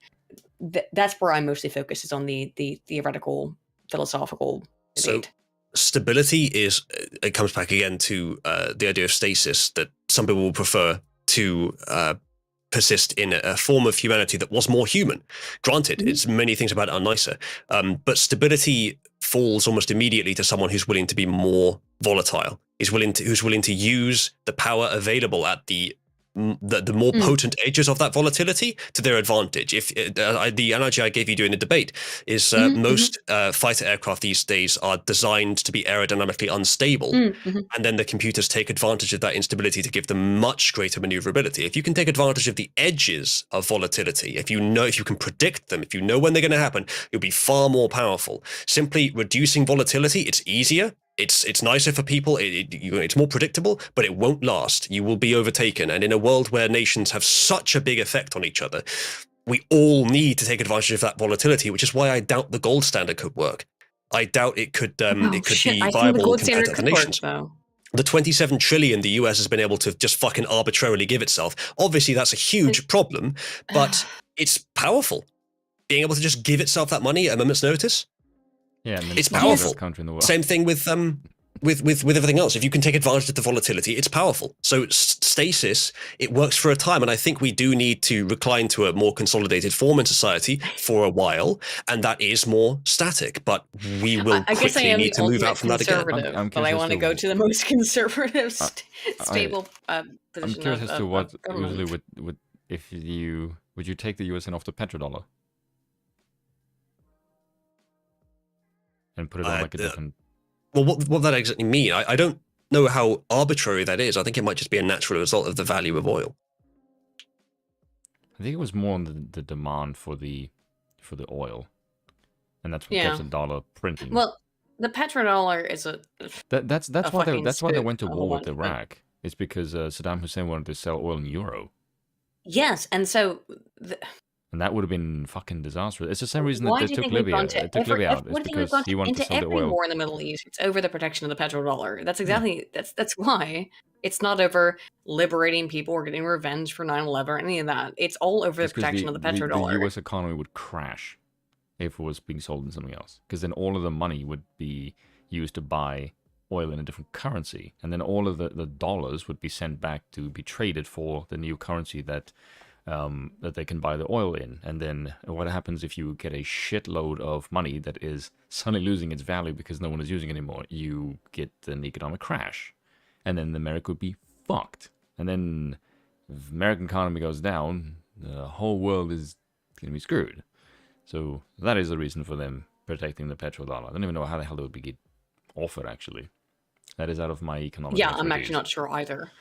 Well, Russia did it by moving to the Chinese system, so I don't think that's a good thing either. By the way, I think they were trying to move back on the gold standard because they like China. They did move back into the gold standard. Yes, because they were doing it for and how is their currency right now? It's going up, and I think it's stabilized. Despite all attempts to destroy it, yeah. It's that to me is quite interesting that their currency has stabilized, and it makes me think that they've been planning the attack for probably years because they've been doing this for like 2011. Of course they have. 2015 is when the Euromaidan started. Yeah. Russia's economic safety should not be judged by its economy, by its currency. Sorry. Moving to the gold standards is definitely more stable, and it also helps that they told many European countries that they will be forced to pay in rubles. Germany cannot say no, essentially. They're going to do it through a proxy, most likely. So the Russian economy is going to be boosted by that. The US can't be happy about that. So that's why the Russian currency stabilized, but the Russian economy because Germany really has no choice. Significantly hurt by the exactly. It's probably significantly hurt by the war and the sanctions. Those sanctions might do much more long-term damage than the rubles being paid to Russia do. And countries now who are being forced to pay the ruble may well start to wean themselves off Russian gas. Germany's got a long fucking way to go with that. But yeah, they might. I somehow doubt that. Who would be there? The Americans? I would be, yeah. Well, you might get a new political movement in Germany which favors nuclear. That is definitely a growing import the gas urge. From? It's either the Middle East or Russia. That's where they can import the gas. What would they need to do is rely less on someone else's natural gas. They can't import it from the U.S. because the U.S. has shut off our brand new nice natural gas source. They are definitely going to have to pay Russia in rubles, but they're going to do it through a proxy, so they don't actually pay in rubles. They're going to pay someone else in euros or dollars or whatever else, and then that person is going to pay Russia, and Russia's going to be fine with that because why wouldn't they be? It allows them both to get a little bit of what they want, just enough. I expect that's what will happen. I don't quite see why that's bad though. I'm not saying it is. Yeah, because I can understand that's the main way that the Russian state makes money. So, you know, it just seems to me that it's a major way it makes money. Yes, and also it's. I mean, I talked about this extensively in my video and such, which is that I don't think Russia has ever been welcomed into the West properly, and I think that's why they're acting the way that they are in part. That they don't feel like trust communists. Well, they're ex-commies, but and there's so many commies or former commies in power. But the way the Americans treat the Russians is like they're all tainted. Yes, and I think that's part of the reason things are happening as they're happening. Most of the Russian leadership were KGB. Yes. Yeah. Whereas the American one currently has nothing to do with it. So is the American government. Every government's tainted, but the Russian government perhaps more than most. Put it that way. Well, yeah, make no mistake for any. There are Russian apologists out there who I think just like Russia because the establishment doesn't. Russia it's debatable whether Russia or the West is more corrupt. I think the West is more corrupt in a more nuanced sense, whereas Russia is more basically corrupt. Russia is more economically corrupt.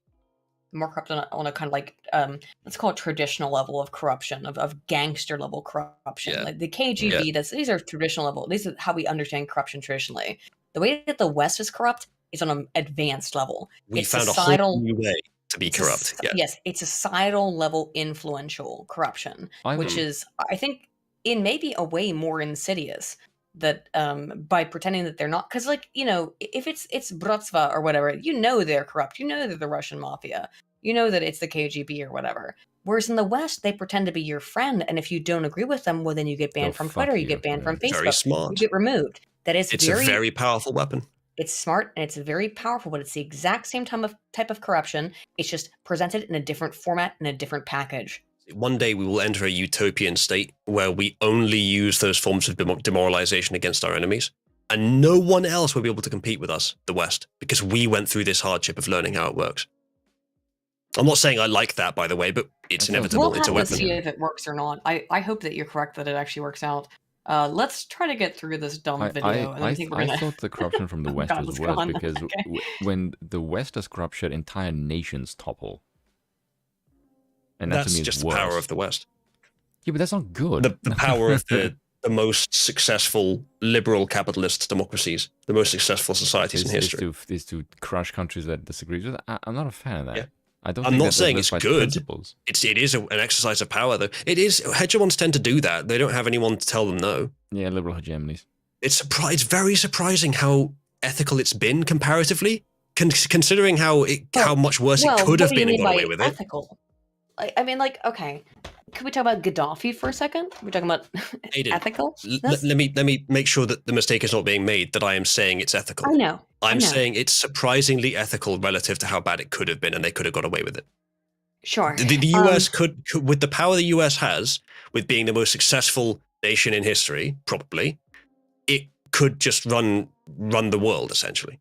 Okay, but I think this is where I think they're trying to do. This is where I think the contention gets made. If you look at, say, the Soviet Union, there was a lot more potential for catastrophic sort of problems antagonizing when it came to the Soviet Union, and they were able to contain that threat without firing a single fucking weapon for decades on end. And then within 20 fucking years, they topple like 3 fucking countries. Like, that is what makes them like, how the hell can you contain the Soviet Union without firing a weapon? Then the second the Soviet Union is gone, you go ape shit. I think that is what makes the libertarians think that the American military-industrial complex post the Soviet Union was very irresponsible. I imagine that would be their contention. For myself, yes, as a libertarian, yeah, that's why I think. No, I know that this is probably the way I come off to some people at this point. I try to make it explicit in my video. I'm not pro-Russia. I'm not pro-Ukraine, and I'm not pro the United States. But yeah, I see exactly what you're talking about, which is that it seemed as if that things kind of got scuffed in a way that helped the United States and kind of fucked over everybody else. The Soviet Union as a power kept the United States from going apeshit. Like, the US versus the Soviet Union, yes. Yes. I do not trust NATO. I don't know why anyone would trust NATO after Yugoslavia. I know that, let's be very clear, there was a genocide happening in Yugoslavia. However, it was not NATO's. It was not within NATO. Violated all of their. It was outside of the rights of NATO to bomb Yugoslavia, right? Let's just be clear. NATO did not have the right to bomb Yugoslavia, and they did it anyway. Now, was there a genocide going on in Yugoslavia? Yes, there was. But NATO still violated their powers to bomb Yugoslavia in order to deal with it. Lesson 1, there will always be a warlord. You just got to hope that the warlord you get is as accountable to the people they serve as possible, to the majority as possible. Do you think NATO is accountable? Much more accountable than most warlords throughout history. I'm not sure that it is. Who is NATO accountable? Yeah, who's it accountable to? The people that run the Western nations. It's particularly corrupt at the moment because we're in a very corrupt state of things. But it's not just one corrupt state. It's NATO is an external state. Sorry, go ahead. It's not merely accountable to the point of the sword of the people it serves, like a more traditional warlord might be. They're accountable to diplomatic forces.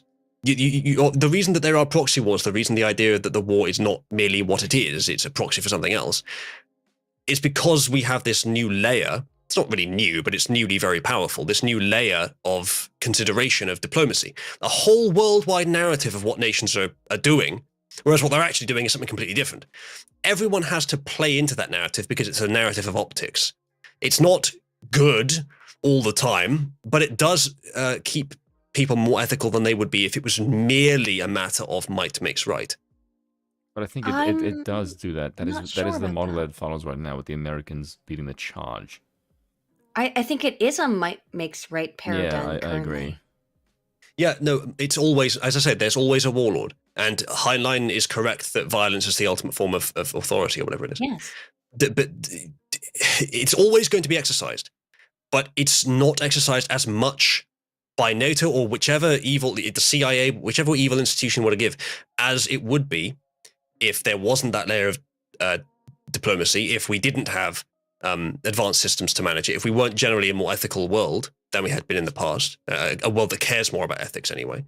It's a lot better than it could be, given the actual obscene amount of power that the US has militarily and diplomatically and economically. It could be a lot worse. Still the best candidate for hegemon. And I'll tell you why. It's because I think that when you have bureaucracy, when you have multiple levels,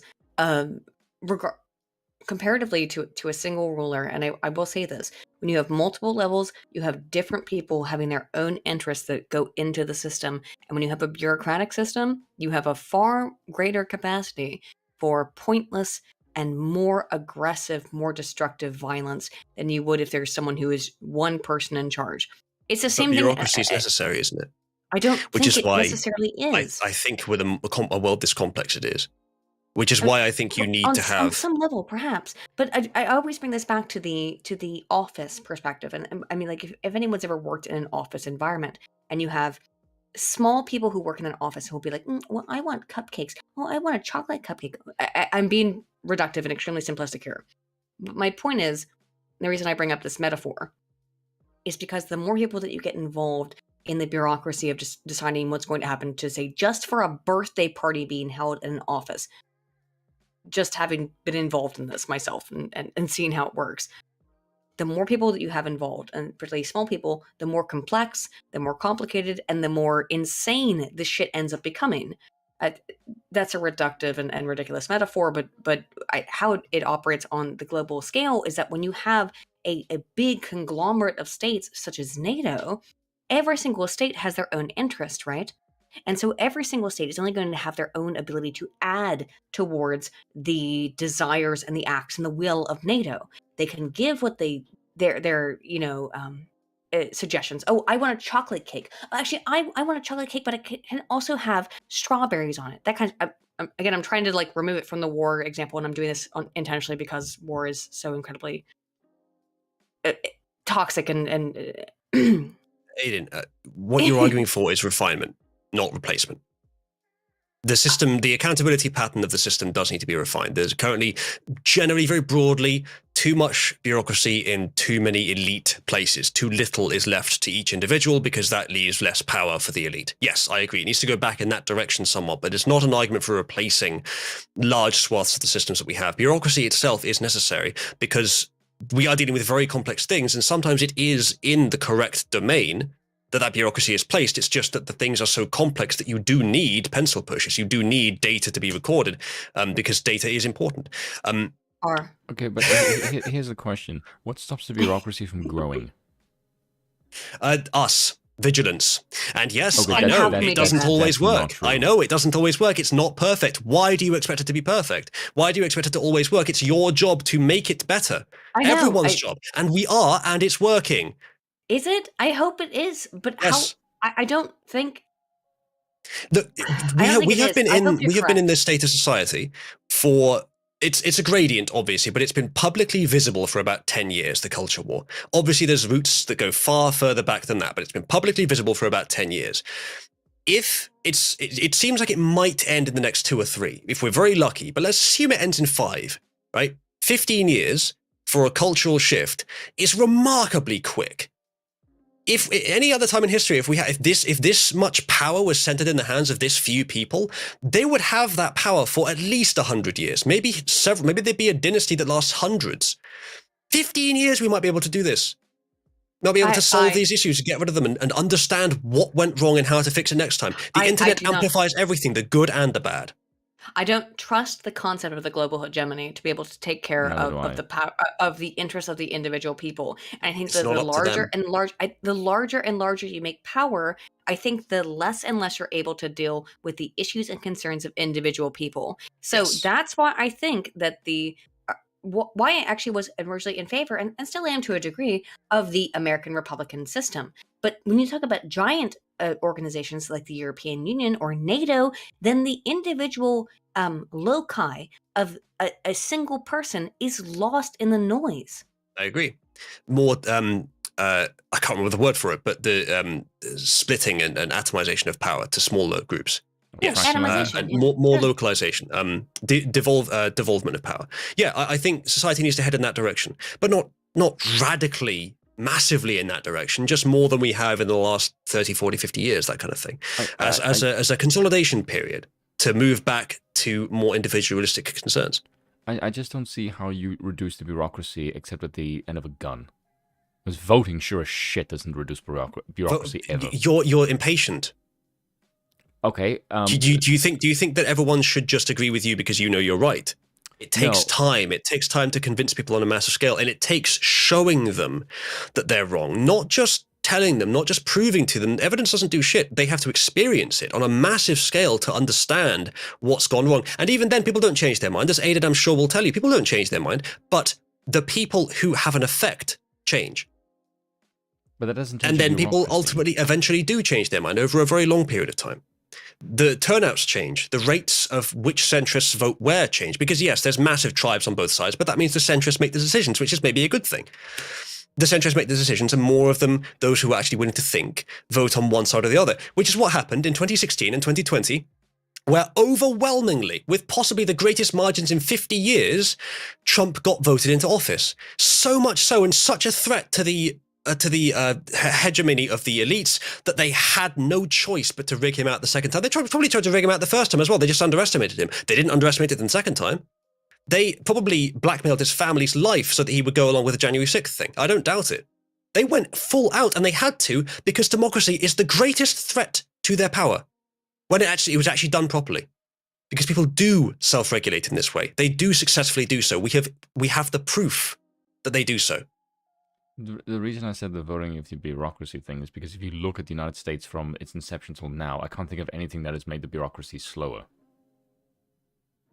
I agree. Like Milton Friedman said, the most permanent thing is a temporary government program, and the bureaucracy in America is fucking enormous. We would have to find any example of where the U.S. government has reduced its power, and it doesn't exist. There's no example that I can think of. 2020. I don't know if Trump succeeded, but he certainly acted in the interest of trying to do so. He had that silly policy where it was, I'll remove 2 regulations for every one I add. It's autistically done, but I get the idea is good. And maybe you're right. Maybe even if we have a consolidation period, the bureaucracy won't shrink. But it hasn't shrunk. We do need a bureaucracy of some kind. Shrunk. It's possible that it just keeps growing a bit too fast. And then it's just keep going too fast for a bit too long now. It's too powerful because the elite run everything. They like bureaucracy. And now we'll have a consolidation period where it will actually shrink quite considerably. But you shouldn't expect it to go away. We still need a bureaucracy. Maybe it is only a little bit bigger than it actually needs to be. Of course, the real problem is that the wrong people are distributed throughout it. That's what you can change with the consolidation period, with a cultural shift. And the only way to change that is a cultural shift. Well, Uzalu, I have not seen in the 400 years at this point, close to it, of United States history, that bureaucracy has ever shrunk to any significant degree. It's only grown.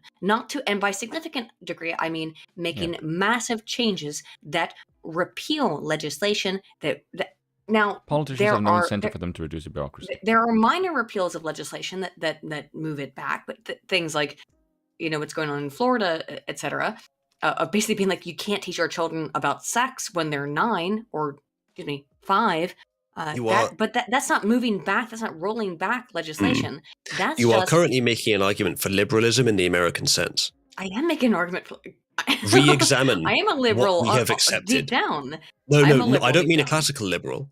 I mean a liberal like the one that wants to have radical experimentation culturally in society. I don't the kind of people who feel good. Let me explain why I'm saying this. The kind of people who feel good about saying happy holidays instead of Merry Christmas, challenging things that have stood the test of time because they are not needed anymore. Bureaucracy, as you're saying, it has been with us for a long time, and it is worth re-examining these things. And right now, the left is the one doing the re-examination. We are learning from it, and we can maybe act upon. Well, actually, that's incorrect. The left is the one instigating the re-examination. We can then take advantage of that potentially, and we can be the change we want to see. It may well be that there is a cultural feeling that bureaucracy should be smaller. I think there is. People voted for Trump, who is at least one of his policies is smaller governments. I expect there will be a consolidation in that direction. It might not be as big as you want, But it'll be in the right direction. May I explicate the difference between the executive part of government and the legislative part of government, and why I think this is an issue, right? So the executive part of government, for the most part, does not make laws. They come and go. Now, they can, in the United States system, they can impart a whole bunch of, executive issues and say this is a law, this is a law, this is a law, but those can all be very easily challenged. The legislative system is far more difficult to overturn. So a law that is passed in any given government takes a lot of work, legal work, to overturn, and tends to take a long time. Why I bring this up is because, for example, there are still these ancient laws that still exist in United States society, and they get brought up as memes, and I'm bringing them up as a meme, but I'm using it as a framework to explain. There are some states in the United States where it's illegal to put a pie on your window on Sunday, right? That's a ridiculous law. It doesn't make any sense. But the reason why those laws still exist is because no one ever thought they were pertinent enough to dismiss or bring to court against. Yep. So the problem is that when you start putting in all of these really crazy laws and they go into the legislature and they go into the law books, which is not part of the elected part of the government in terms of it's not part of the presidential job, okay? Those laws, what actually happen on a more local level, are far more deleterious potentially and harmful than whoever is president. Whoever is president merely dictates the kind of general way you steer the ship. That's all. And at that, barely nothing. It's only a slight movement of the rudder, right? What I'm far more concerned about and why I am not in favor of the democratic system overwhelmingly, although I do prefer a monarchic system with a parliament, is that, and this is still the problem that a parliament has, is that you get these archaic laws or laws that were put in place to never be overturned. And then what is a law today that was contentious becomes fact that is unquestionable 20 years later. Do you know what I mean? Yes. I'm just saying that's where I have concerns with this. Bureaucracy does tend to build up over time because it is awkward to cut it down. It's easier to add something than it is to remove something, because if you remove something, you have to account for all the things it could change as well. I know this in programming. If I come back to code I wrote years ago and I think I want to change something, I have no idea what kind of edge cases I considered back then that I haven't now. Yeah. If I see something, I don't know why it's there. Like in the RP rule set I'm writing, if I see something, I don't know why it's there, I'm very reluctant to remove it because maybe there was something I thought of then that was the reason to add it in, and I can't think of what it was now. So yes, it is a problem, but it's a problem in the universe. It's not a problem inherent to democracy or to any other government system. It's a problem of the universe. We have to face it in the right way. And if you think that in the last 400 years there's been nothing that's reduced bureaucracy in the US, I'm not a history guy, maybe you're right, then I'm not a history gal, I'm a psychologist, man. Yeah, well then let's make this the first time. Push for that if that's what you want. Like, that's the only way to make the difference. I think there is a general sense in that direction from society. It's not its strongest priority, but then you probably would agree that yes, bureaucracy is a big problem, but there are also some somewhat bigger problems that maybe need to be solved first. Maybe you think bureaucracy is the root of those, but you might name other things as being a root as well. So it may not be their biggest priority, but it is still there. You would still get Desantis and Trump and other figures like them are more so small government politicians than the average, at least. So I think Spoon does know about history, though, so he might have a unique point. Which? The American one? Well, I thought you had something to say, and then I was like trying to give you your segue there about the history of this. As far as the American ones, I can't think of anything that... oh, you fucked me over. No, I mean, I can't think of anything that has reduced America's bureaucratic size. Because like even Molbach said in that interview that he had with Tucker, where he said, what Americans think when they vote for president, they vote for the amount of power that they think, like during the Second World War, like how much the bureaucracy has as far as the executive goes. When he says, if you could increase the power of the executive branch by like 10%, he said very easily. You could do it to like LBJ. If you do it to 100%, could you do it as well? He said very easy. Then you'd be like FDR. So he made the point that the executive branches in the past had a lot more power than it is now.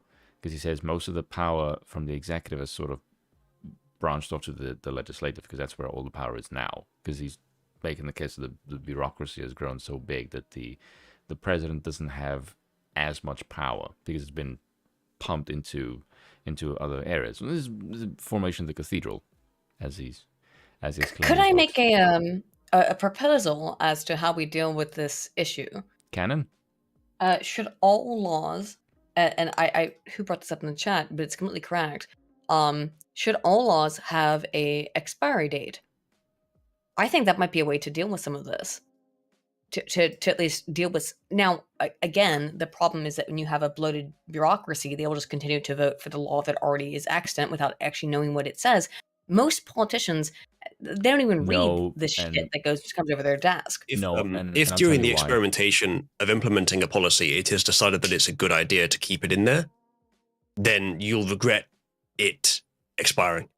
And if they have the power to just continuously renew it, then that will become the de facto standard. As I said, this is a problem with the universe. It's not a problem with humans or with the way we govern things. It's a problem with the universe. It's a difficult problem. Just saying, like, if there was an expiry date on all laws, then that law about the pies on the windows on Sundays, that would eventually come up and be like, well, it's time to get rid of that. Again, that's an absurd. Tim uses that one too, but it's not like, for example, you can't buy liquor on Sundays in West Virginia because at one point they believed that if you could buy liquor on a Sunday, you wouldn't go to church. Well, that's a very old law. Okay. And it's in many places you can't buy liquor on a Sunday because I don't buy liquor and I don't go to church either. The hell? Well, I'm just saying that's why those laws exist. I think it was to encourage people to go to church. I think, Aidan, what you've got there is an idea which implements a policy which seems to be directed at what you want, but the indirect effects are more important than the direct effect. In that case, you would. What would happen is again, it would be the same thing. It would be the same thing with more steps. You would have auto renewing of laws. It would become de facto that laws are renewed. It would revert to what we already have. That's my fear, and I think that's a fear that you have to deal with more in democracy than you would in a monarchy. Because a monarchist could look at that and be like, "Well, that shit fucking sucks." More than a Democrat. They have too much other things to worry about. Possibly. Why? Because democratically elected leaders are only elected because of the popularity of their positions. Aidan, you're assuming that the monarch would have better intentions than any given leader in a democracy. That's most of what is needed for that. They would want to they have the time and energy to go over these things that don't matter much, but small things individually that don't matter much on their own, but overall they make up a big bloated democracy. They have the time and good intentions to do that. If they have the time, then maybe they need more things to do because if they're focusing on things that are that small. I wish then maybe they're not focusing on important things. Since I do wish I had a face cam because I'm smiling a whole bunch. But you are correct because unfortunately the thing that the monarch would have to do is delegate those kinds of local decisions to a local lord or something like that, which becomes a bureaucracy. So we are stuck in this conundrum forever, I suppose. Bureaucracy might be a problem that is almost completely emergent from necessary things that happen in the universe. I think it's one of those things that is just a difficult problem. Full stop. Overall, no way of setting it away. No way of saying we just don't need this. We just have to face it as best we can. And we can say that it's where the problem comes from, yes, but that is not an argument for getting rid of it. That's an argument for refining it. Problem can come from any. The cancer can originate anywhere in your body, right? But it's what area is most prone to cancer, I guess, would be the question that we're assessing or what we're trying to understand is where's the cancer most likely come from. I think that people, they don't make decisions that are based on what's good for them. They make decisions based on what they think would be good for them or what they think would feel good for them. It's the same thing, but on a larger time scale. Yeah, it's meta-stable what's good for them. It's not individual what's good for them. But and it's good that people do think that way. Yes, but what people think is good for them is rarely what actually is. And that's where we came to the monarchic perspective of, well, how do we figure out how to make things best for people in reality? Without having the opinion of the plebs. Without having them make decisions, and not because dislike them and we don't want them to have power, or we want them to be subjugate or something silly like that. But instead, because more the case of you don't want the majority of people subjected to the whims of the stupids. We don't want the majority. And by the way, who is the majority in the democratic system changes. This is autism. This is not even slightly how democracy is advertised. It's not. Well, maybe it's how it's advertised, but it's not how it's supposed to be advertised. This is not the point of democracy. Is the will of the majority in every case? No, it's not. We fixed tyranny of the majority since the Greeks. Through the Republican system. The democracy is not a decision-making engine. No one should think of it that way. It's just an accountability pattern. It's just a way to create a society that can survive metastably. And yet, if a democratic politician, democratically elected politician does all kinds of evil and does not abide by the will of the people of his electorate, who is he accountable to? No one. He just leaves office. Gets elected twice. I'm just saying. All I'm saying is that I know, Aiden. I know you cannot expect a metastable system to be good on a small scale, but it is good on a metastable scale, on a scale of centuries or sometimes shorter than that. Let's say you have to include every part of the pattern. You can't even include within the space of a few decades. This is why when people say that democracy just favors the left, it doesn't. It favors change.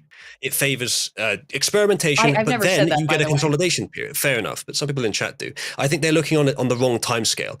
If you just focus on a small part of the picture, then yeah, it's going to look bad and you can make lots of statements about it. But you have to focus on the entire process. And one cycle in democracy, and really in any system, is at least 60 years long. And you have to focus on the scale of lots of those cycles. As long as you can recognize the point of the cycle, which is to keep the system self-adaptable, then you don't really have to worry about each individual politician not getting their comeuppance. That's an individual level problem. Yes, it sucks, and we as individuals want to solve it, and we should, and some of them maybe should, go into a swing state, shall we say? But it's not the priority for our species. The priority for our species is creating a collective that is self-adaptable. Our priority for our species is to mirror the things about an individual which make them evolutionarily fit, which is adaptability. However, I would think that part of adaptability means that if you fail at being adaptive, that you should have some kind of responsibility for doing it. And there is no responsibility within a democratic system. Not necessarily on an individual level. It doesn't need to happen for the system to survive. And you should not expect it to be perfect. However, you should still push for that to happen. Because the more times that happens, the better the system is. You just shouldn't assume the system isn't working just because it doesn't work every time in every case. Okay. The system itself can be working without every corrupt politician being punished. 95% at least of the politicians who have been corrupt in the last 30 years will never be punished. I strongly suspect Pelosi will never be punished for all the things she's almost certainly done. Or Hillary might not be either. But the system will change. Their kind will no longer pervade. My server admin wants to say something. Can I unmute you? Okay. Hello. I see. We start talking about monarchy and democracy, and Verdant appears. Hello, Verdant. Verdant's a moderator from Cabal, a friend of mine, and he's monarchist. This is actually my server moderator, Arthur. Hi. So you are talking about accountability for leaders, people specifically. I think it's more useful to conceptualize it as accountability of ideas, as opposed to saying, well, this politician was just voted out of office, hence there's no accountability. You should say that the policies were implemented, people took a weather check on them, they don't like them now, and they're switching to another set of policies. Thus, you have the more important part of any governmental system. You're not talking about specific individuals, you're talking about specific policies and systems which need to be implemented by the government, right? You see what I'm saying? Not really. I'm not sure who you were addressing this to. I'm addressing it to Aiden because she's saying there's no accountability in democracy. That's because there isn't. No, because there's no. You're saying that because you're saying specific people don't get prosecuted or something. Yeah. Right? Why do you need that? If you can prosecute the ideas. Because I want them to be because I want them. Okay, Spoon and I have been over this. If a democratically elected leader does horrible things to people, the worst that can happen to them in a current democratic system is they get voted out. Maybe if they've done really bad things, they will get prosecuted by the governmental system. However, on a monarchic system, if you've done terrible things to people, yeah, you get fucking killed. And I think that should be, I honestly, and I know that sounds really fucked up and antiquated, but I think that it should be at the end of a stake that your rule, whether it be democratic or monarchic, should be placed at. That if you have truly fucked up, you should fear for your own life. Under the situation where the consequences are graver, you will not get better people. You will get people who are better at hiding their evil. Initially, you might get better people, but like every single attempt you try to make to put more power in some area of the system, in some policy, in some institution, in some idea, will eventually be turned around. Whenever there's too much power centralized in one place, that evolution, our species in general, analogistically, sees that as an opportunity, sees that as a problem. It must be smoothed over because it's an excess. It doesn't fit metastably, that is. Mm-hmm. So that will always be where the evil later becomes centralized. The FBI, the CIA, racism, 3 great examples where today, in the recent past, they were given too much power, and now they are probably the core of the problems of our society.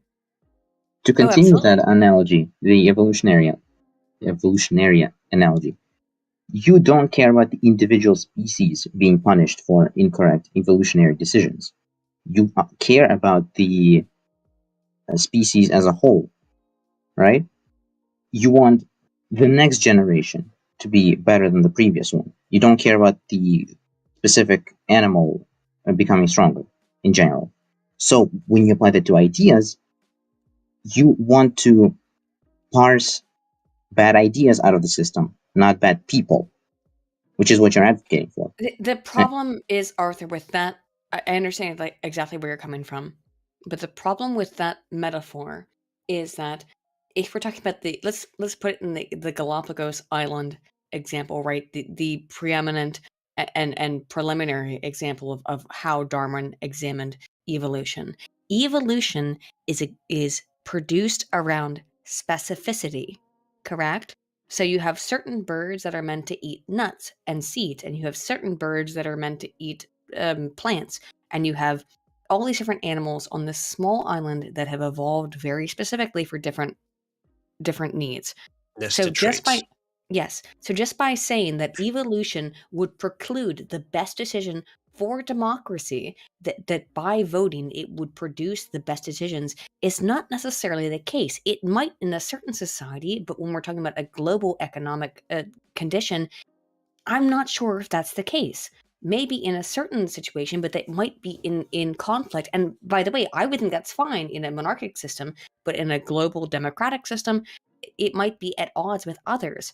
And so that's why I have issue here, in that how one culture develops is probably going to be at odds with how another culture develops, and then that can cause conflict.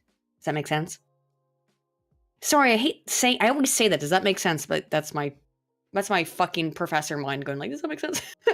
Sorry. Listen, Aiden, all I can say is there's evidence for that, but does that make sense? Oh, fuck. Now you found my third trigger of does that make sense? What was the first one? Oh. I can tell you now.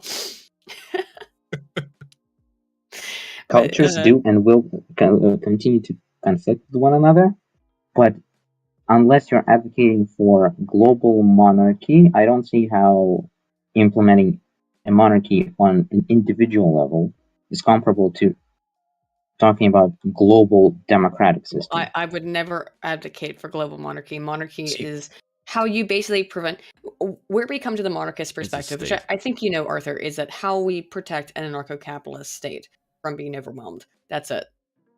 Why is the size of a state? You guys have both just said clearly state, not global. Why is the size of a state the correct size? Global states going to involve so many people of so many different. So one of the reasons why the United States is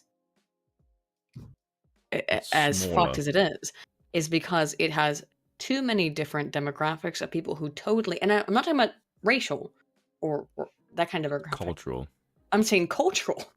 The left coast has nothing to do with the right coast. Dude, it's managed pretty well despite it. Like the alt-right, the arguments the alt-right would make, even the ones that aren't about race, even the ones that are about culture, they're sort of difficult to make in the context of the most successful nation in history. I mean, being fairly multiracial and fairly multicultural. We are the most successful country in history, of modern history. But it's what you don't get from that kind of broad overview, Uzalu, I think, is the more when you zoom in on the states that do not benefit from this East-West kind of collaboration, right? Because the East and the West honestly do get along quite well in that they both tend to be highly liberal. They tend to agree with each other on almost everything. Who does not agree with them? Who gets left out in this agreement on issues? The people who make up the most of the decisions in the United States, because they're the states that have the most population and therefore have the greatest capacity to make decisions within the Electoral College. Well, there's like 3 states versus 47, right? The 47 other states are the ones that get forgot about, and that is the value of the Electoral College. The reality is that things are not really going great in places like West Virginia, where I'm from, right? Things are not going great there. It's very bad. When you hear things about how extravagant and exorbitant American culture is, the average person in West Virginia lives in a trailer, makes $20,000 to $30,000 a year, and that is better comparatively to how much it costs to live there. But would live in what any other person in the country would consider to be, if they had to live in it for 10 seconds, to be abject poverty. So the only solution to that, really, because most of those places are rural, and that as far as I know, the UK as well, though. Yeah, but to a lesser extent, there's no there's very few areas of just massive bulks of rural land that are useless. Not rural. I'm talking about actually. Let's talk about the cities in the UK that are mostly reliant on state welfare. I think that's a different problem. It is similar, but it's a different problem. It's the same thing in West Virginia. In a lot of welfare. What they call flyover states in the US, where there's not really anything in the state. People that are there, they live in the US, which is beneficial enough, but they live in an area of the US that isn't very useful. Like, that's incorrect. Purely that's incorrect. Yes. The West Virginia is the land not useful? West Virginia has some of the most coal of any place in the world. The US doesn't really do much with coal these days. Well, of course not, because of green energy. We have also that now, because we can't mine our coal anymore. We also create the cleanest, most purest natural glass, not gas, but glass. Some of the most cleanest natural glass production in the entire world. Nobody knows about that. The reality is that was New Mexico. New Mexico is, I think, it's New Mexico and West Virginia have the cleanest silica I was production. making a joke about meth, but yeah, go ahead. See, what you guys don't understand is that Arthur actually has a really high quality mic, but he's talking into it through a wall from the next room. Arthur is Russian. He's allowed to have a shit. Am I allowed to do what? Oh yeah, fair enough. Sorry. No, don't worry about it, Arthur. He's just making fun of your mic quality. But my point is that, like, there are. Let's talk about people who live in. Let's talk about, like, Brummies, people who live in the north, right? These are people who. What's their industry anymore, right? What do they have? Savagery. What do they have? Fishing? Service industry. It doesn't all have to be about manufacturing. The service industry? Yeah, the internet amplifies that drastically. That's probably what the future of most Western countries is going to be. I know, you don't need to. You do need to produce something. Information. You refine information. It's a production line of information. That's what the future's going to be. We don't do manufacturing much in the West anymore. It's an old idea, but service, as in really treating information. Baz can pick up the phone and be like, "Oi, go!" And like, I'm sorry, that's a that's a fucking London accent. Sorry, Russian almost. Aiden, I'm not saying it's going to work out for everyone. It's going to be a real fucking problem for a lot of the working class. However, that is the path of automation. However, interestingly enough, it's not just the working class. Automation is going to hit everyone. Lots of the middle class have jobs that actually will be automated before The working class will. This is not necessarily good, but this is inevitable. Baz or his descendants are going to have to find something that they can do. Otherwise, there's not much choice. But Baz a lot of middle class people Baz will have far more descendants, though, in the north than will, I don't know, some dude in London, you know? Which might mean the society swings more in a direction that favors them. Why are you people why is the bot allowed to talk in here at all?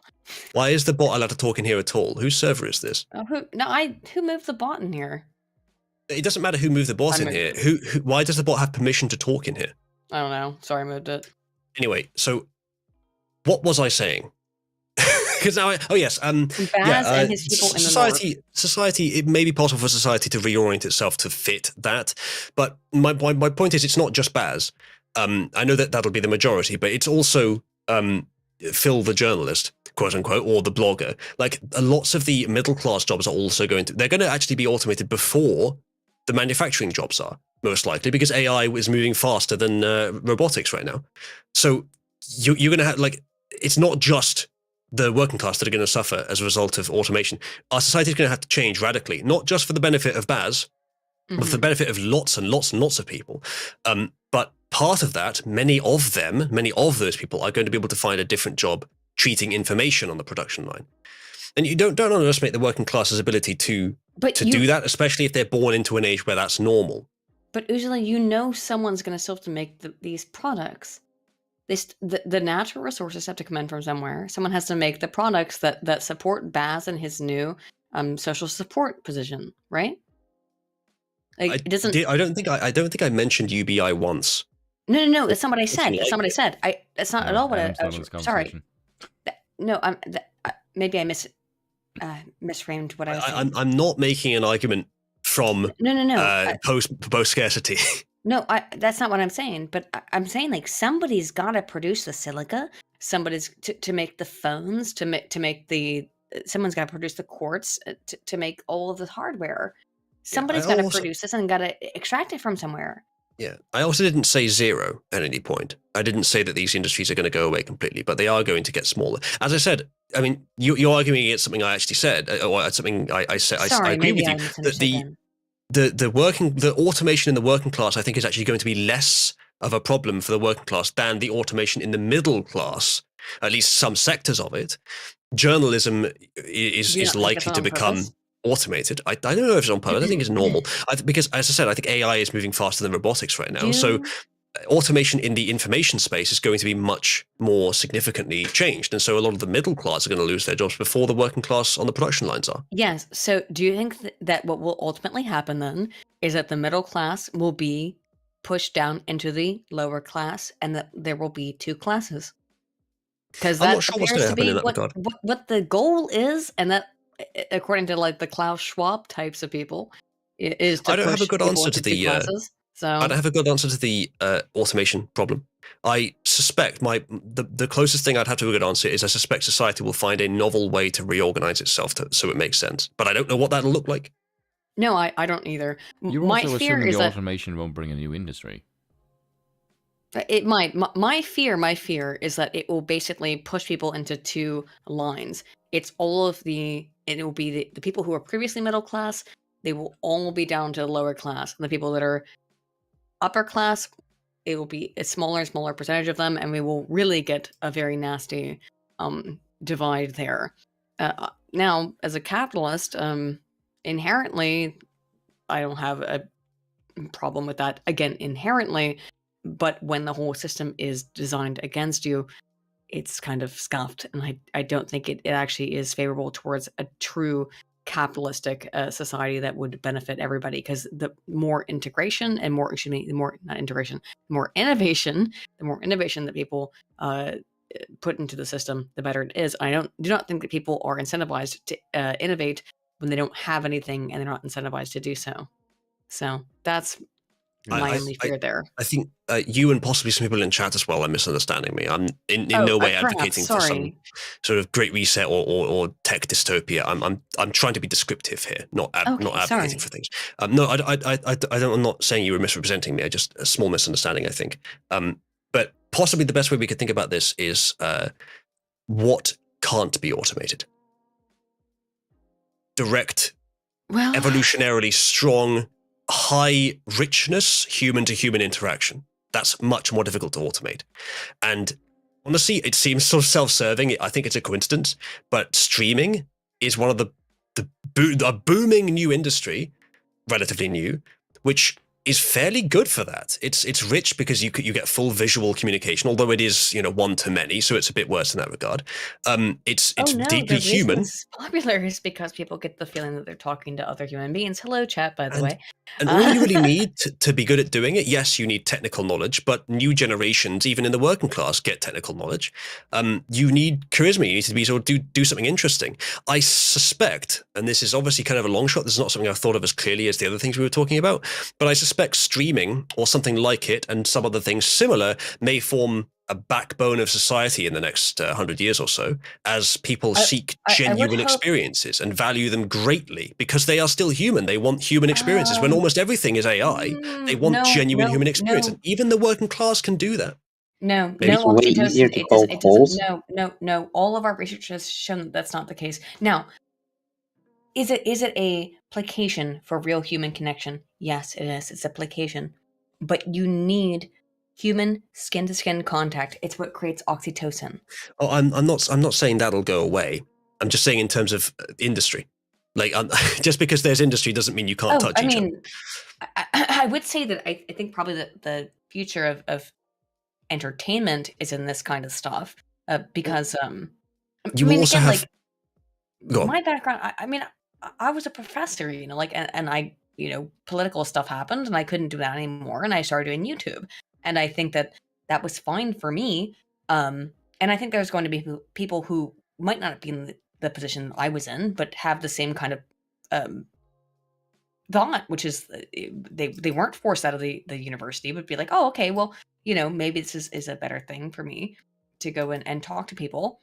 And it obviously creates a parasocial relationship. But I really am concerned as a social psychologist and a communication scholar specifically. My specific area is communication. That people need to engage in face-to-face communication. They really do. This internet stuff is not a replacement. Yeah. It is not it's not a substitution. And I'm saying that as someone who is sitting here asking for money on the internet. And if you enjoy this stream, by the way, feel free to give some super chats. But it is not a replacement. I'm not talking about face-to-face comm. I'm not talking about that. I'm saying I know you're not. It's a new industry, relatively new industry, which will get easier in the future, which does not require to do it at all. Of course, there's different ways of doing it, but does not require specialized skills, so the working class can be fine. It mostly just requires charisma. You can be a good streamer. Specialized skill helps, I think, at least in my place. Sure, yes, for middle class streams, but for working class streams, you just be able to play video games. For simple streams, like the ability for us to communicate over the internet. All I'm basically saying is that communication itself between real humans will replace most of industry that is not communication based. And the people that don't want to do that will be creating new innovations and systems that support it. The people that aren't very charismatic. Possibly. That's just one possibility. It's about what people will demand. Allow it to happen anytime.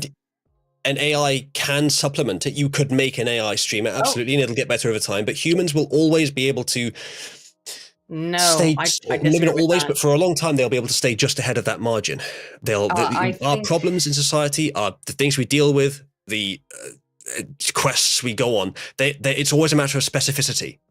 Things get more specific over time, more nuanced. And as long as we can stay just ahead of the curve in whatever we're doing, we're fine. If we ever reach the point where we stop, where we've done everything and we can't advance anymore, well, are we on Mars yet?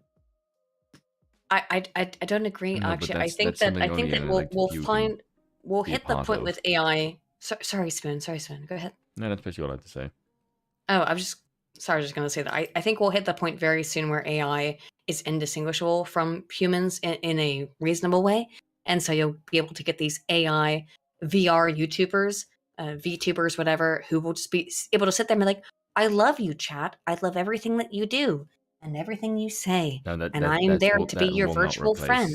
That won't replace some humans will be okay with that. but most humans seek something more genuine. Humans actually want adversity. They inherently seek it out. They won't go with that for long. Yeah, that's why the left is wrong. Is because they think humans all want peace all the time. Yeah. The Matrix, actually, the film gets that pretty well. That initially we made a perfect system, but people didn't like it. Yes, it's possible to make a system that's perfectly flawed, but you have to keep working on it. You have to keep advancing it. And AI could potentially do that, and that probably is the future. I'm not saying this will last long. At some point, we will have figured out society.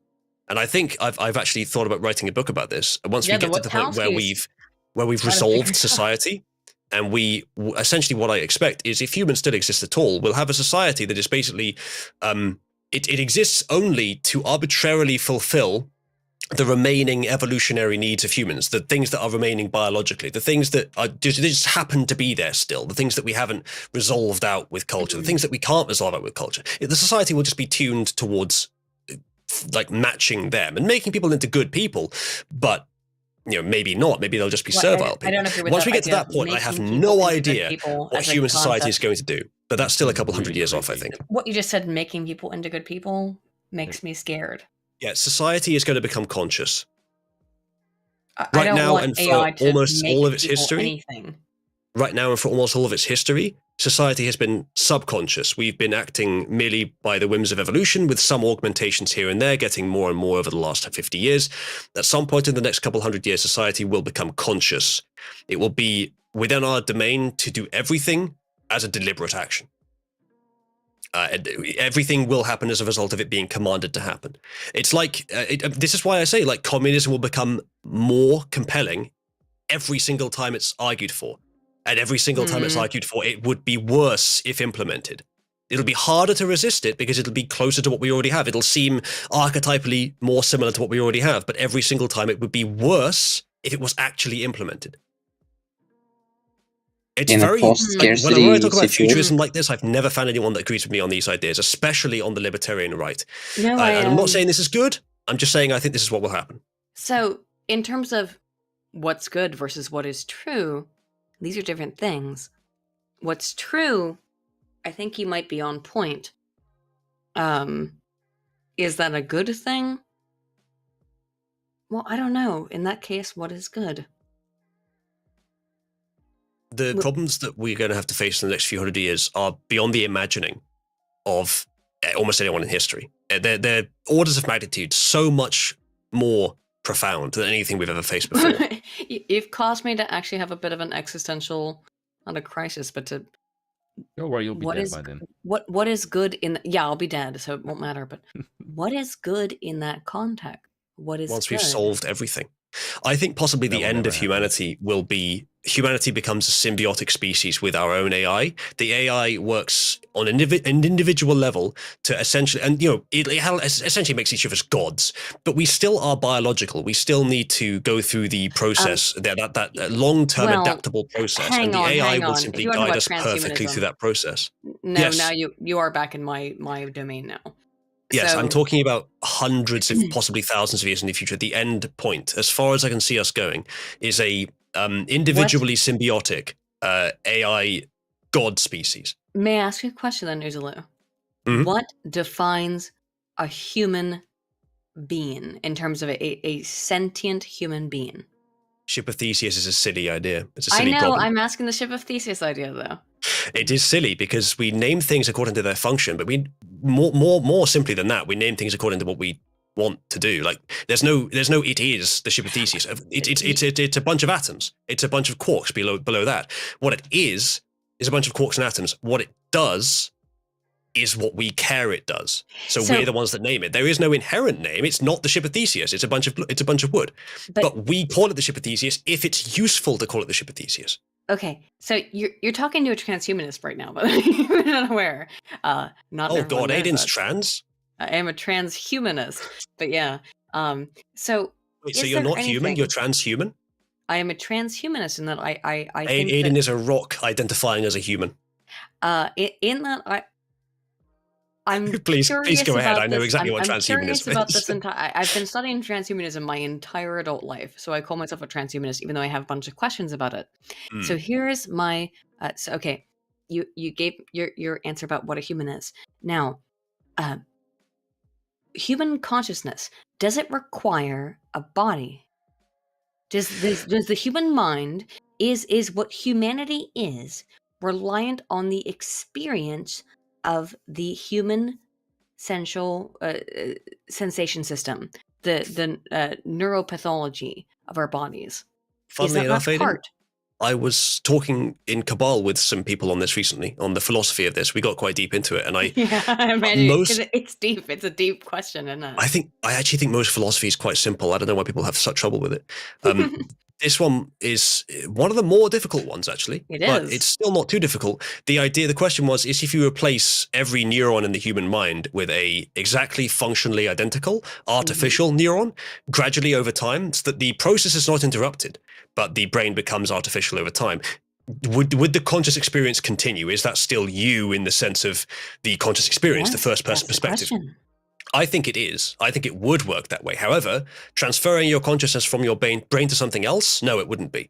In my opinion, the process is what matters, and the biology merely facilitates that process. So as long as you change it slowly, gradually, in such a way that does not change the pattern, then yes, it's the same thing. But making a copy, it absolutely is not the same thing. So where do humans come from then? Mommies. But what I would say in a transhumanist situation as well. Where do Babby come? Yes, I think if we were trying to go from the same paradigm, is that what you described, Uzalu, is that you would have to slowly change the actual physical human body into a cyborg, into ultimately into a full android, right? Possibly, slowly. Aiden, to ruin the conversation completely, possibly before we get to transhumanism, or at least in any significant way that requires this sort of philosophical reasoning, humans will just be deemed obsolete by something. Whether it's humans that have decided to, whether humans that transfer themselves into upload their brain. But even then, like, there are norms of evolution which have served us extremely well and will continue to do so for a long time, which at some point, and I hate to say this because you're all going to hate me for it, may become obsolete. No, we may actually figure out how to do better than evolution has. And I'm not saying soon, and I'm not saying it's good, but I'm saying we probably will eventually figure out how to do better than evolution, such that our evolutionary norms are manacles that we'll have to get rid of. No, don't get me fucking confused on this. The second that I'm able to, I'm going to upload my brain into a fucking computer. You won't experience it though, most likely. No, of course I won't, because there's no. It's a copy of my own brainwave, so of course I wouldn't be able to experience it. It's not about that. There will be an Aiden. No, I said I want to be able to sit. I want my brainwaves to sit around and be able to calculate pi all day. That's it's not out of a desire for immortality. It's for, well, I come out of it maybe a different paradigm than other people. Sorry, Spoon, what'd you say? It's a desire to calculate pi. Well, I want to. I have some unique perspectives. I think, and that's all. She wants to see what all the best data is. Yes, I want to be able to experience all data for all eternity, and no human can know all eternity, and mine is not to live forever, because that's an insane data idea.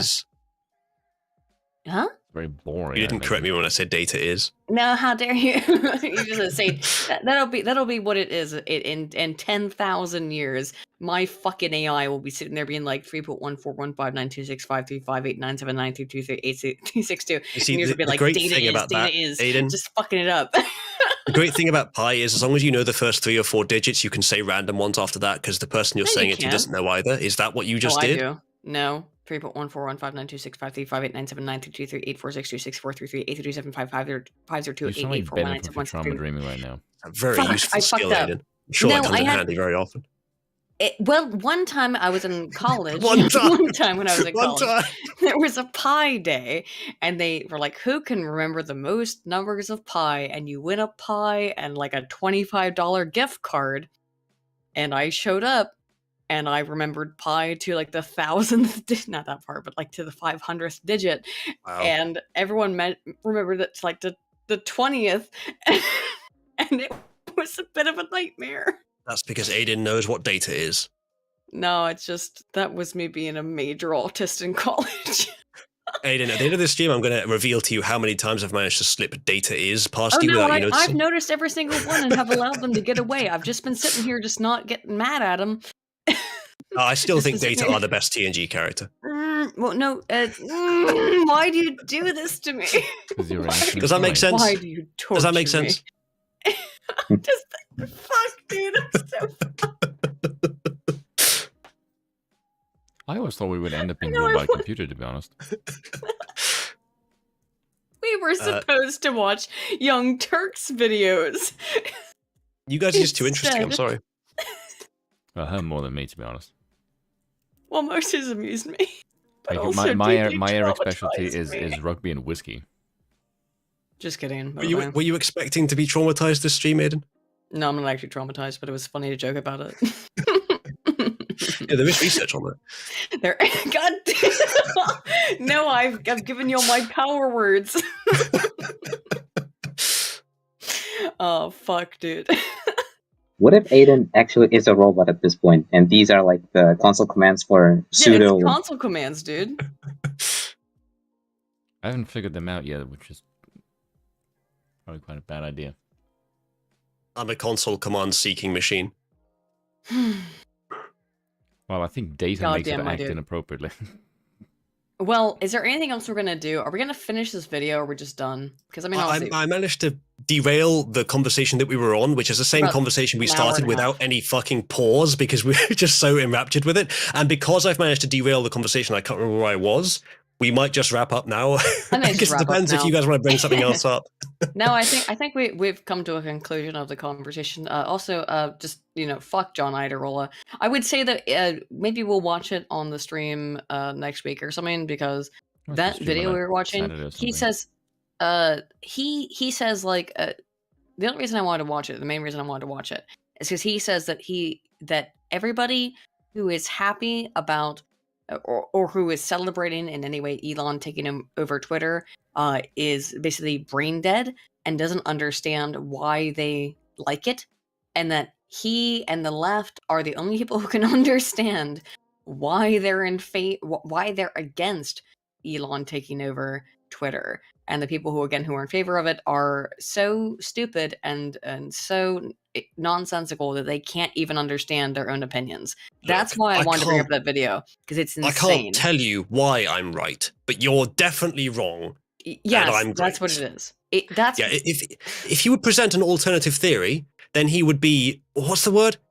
A legitimate thinker. Sadly, because he can't, he's not. He's just a whiner. It pisses me off so much how many popular intellectuals, quote unquote, on the internet are incapable of thought. I'd say most of them, actually. Quite a few, I would say. I noticed, I think a mutual friend of yours, Aiden, AA, oh yeah, academic agent. I found him to be completely incapable of thought. Well, in a video he did a while ago. So not Uzalu, that's obviously wrong, but well, yeah, okay, kind of. Okay, let me say a few things. I like about Uzalu, he's AA, controversial. if I may. I like AA. I don't think he considers me to be a friend at all. I think he actually probably doesn't like me. But I like AA's content. I think he also makes grave mistakes often. He comes from the same kind of background as myself, so I think that's why we have an inherent kind of magnetism in terms of being like, oh yeah, I like you, and I don't know if he likes me, but oh yeah, I get where you're coming from. Academics, please respond. Yeah, it's the academics kind of please respond, I guess, thing. I don't think the way I apparently pissed him off, and I was told by some of the people in his chat that like he wasn't actually mad, but I haven't spoke to him since. This is like a year ago now, which was, I was supposed to go to his conference. I couldn't go because of COVID. I was supposed to speak at one of his conferences, but I got into a stream with Adam and Sitch, and I just said, because AA was like really angry about this thing involving Tom girl abs and if it's okay to lick them or whether or not it was degenerate. Yeah. And I said, if we start down this road, Aiden, then we will be here for hours. No, I'll give my quick explication and why I got in trouble. Because I have more to say about this than transhumanism. Oh, well, I'm sure you do, Uzalu. But I think that we could probably agree on this. Is that I don't give a fuck. Tom girl abs are hot, and who cares? This is not politically relevant. Who gives a shit? It's not what I would say about it. I think he's just wrong about his definition. I just don't care. The category of tomboy, I think, well, fair enough. Maybe it's not worth going through it, but I think he's just made a categorical mistake. I don't have abs, but I'm a tomboy and always have been, man. I've argued it's more so about the personality. The aesthetic is an addition to that, which adds to it, but it's not essential. The personality is what matters. And I think, Aiden, yes, you do have the personality of a tomboy, and I think that it's ADHD with perhaps a touch of autism. What leads to that? And my whole life I've found lots of other correlations. I mean, I didn't hang out. I've never had I've had like 1 or 2 female friends in my life. I think it's notable that everyone, like a large portion of our followers, mine certainly, like tomboys. Like 90% of my viewers like tomboys. That doesn't happen by accident. Women who share their interests. I'm not sure if it's that practical. I think you could argue that's the reason why, but the reason sort of in an evolutionary outside analytical descriptive sense, but ultimately the reason is because it's the same sort of genetic clade. People who are born with tendencies of ADHD or with the condition itself, if there's a distinction, they would tend to be more similar to other people who also have masculine traits that are homogenous with males that make them agreeable. I also fear that the noble tomboy is a fantasy. Not that they don't exist, just that they are wishing for something too easy. Is a fantasy for wishing for something too easy because women make things difficult for men. Thus, men strive harder.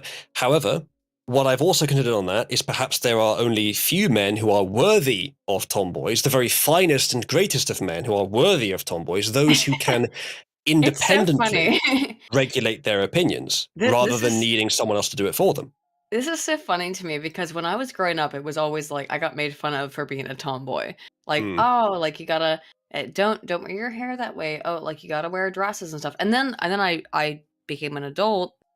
I went to college and I was like, oh, I'm gonna wear dresses and dress like a girl. Well, my personality never changed.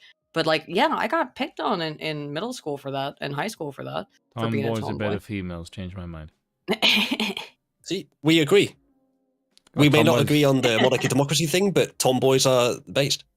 Tomboys are attractive. So what you're saying, Uzalu, is that the perfect marriage is a monarch and a tomboy. My husband's pretty happy with it, so I think we're good. But I do think that it was weird, like how that there was a strange twist on like tomboys were kind of unattractive in the 90s, and then in the 2000s they became super attractive. So you got all of these fake tomboys essentially, and we're still in that phase of I like let me tell you this, right? Stuff. I like hello. I like a comic book. I saw a Spider-Man movie. Get the fuck out. Just I will say this. Okay, I'm gonna go off the fucking rails here for a second. Oh. I used to be just a minute. Just quickly, can I, Verdant? What's the meme for the AA voice clip in Cabal? What's it called? If you can find that for me, we can play it. That'd be fantastic.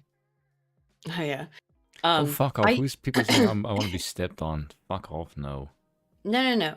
So, for years, it wasn't Verdant. It's not that now. I was very much like, no. We should be as nerds. We should be cool with inviting new people into our culture and be like, it's okay to be a nerd. And that's why I used to make nerdcore hip hop about how like it's cool to be nerdy and into weird stuff. I denounce everything I've ever done. Get out, leave. Get the fuck out of my hobbies.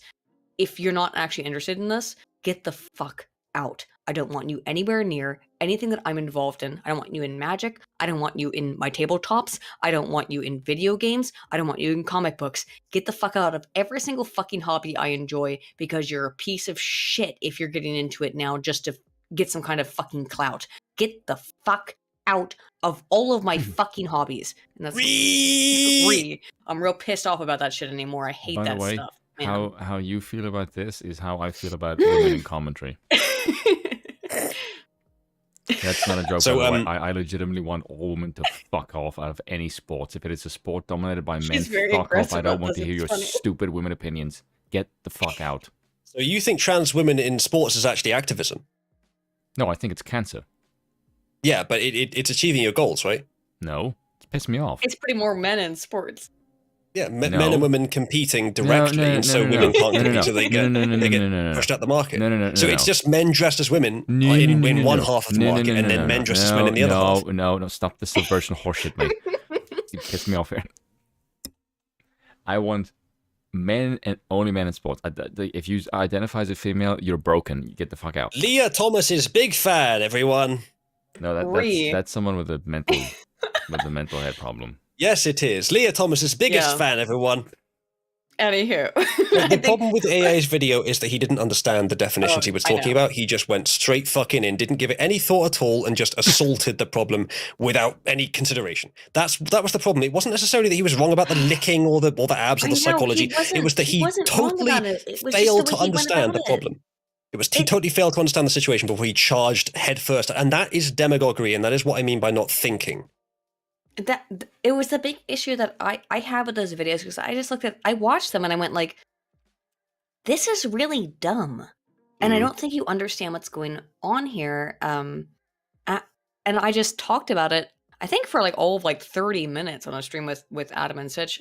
I don't think he got mad at me specifically, but I kind of like got brought up in some later thing. I was like, whoa, hang on. I'm not involved in some kind of anti-AA shit at all. I like AA.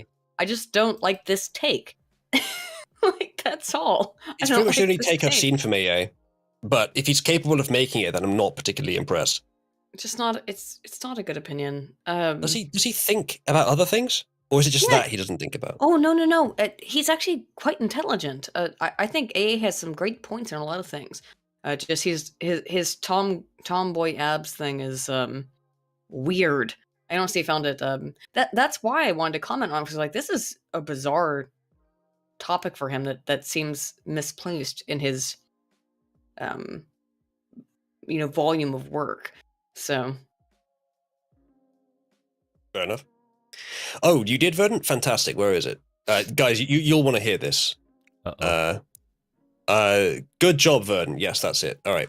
I'm going to play something back to you guys. It's just a few seconds long. See if you recognize who this is. Let me just make sure the audio is coming through to you. There we go. Just see if you can recognize who this is. I'm so horny right now. Who the fuck is that? That sounds super familiar, but who is that? I know. I'll put it on loop is that for you. AA? No way. Is that AA? It's like an Asian. Oh my. I'm so horny right now. I'm so horny right now. I don't know. I'm so horny right now. Even I know that. Damn it. Would you like the link, Aiden? No, I'm cool. I'm so horny. Chat, would you like the link? Can you put it on a soundboard, Uzalu? This is why everyone thinks you're a troll, Uzalu. I wonder where they get that idea. I'm so horny right now. I'm so horny right now. I'm so horny right now. This AA is your retribution for failing to think once. Don't do it again. There's the link, everyone. Podcast live chat. Oh no. Oh jeez. I like the way that the sentence is the sentence on the screen, on my screen, it says broken, just says gent is horny.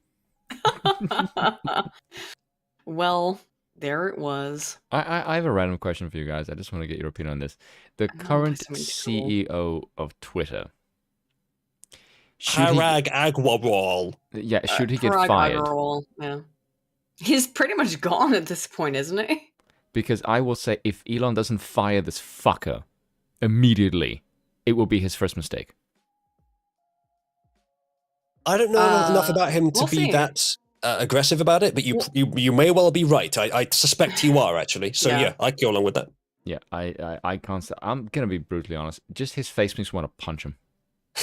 Okay, maybe also, you haven't done the thinking on this either. No, it's just because when he came on the platform, I'm looking at some of the shit that he wrote. It's like, I took this job to change Twitter for the better. You didn't do that at all. You fucking took the reins and made it worse. So you're clearly not the right man for the job under Elon's management. I think most of the people at that company don't know they're doing evil. I think that's not a novel thing to say, but no one ever does. They don't realize that they are creating an oligarchical control platform. They worded in the leaks, by the way, the Project Veritas leaks, which everyone should go watch and download.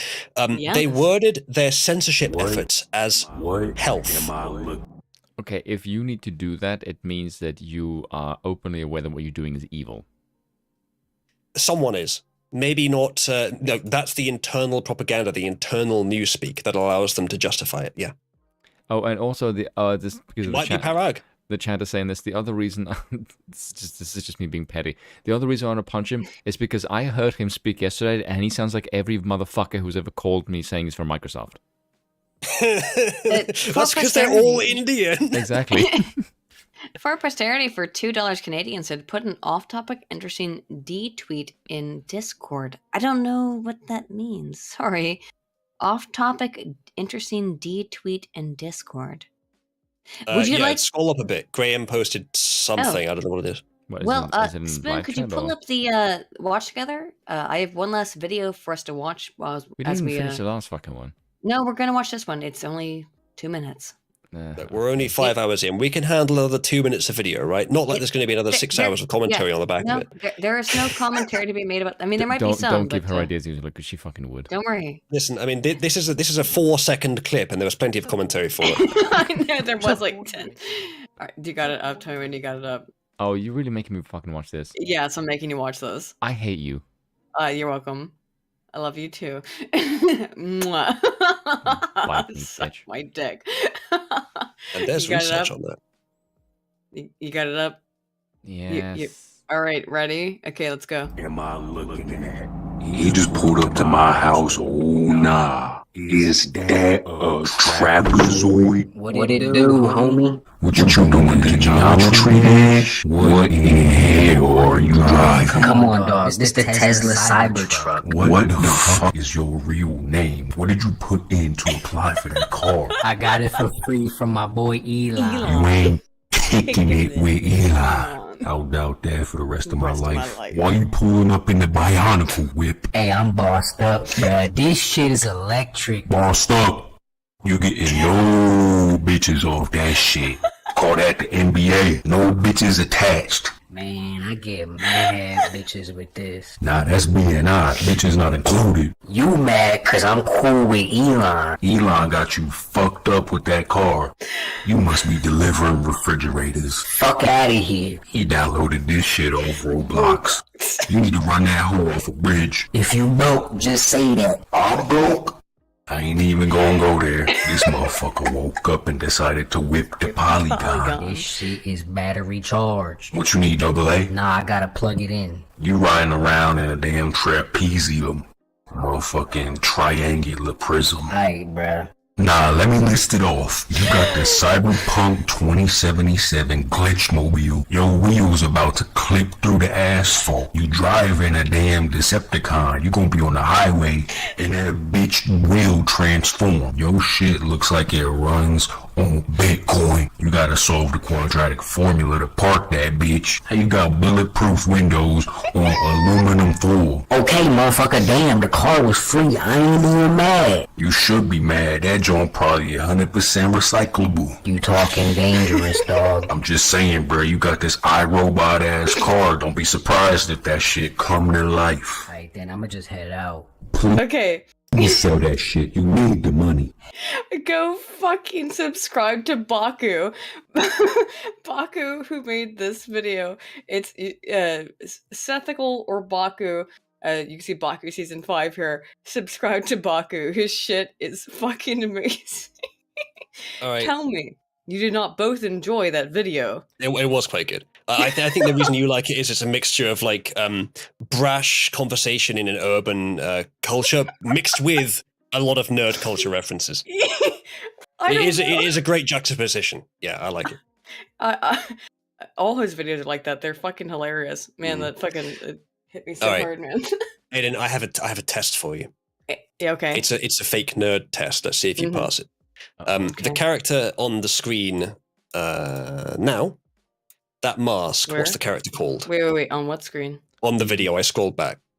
I don't know where that know his name, but I know where it's from. No one else answer. It's easy to know where it's from. What's his name? No, it's Baku from Crash Bandicoot. What's the name of the character?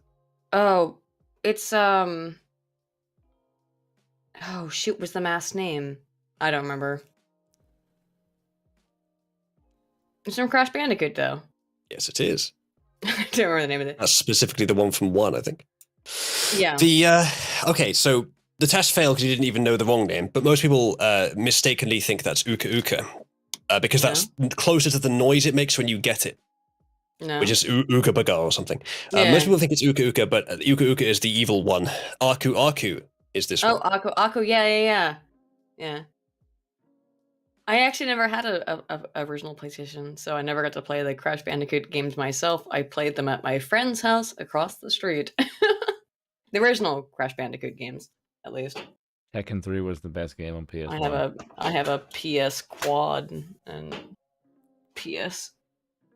I always preferred Spyro, the freedom of movement over the skill of movement. But I liked Crash as well. Crash was fun. Good game. Yeah, the Crash games were fun. I did like Spyro better though. You know what was a fun game to play on PS was Road Rash 3D. What was the game? And I can't remember this now because I know that I'll know the game now. But what was the game where you could the goal was to make as much havoc as possible, so you could rack up Twisted Metal. The whole Destruction Derby. Maybe it was Destruction Derby where it was on a PS1 game where the whole point was to create as much destruction as possible in the shortest amount of time. Can't remember what that game was. My friend had it. I think a few games had a similar mechanic. Actually, Saints Row had that. That was years later. I thought about as well. My friend had a game that was like that for the PS1, and that was the entire game was just to destroy as much shit as possible. That was the whole game. Something. Might have been. I don't know. I don't know if you guys remember. Destruction Derby is the closest I can think of, but there may well have been other games that were like that. Yeah.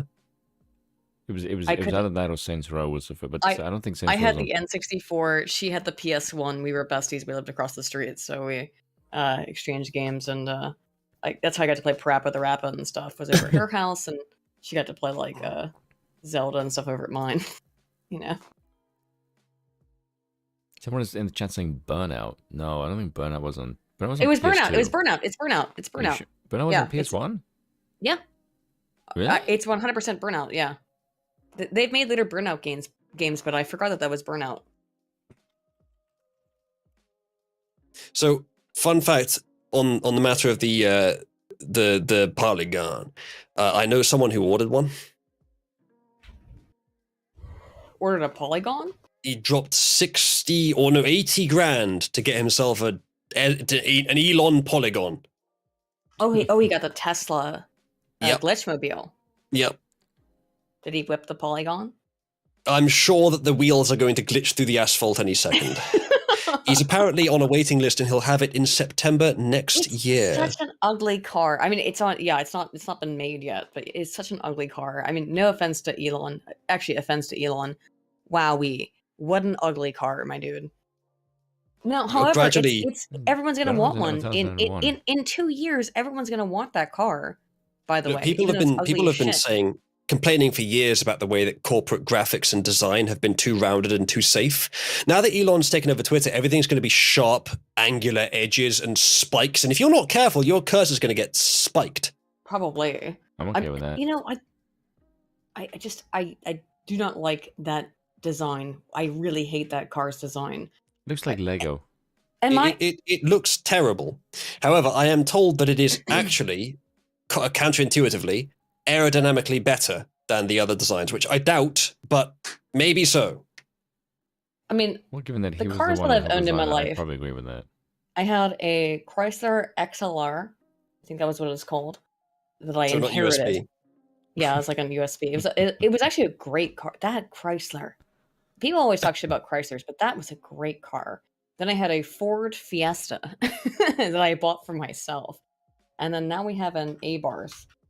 I don't know. Abarth would be the people that modified it. The actual car itself would be different. It's a Fiat.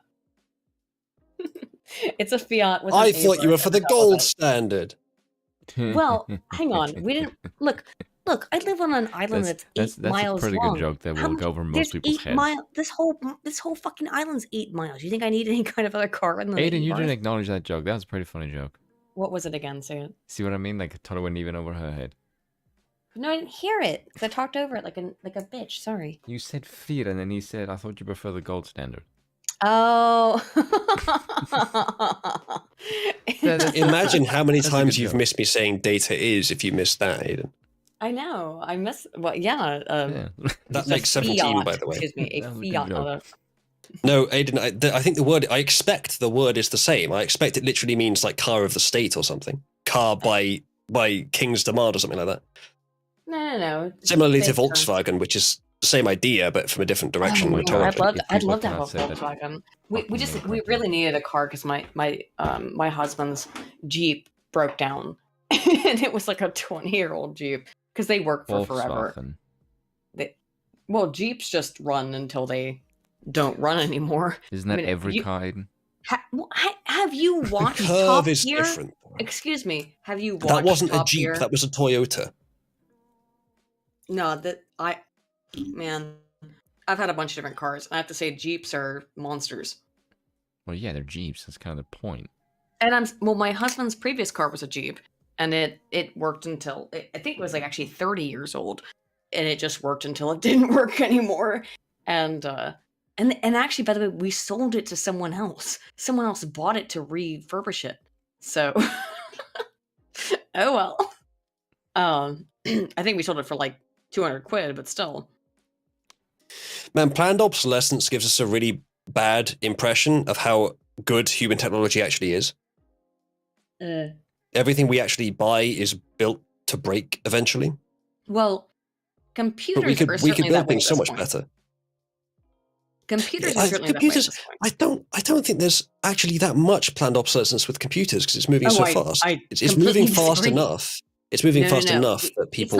It's not with the hardware. It's with the software. The software. Yes, in the software. Okay, I agree. Yeah. Maybe so. Yeah, but you just got to use better software. If you use good software, you can avoid that. Well, Windows is designed to destroy your computer. Yes, that's the first step. Because Bill Gates is a prick. And it's like, I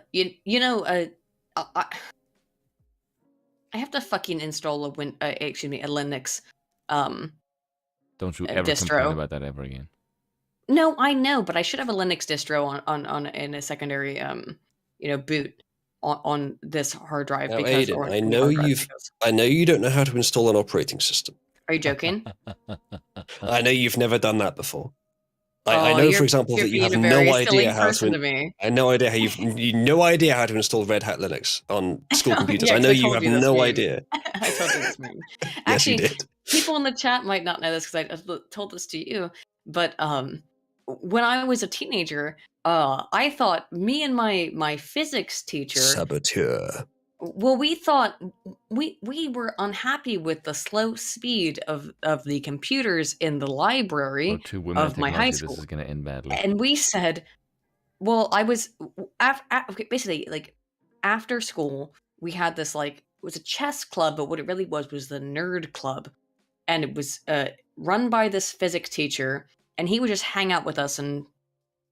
We'd like do computer programming and we would play chess and we do all kinds of stuff. And remember one day we were complaining about how slow all of the school's computers were. And he and I said, he brought it up. Actually, no, I think I brought it up. One of us, several people were involved in this discussion. And we said, why don't we just install a Linux distro on all of the computers in the library so that they could have a little bit of a faster operating speed because particularly because they're all connected, that it would be better to have them all connected on a Linux distro. This is back in like 2006, okay, by the way, just to put this into it so people understand when this happened. We said, okay, we'll install a Linux distro, we'll install Red Hat was the one we decided on. There were a lot at that point in time even, but we decided that the Red Hat was the best. So we'll install Red Hat on all of the computers in the library. Well, we did that. And then the next day, I came into school and I cannot even make this up. I walk in, the librarian is screaming, there are police there, by the way. And the principal of the school, and she's like, I don't understand. Someone has hacked the computer. She's screaming about it. It was so funny. And my physics teacher, excuse me, this was not college, this was high school. my physics teacher came up and he was like, no, we were just trying to like make it easier and we put it on a dual boot system so that like you could still use Windows. You just had to like, arrow up when you boot up the system. Boot down to go to Linux if you want to use that, or arrow up if you want to use Windows. It's not fucking complicated. This old ass woman couldn't figure it out. She called the fucking police and like was screaming like how she had been hacked and all this stuff. It was very funny. It was a funny time though. We all enjoyed watching her. Dude, that woman used to lose her fucking mind all the time. We used to laugh at her. Was she a smoker by any chance? Maybe. I don't know. But she was an old, nasty lady who ran the library and we used to fuck with her all the time. Like, you could just do things like, dude, you could do shit like just change the chairs around and she'd freak out like that. Not that bad to the point of calling the police, but she'd freak out really bad. That sounds like autism, actually. Nah, I don't think it was autism. I think that was Karenism. Librarian. Yeah, I reckon she was an autistic librarian, and she would have very, very like tight standards for what is acceptable, and probably a bit of compulsive tendencies as well with the chairs. But autists do have that. Her thing was she couldn't figure out how to log into her own computer. An old autistic woman would be computer science. Almost the worst. Well, I've seen a lot of people teach computer science who have no fucking idea what they're doing with computers. But an old autistic woman would be the perfect candidate for someone who doesn't handle change well. Yeah, she was the one who taught the computer science class at my high school. She couldn't figure out. She saw the boot screen and couldn't get past it. And then called the professor, or excuse me, the professor, the principal, and then called the police, saying that they had been hacked. It was wonderful, and the beautiful thing at that point is that, oh man, there's no really good way to explain this, but I'll have to describe it. They had redone our high school so that there was this big staircase, rounding staircase that went up, and so there was a what would you call it? A hole in the ground so you could see down through it, but it was blocked off by obviously gates, so you could just see down for the purposes of viewing down the stairs of the historical staircase that was built in like 1920 onto the new addition that was on top of it. And there was the brand new library that had it was all glass in the front of it, so you could see the library completely. And across from it, across on the other side of the staircase, and that big hole in the ground that was on the other side of the staircase, that was over top of the staircase, there was like a viewing section. We couldn't understand why they put that there. We thought it was for us to hang out in when we were in high school. And then eventually, like, some of our professors decided, no, this is where we're going to put our shitty art. But whatever. At that point in time, we were allowed to sit on it. It was just a big piece of wood that was like in the middle of on the other side across from it. So we were sitting there and we were watching this woman lose her fucking mind, and it was screaming at the cops, and it was just beautiful. That's a memory I'll never forget, and I can see it so vividly. It's one of those things just like, I'll never forget that moment. You know what I mean? Oh, wonderful. Get more mad about Linux, bitch. Oh, such a good time. Base tomboy sabotaging her school library's computers. My physics teacher told me to do it. Base tomboy making up excuses when it was her idea the whole time. I mean, we did discuss it in the chess club, to be fair. Oh, it was a fun time. I was in an art school, and there was, it's an art school. There's no academic clubs.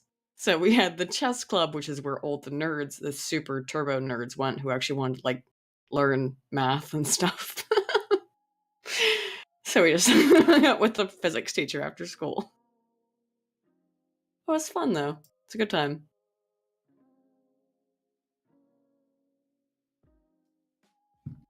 Oh, I don't think that was evil, guys.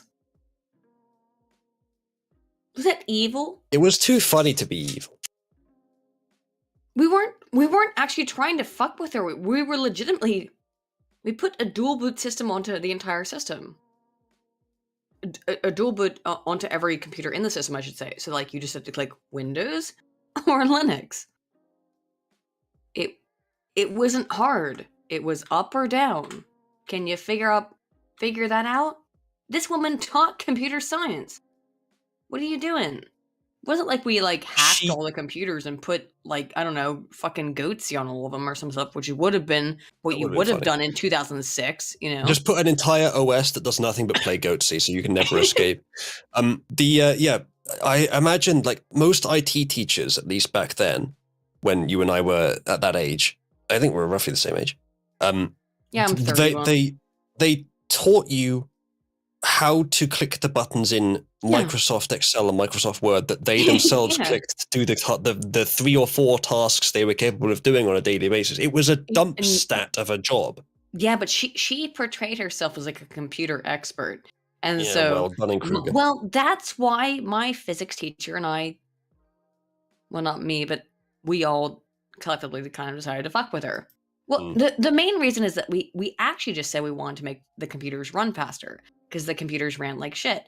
Because when you have 20 computers running on Windows Vista trying to connect to a central hub, guess what? It sucks. The internet sucks. Everything, even just connecting to the internet's internal library would suck. To be able to look up the Dewey Decimal System kind of library system was shit because it's all connected via this garbage, massively bloated Windows Vista crap. So we came to that. We were complaining about it, and we said, "Oh, I know how we can fix it. We'll install Red Hat." Well, oh well, whoops. We really did it to be good people. I swear to God. Truly, we did. No one's doubting you, Aiden. Just that since then, someone's doubting me. It was your first foray into malicious evil. I've never done any malicious evil. I just wanted to. I actually didn't like that woman at all, so I don't really care. She was kind of a nasty cunt, so I don't really give a fuck. I bet she would say Data aren't the best TNG character.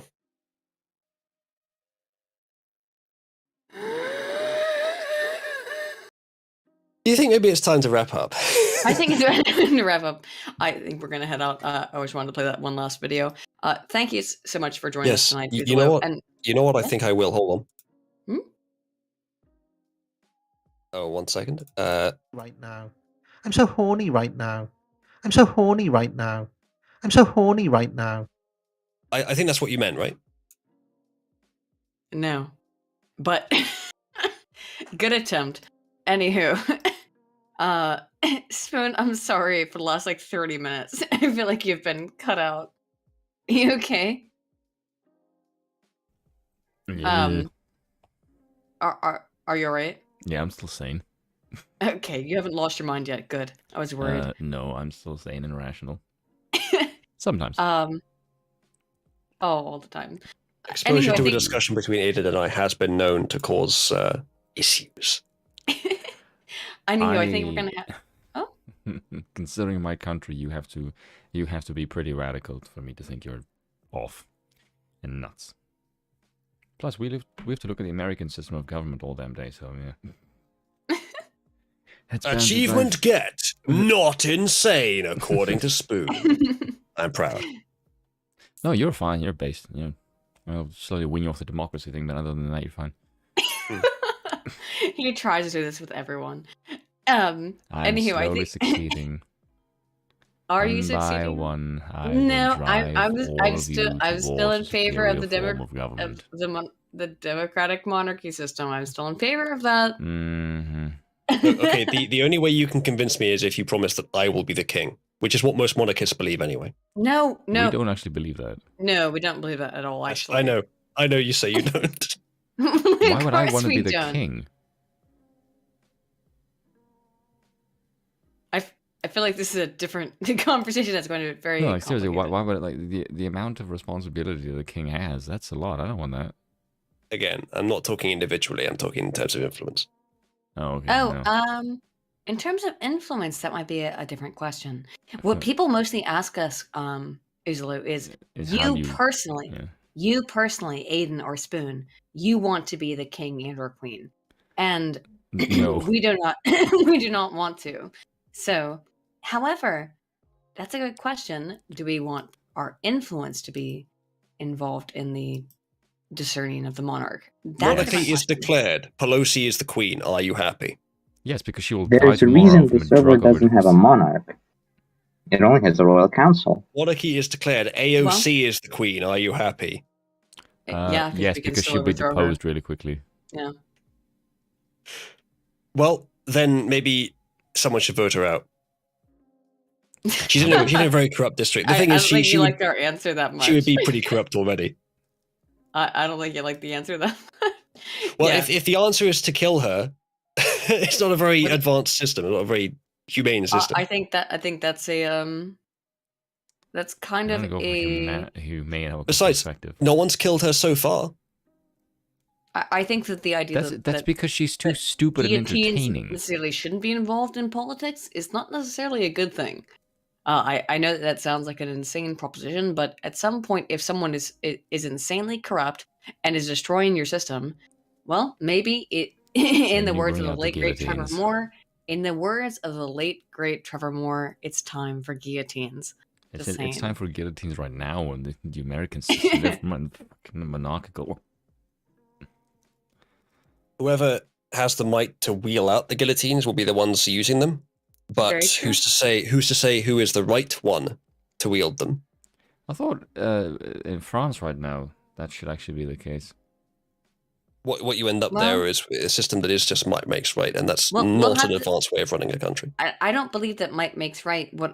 Why we come to those positions is that Trump clearly did. If a system is completely corrupt, people will eventually revolt. Yes. Now that is not a preferable system, nor a system that anybody inherently would advocate for. True.